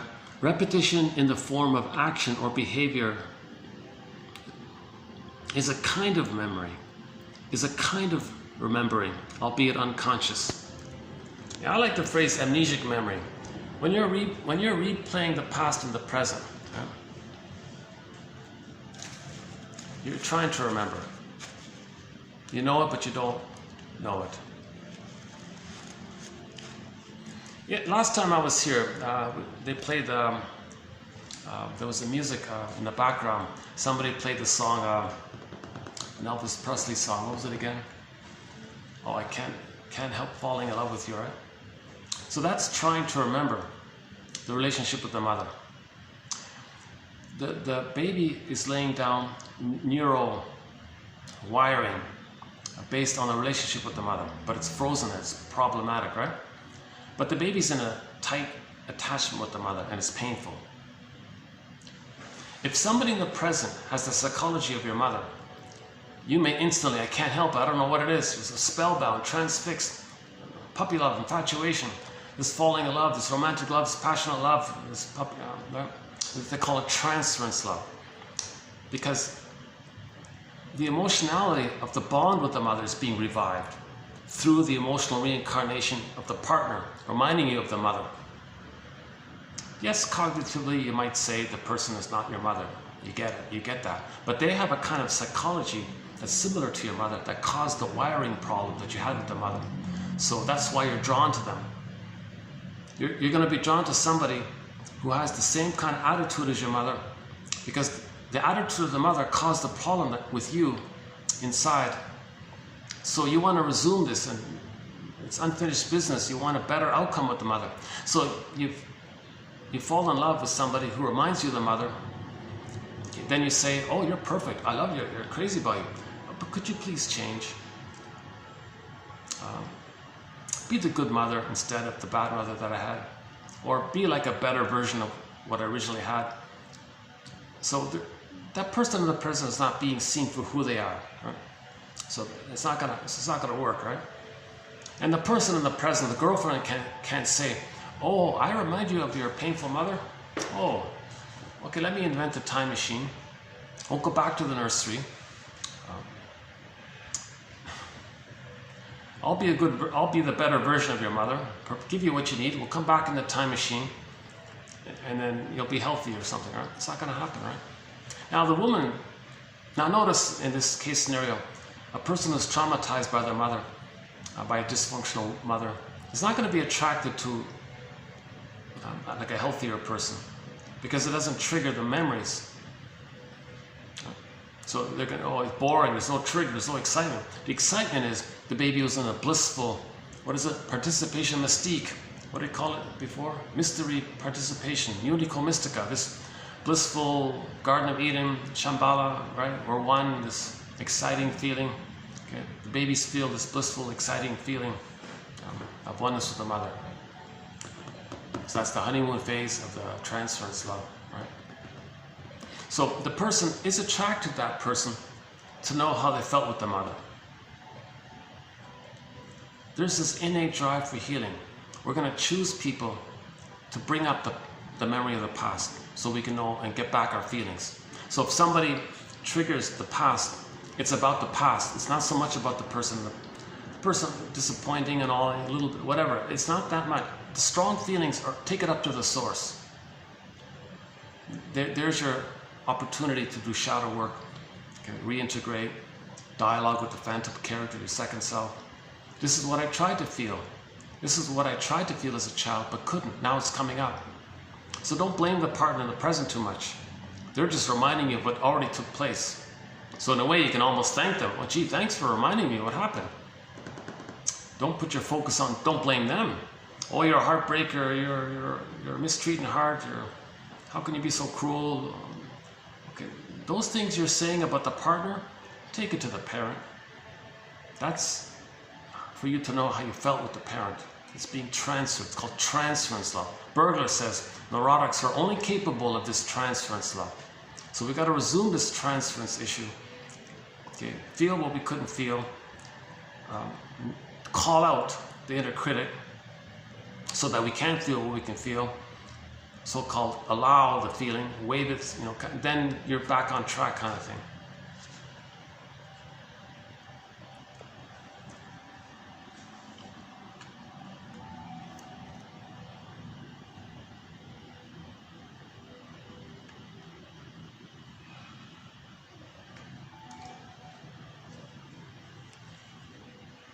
The analyst notices transference phenomena. He interprets the transference and tries to resolve it as a prerequisite to the successful ending of the therapy. The setting, by its very nature, intensifies the manifestations of transference in an unparalleled way. Yeah, I've seen this quote, I've seen this idea a couple of times. The little therapy room of the two people is going to trigger up the original two people, baby and mother interaction.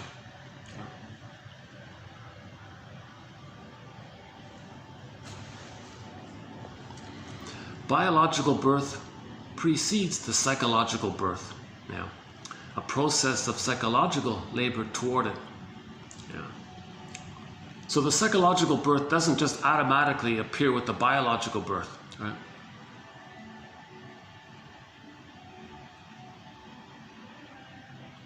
Only the mother's appropriate responses make it possible for the child to experience his feelings as belonging to his own self.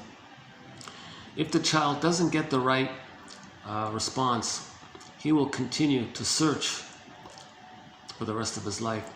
Mourning enables him finally to accept his own deprivation as a child, to give up the unconscious idealizations, and with them, the hope of finding such a mother. Yeah, so a recent quote by, what's her name again? Miriam Minerbo. She calls it the two sides of the coin. Your grandiosity is on one side of the coin. Your expectation for the perfect mother on the other side of the coin. It's like it's two together kind of thing. So you want to give up the hope of finding the perfect mother, and mourning allows that. You accept your own deprivations as a child and give up this nonsense of finding the perfect breast.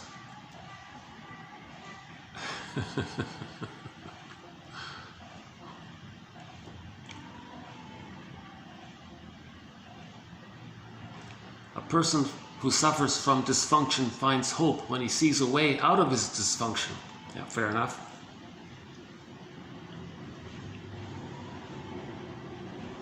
Neurosis dysfunction may turn out to be, at bottom, a protest against a counterfeit way of life begun early in childhood. Yeah, okay. See, there's a interesting sentence. Our dysfunction is an attempt to hold on to something pure in us. So there's a positive thing right there, right? So something worse took place. We created some kind of dysfunction. It's like, it's a rebellion, and we're trying to hold on to something good about ourselves. But it's a rebellion at the same time, but we're frozen with this issue. No baby can truly face the full feelings of the mother using him or her to serve her, comfort her. No one can hold on to that. So the dysfunction is an attempt to hold on to something. I think that's what he's saying. Yeah. We've got a lot of good quotes from the Ulanovs, mainly Anne Ulanov. Yeah, look at that. These are all Ulanovs. She's got some good quotes.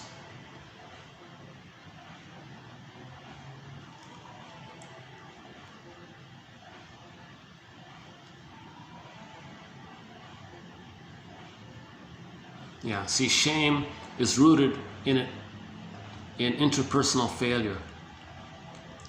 No other emotion is closer to the experienced self. Yeah, he was saying that the emotion of shame is the emotion that's most linked to the self. And shame is linked or rooted in the interpersonal failure called interpersonal trauma, relational trauma, attachment trauma, right?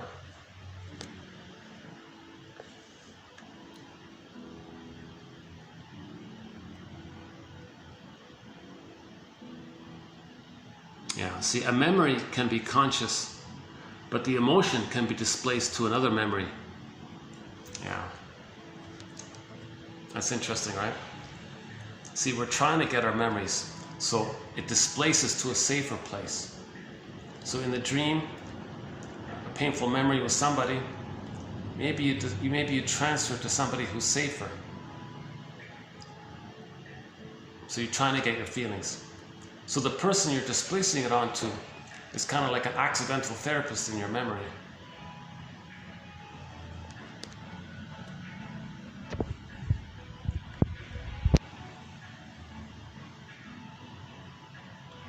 Psychoanalysis is a theoretical knowledge, but it is essentially an emotional experience that must become part of one's own experience.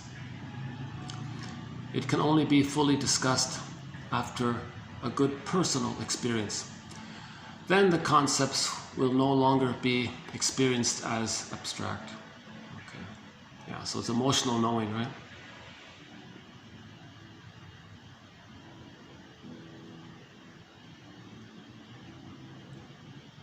Yeah, okay. The client suffers from a developmental arrest occurring at the separation individuation phase in early childhood.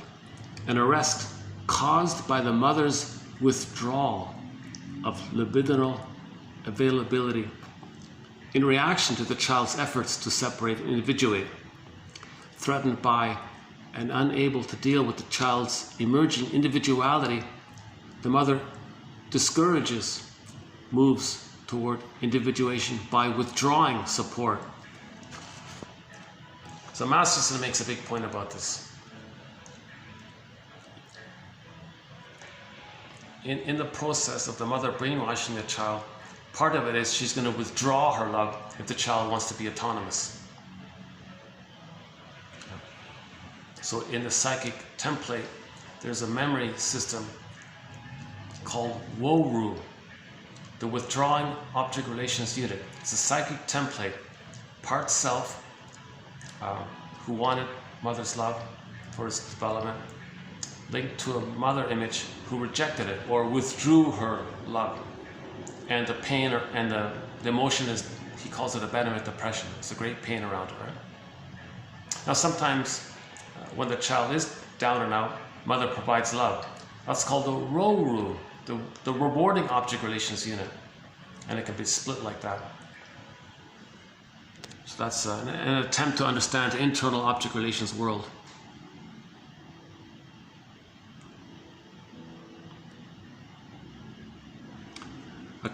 The client's narcissistic dilemma of all or nothing throughout his life. Yeah, as part of the splitting.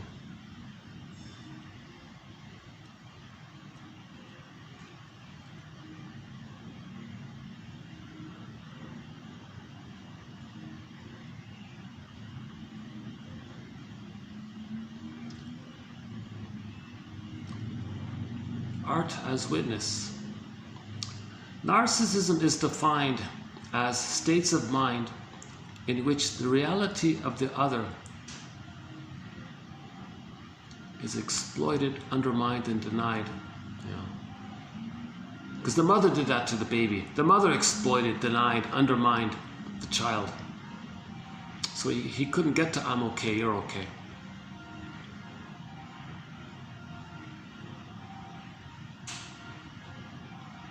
Ogden, yeah, we got a lot of good quotes from Ogden. Psychic pain may be defended against by means of the replacement of an external object relationship by an unconscious, fantasized internal object relationship.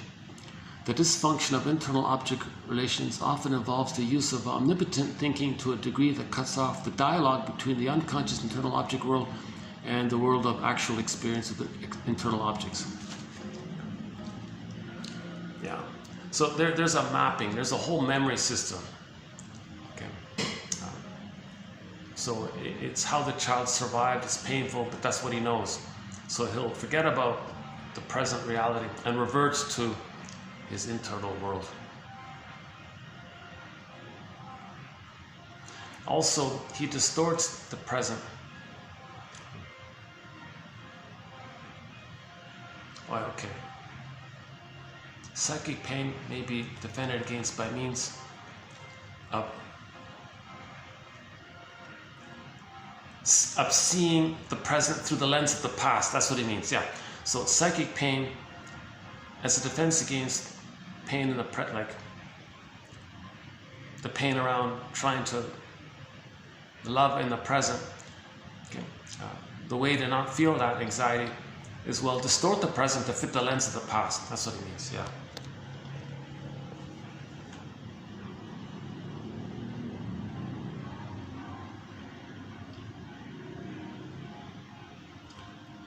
Collecting may also represent a specific form of object relating and a way of handling primary loss trauma. My role is to help you understand why you do what you do, and then for you to decide accordingly.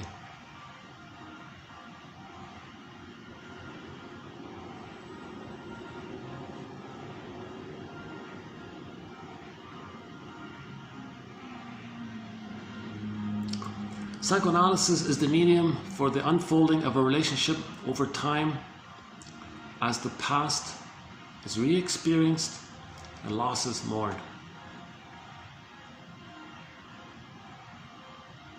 Defenses that have outlived their usefulness to the personality, in fact, are stultifying development, but are hard to relinquish because they have become hardened into rigid and often all too comfortably familiar systems of psychic protection. Yeah. So the things the baby did to survive the abusive mother helped him to survive. But later on, those very same things hurt him. That's the thing.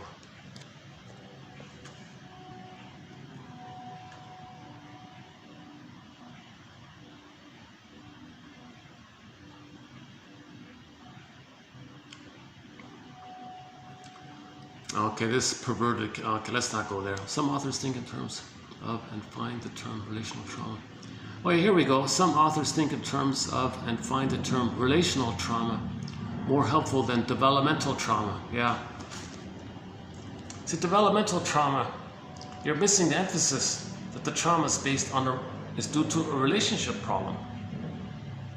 The child developing, it implies the relationship. So let's replace the term developmental trauma to relationship trauma. Or at least keep in mind that developmental trauma comes about due to a relational trauma.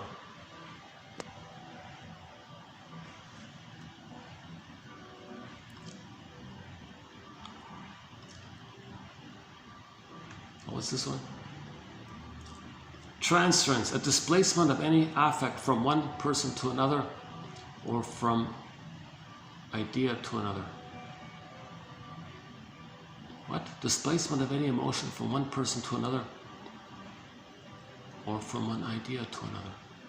Oh, specifically during analysis, the emotions originally felt during babyhood time for the parents become unconsciously displaced onto the person of the analyst so that the client feels toward him either unjustifiable hate, unjustifiable love, etc., and has no insight about it. That's called transference, yeah.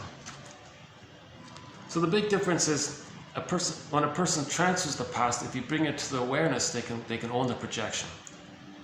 If you bring it to the awareness and they rebel against it, that's called transference, acting out, and they're resisting remembering. So we want to convert acting out to memory.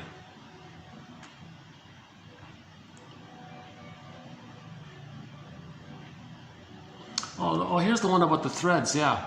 One has to go back to the original pattern and unpick that before.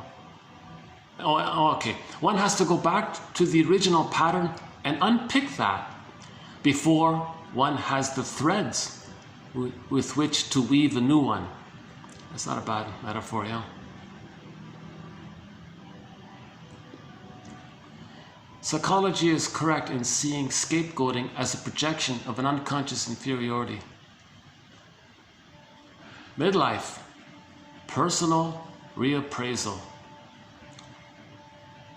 We continue the lifelong process of individuation. Yeah, that's not a bad one.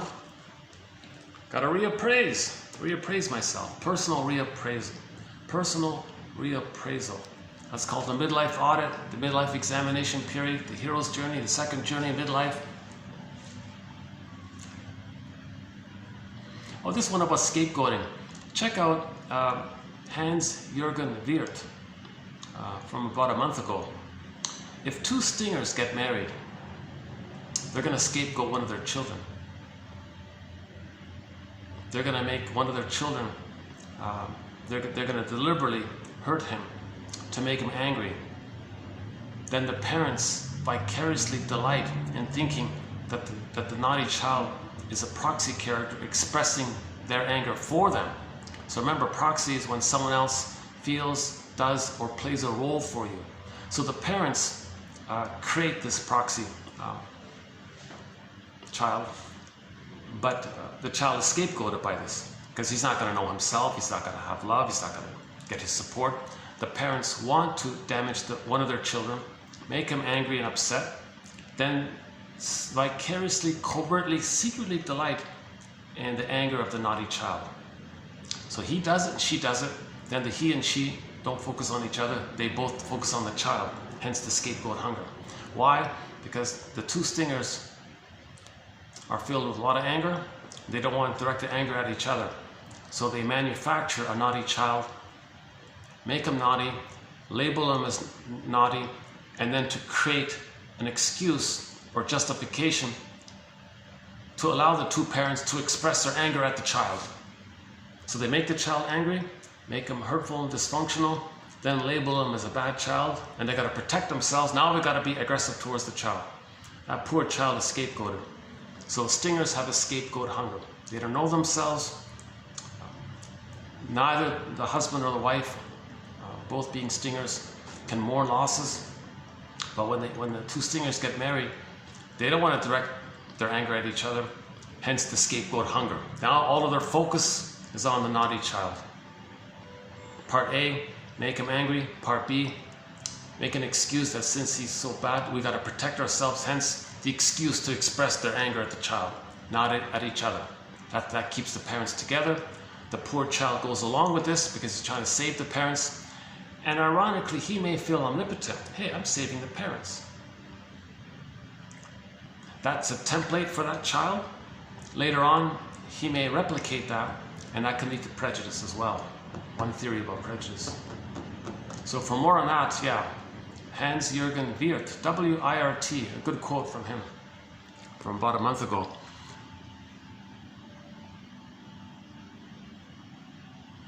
So we have a lot of good quotes from Melanie Klein about splitting. Oh yeah, the song from I'll search from sea to sea till all begins to make sense to me. Rick Santers, yeah, we played Rick Santers recently. From the song Love Hurts, yeah. Some fools think of happiness, blissfulness, togetherness. Some fools fool themselves, I guess. I know it isn't true. Transference love is a lie, made to make you blue.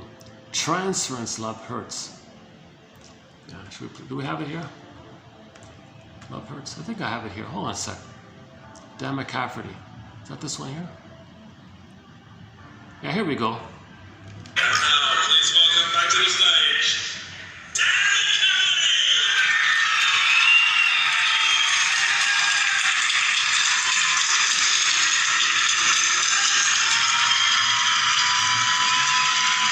He's talking about transference love, not real love. Love doesn't hurt. Transference love hurts.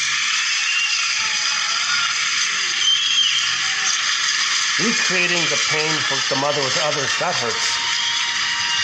Real love doesn't hurt. Love heals. Love heals. Transference love hurts.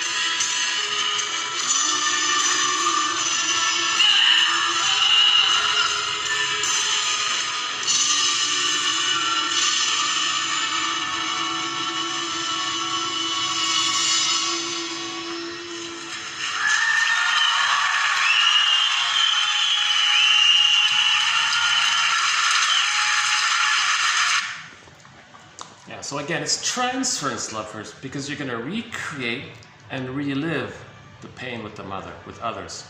So you're transferring the past, recreating the past with the mother in the present. That's called transference love. Now, genuine love is the consciousness and building a nest and all this, and healing yourself, so on. But a person can upgrade infantile puppy love to genuine love by making I statements and so on. Right? Should we do some more? How are we doing here? Should we do a couple of more here? Transferences are new additions or facsimiles of the tendencies and fantasies which are aroused and made conscious during the process of analysis. Psychological experiences are revived, not as belonging to the past, but as applying to the therapist in the present. Yeah. So in transference, you think it's about the person in the present. That's transference. No, it's about the person in the past. Yeah. The present is just a new facsimile, a new addition of the past. That's Melanie Klein, yeah. One of our mentors, Melanie Klein.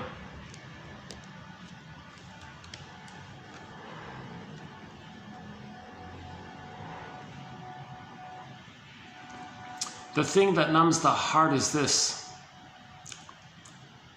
that some men cannot devise some scheme of life to banish fear that lurks in most men's eyes.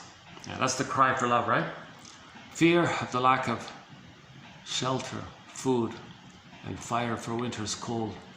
Fear of their children's lacking these in a world so old. Yeah. So there's like repetition compulsion. We've been around a while. Let's learn, right? So we got 1001 Windmills of the Mind. We got the comic Psycho-analysis. We got the film, like the Disney film Inside Out. We got Loretta Bruning's books, thousands of books from shrinks. There's a lot of great material out there.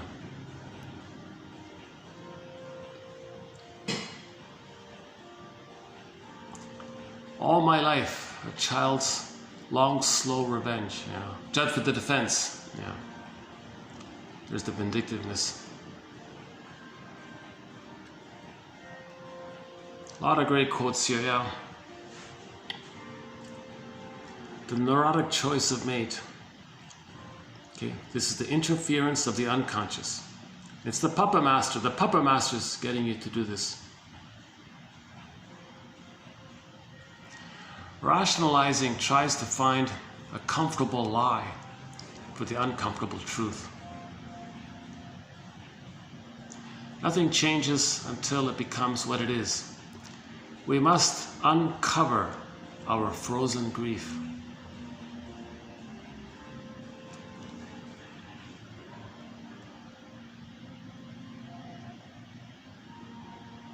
Oh, what about this one again? Oh, here's a self-help exercise.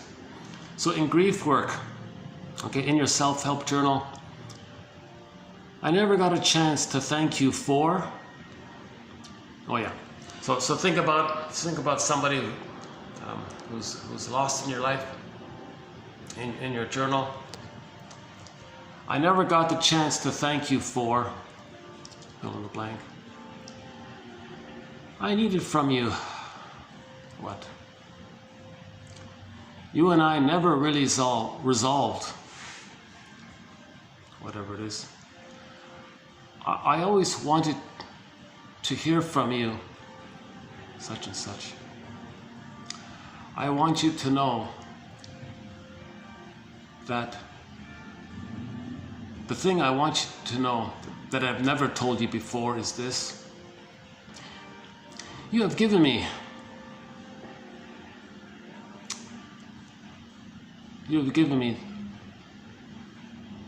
something. The thing that you have given me that I will always cherish is I got a typo there. Oh, Confucius.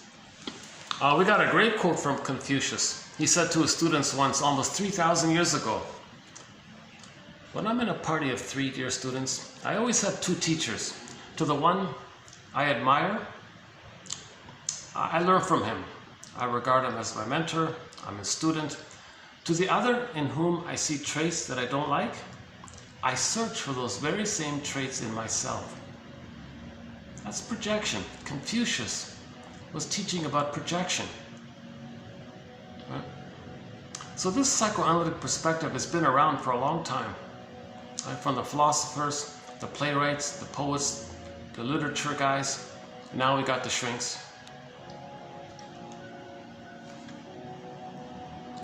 It's all part of the Know Thyself movement.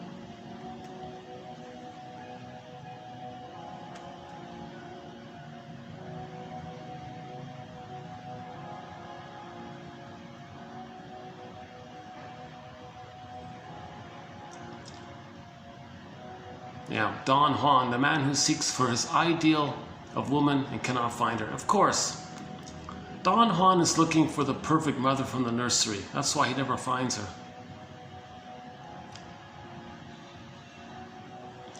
Emotional maturity, freedom from narcissism. Yeah. And psychotherapy is the cure of the person in attitude, reaction, and action.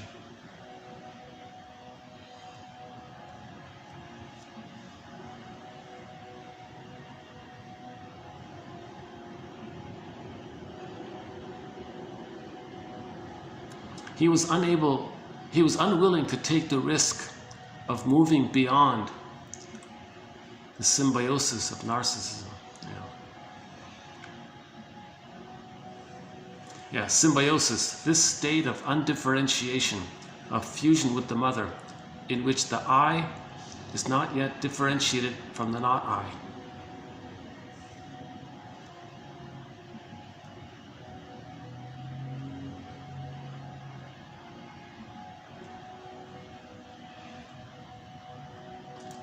Symbiosis is the fusing in the infant mind of self with other.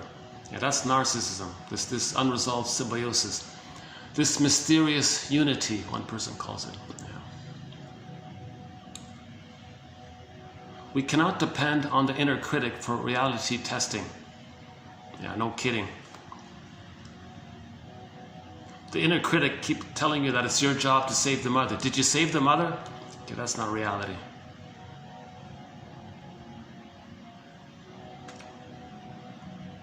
An artist can create not because of his neurosis, but in spite of it. Yeah, different perspective there. Yeah, look at this. According to Mahler, a child is vulnerable to subsequent separations if the stage of normal symbiosis has been deficient. Oh yeah, there we go, yeah. If the child didn't get normal symbiosis, if he didn't get the paradise, he's very emotional about any separations later on, right? So the loss of somebody in the present, he doesn't have the ground of differentiation to stand on. He's still merged with the person in the present.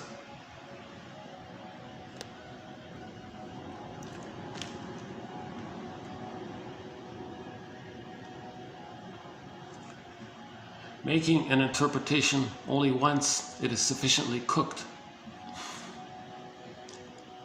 Oh yeah, here it is. Symbiosis is often believed to be love, but it is a cover for the inability of loving. Oh yeah, there's another quote that's like 1,000 years old. Just kidding, 100 years old. Otto Fenichel. So symbiosis, this merging stuff, you think that's love? You think this transference, this blissful thing is love? That's a cover for the inability to love. The genuine love is considered, I'm okay, you're okay. So you're seeing the person for who they are in the present. You're not trying to coerce them or expect them to be the good mother that one needed back in the nursery. That's not love, to put that kind of pressure on somebody, right?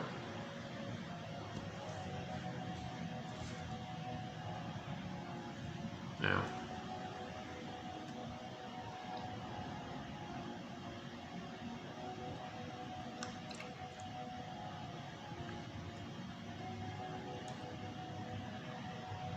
What's this? The researchers found no instances of the blissful symbiosis pattern in the children with whom they have worked. Oh, Jesus, yeah. So, see, the children are traumatized if the children never had a paradise with the mother. Yeah, it's sad.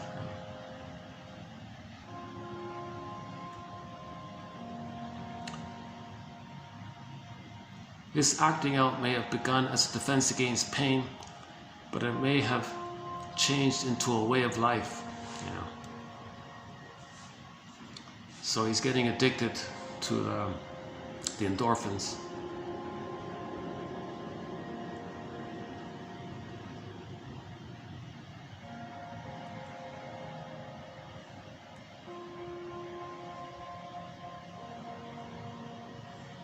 Projection is perceiving something within, something outside. Okay, hang on. Once the projection is recognized as an aspect of oneself, its illusionary nature becomes apparent.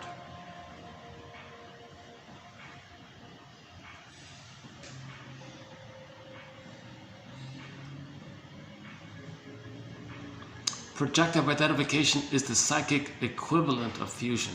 Yeah.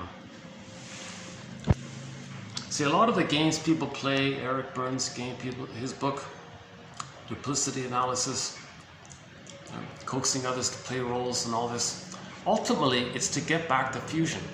Thinking you can be back in the nursery where the mother is one with you and she feels what you're feeling and she's going to soothe you.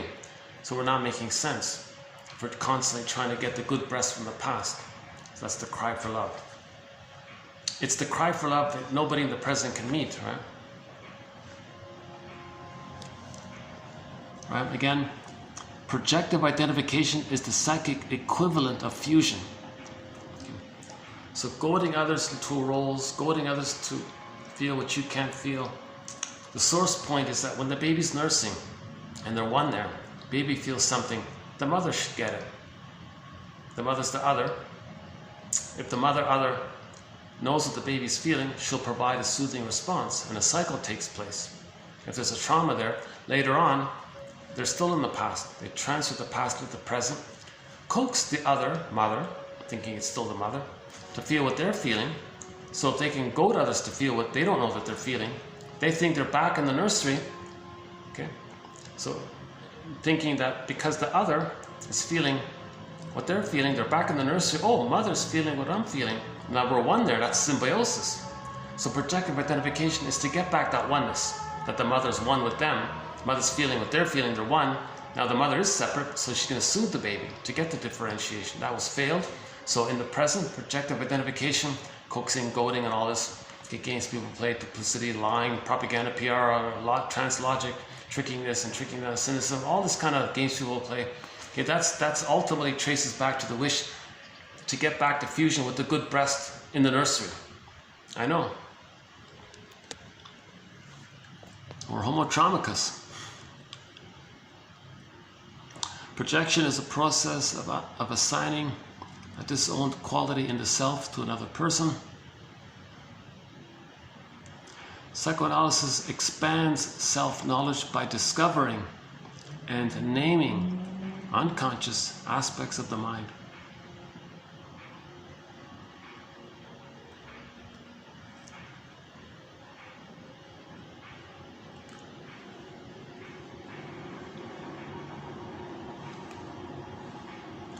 Elias himself must have had a mother complex, as his father did before him. The Elias complex. The father's experience of his son reactivates his old unresolved mother complex and first love triangle with parents. Okay, let's not talk about that one there.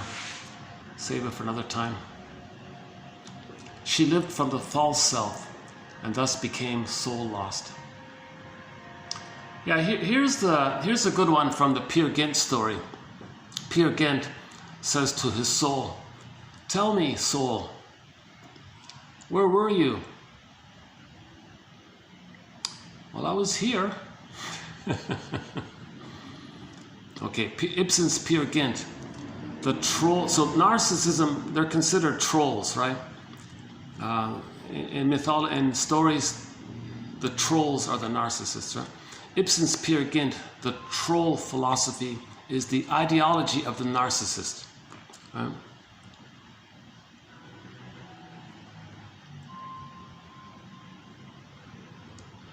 Yeah, Peer Gynt confuses self-indulgence with self-expression, self-marketing with intimacy, and ends up alone and burnt out.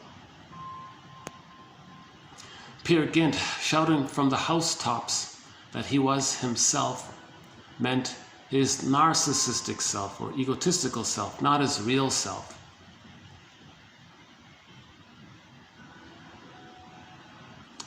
Yeah. After a lifetime of escapades, Peer Gynt finds himself lonely, detached with his feelings of emptiness, and so on. Psychoanalysis is an act of remembering.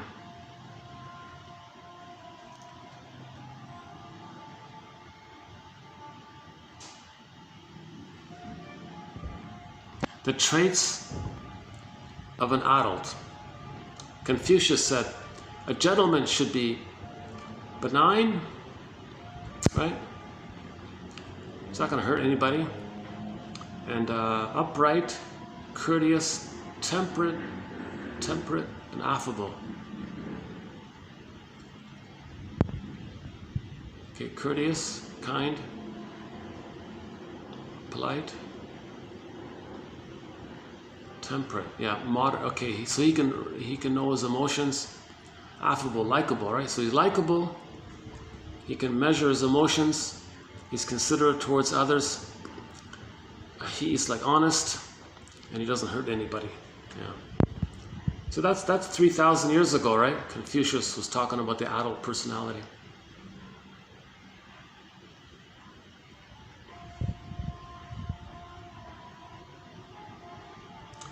One of the diseases of civilization, prejudice, that's trauma. Identification with the aggressor is a traumatic bond.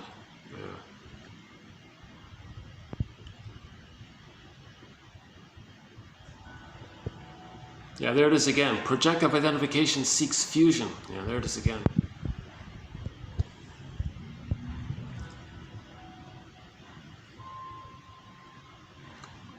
Identification with the aggressor may be viewed as defensive omnipotence. Yeah.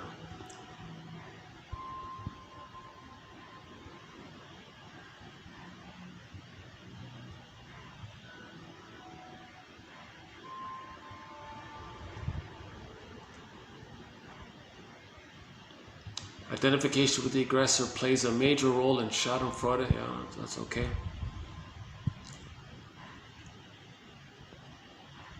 Identification with the aggressor prevents psychological separation and interferes with the establishment of mature identity.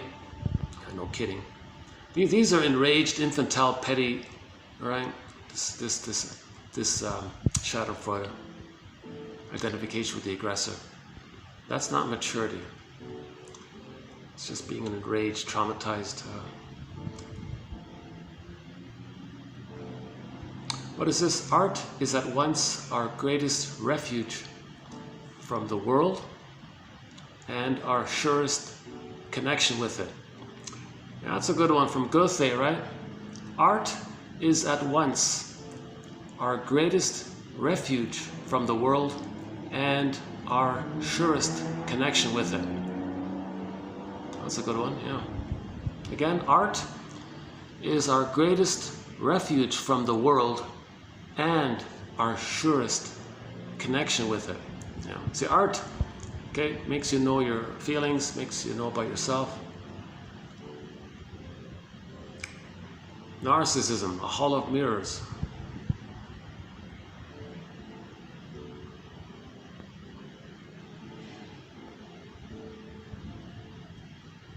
So how are we doing here? Okay, maybe I should wrap it. Let's keep this under 5 hours, yeah.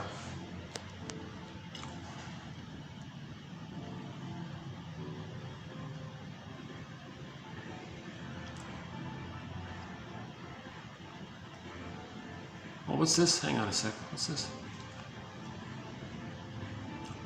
Rituals that seek contact with the spirits of ancestors, echoing the symbiotic ties between mother and infant. Okay, so if we're stressed out, you know, maybe we want to feel a remembrance of somebody in the past, our ancestors.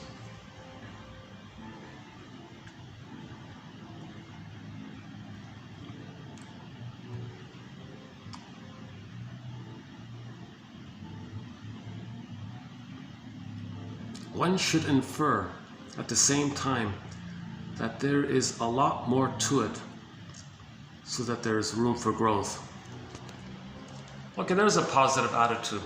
If a person's feeling dysfunctional, well, there's a lot more going on. Hence, i.e., you can grow. There's room for growth.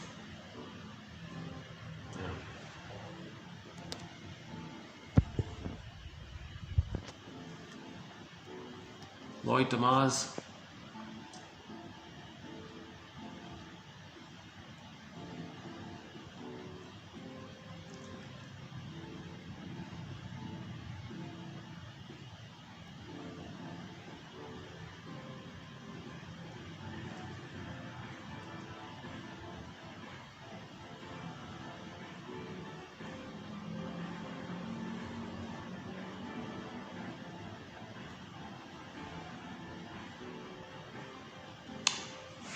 Okay, more on symbiosis, okay.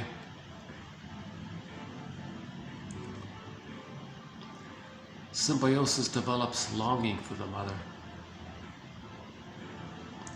The wish to regress to symbiosis must be analyzed so that the wish can be relinquished. Yeah. Okay, here we go. Grieving should no longer be regarded as a weakness, but as a psychological process of the greatest importance to the health of a person. Okay, so we've come full circle here. At the beginning of this video, we were talking about the TV show Drop Dead Diva episode entitled Prom, and he felt that the guy there had a hard time grieving. Okay, now let's advance. Grieving should no longer be regarded as a weakness, but as a psychological process of the greatest importance to the health of a person. Okay. So that feeling you're afraid to feel, first identify the inner critic. That's like a block for you to feel what you need to feel. Because the inner critic is saying, what? You want to feel something? Before I let you feel it, let me remind you of something. What?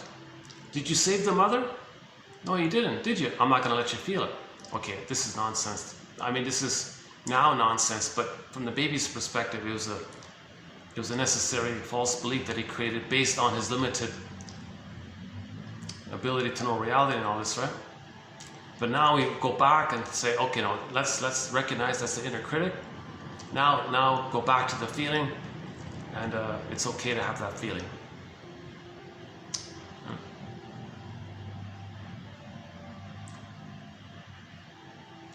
Okay, I think let's wrap up with. Well, yesterday let's play Brian Andre. So I'll finish up with Brian Andre's song. Ni Kaui. One of our musical voices in our soundtrack is Brian Andre.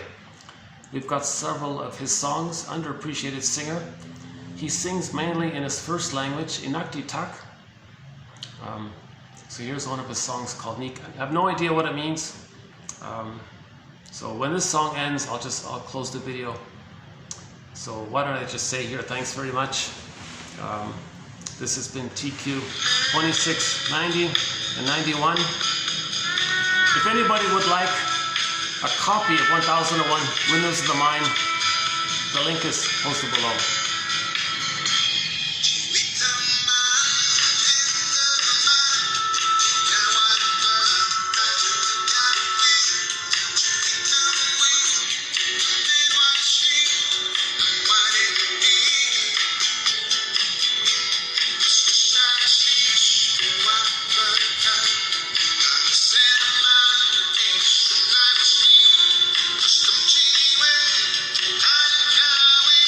Oh, look at that, yeah, there we go.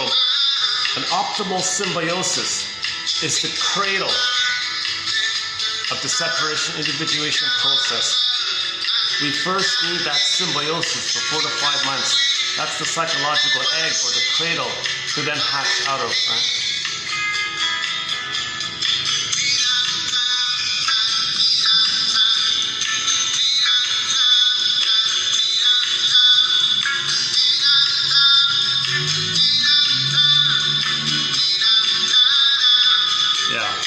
A symptom reveals and conceals simultaneously.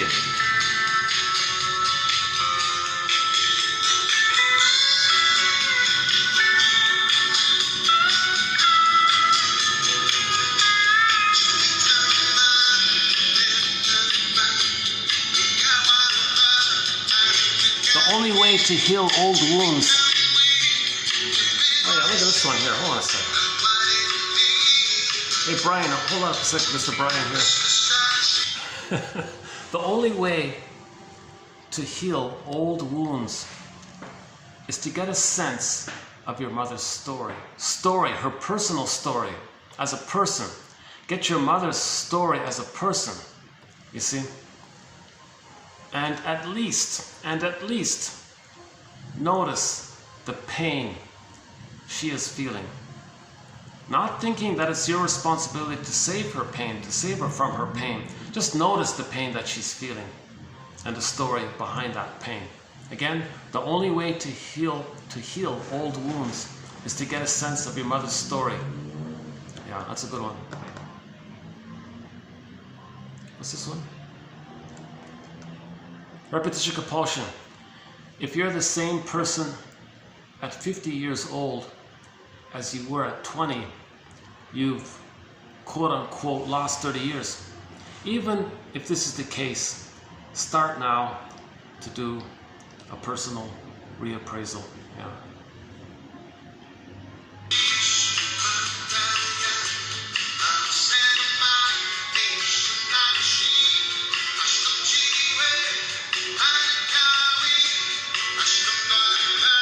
Life has an I in it. The word life has an I in it.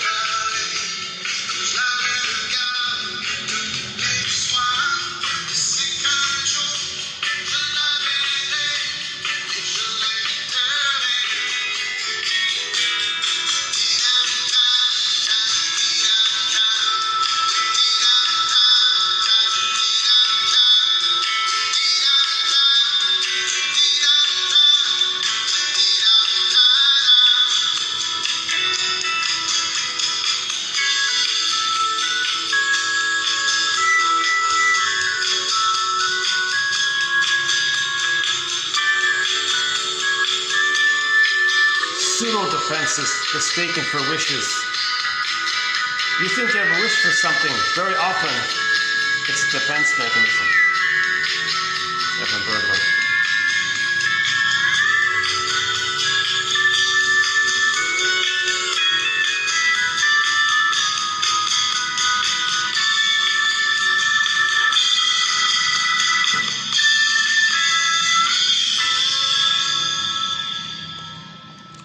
Okay, thanks very much. I'll see you in the next video.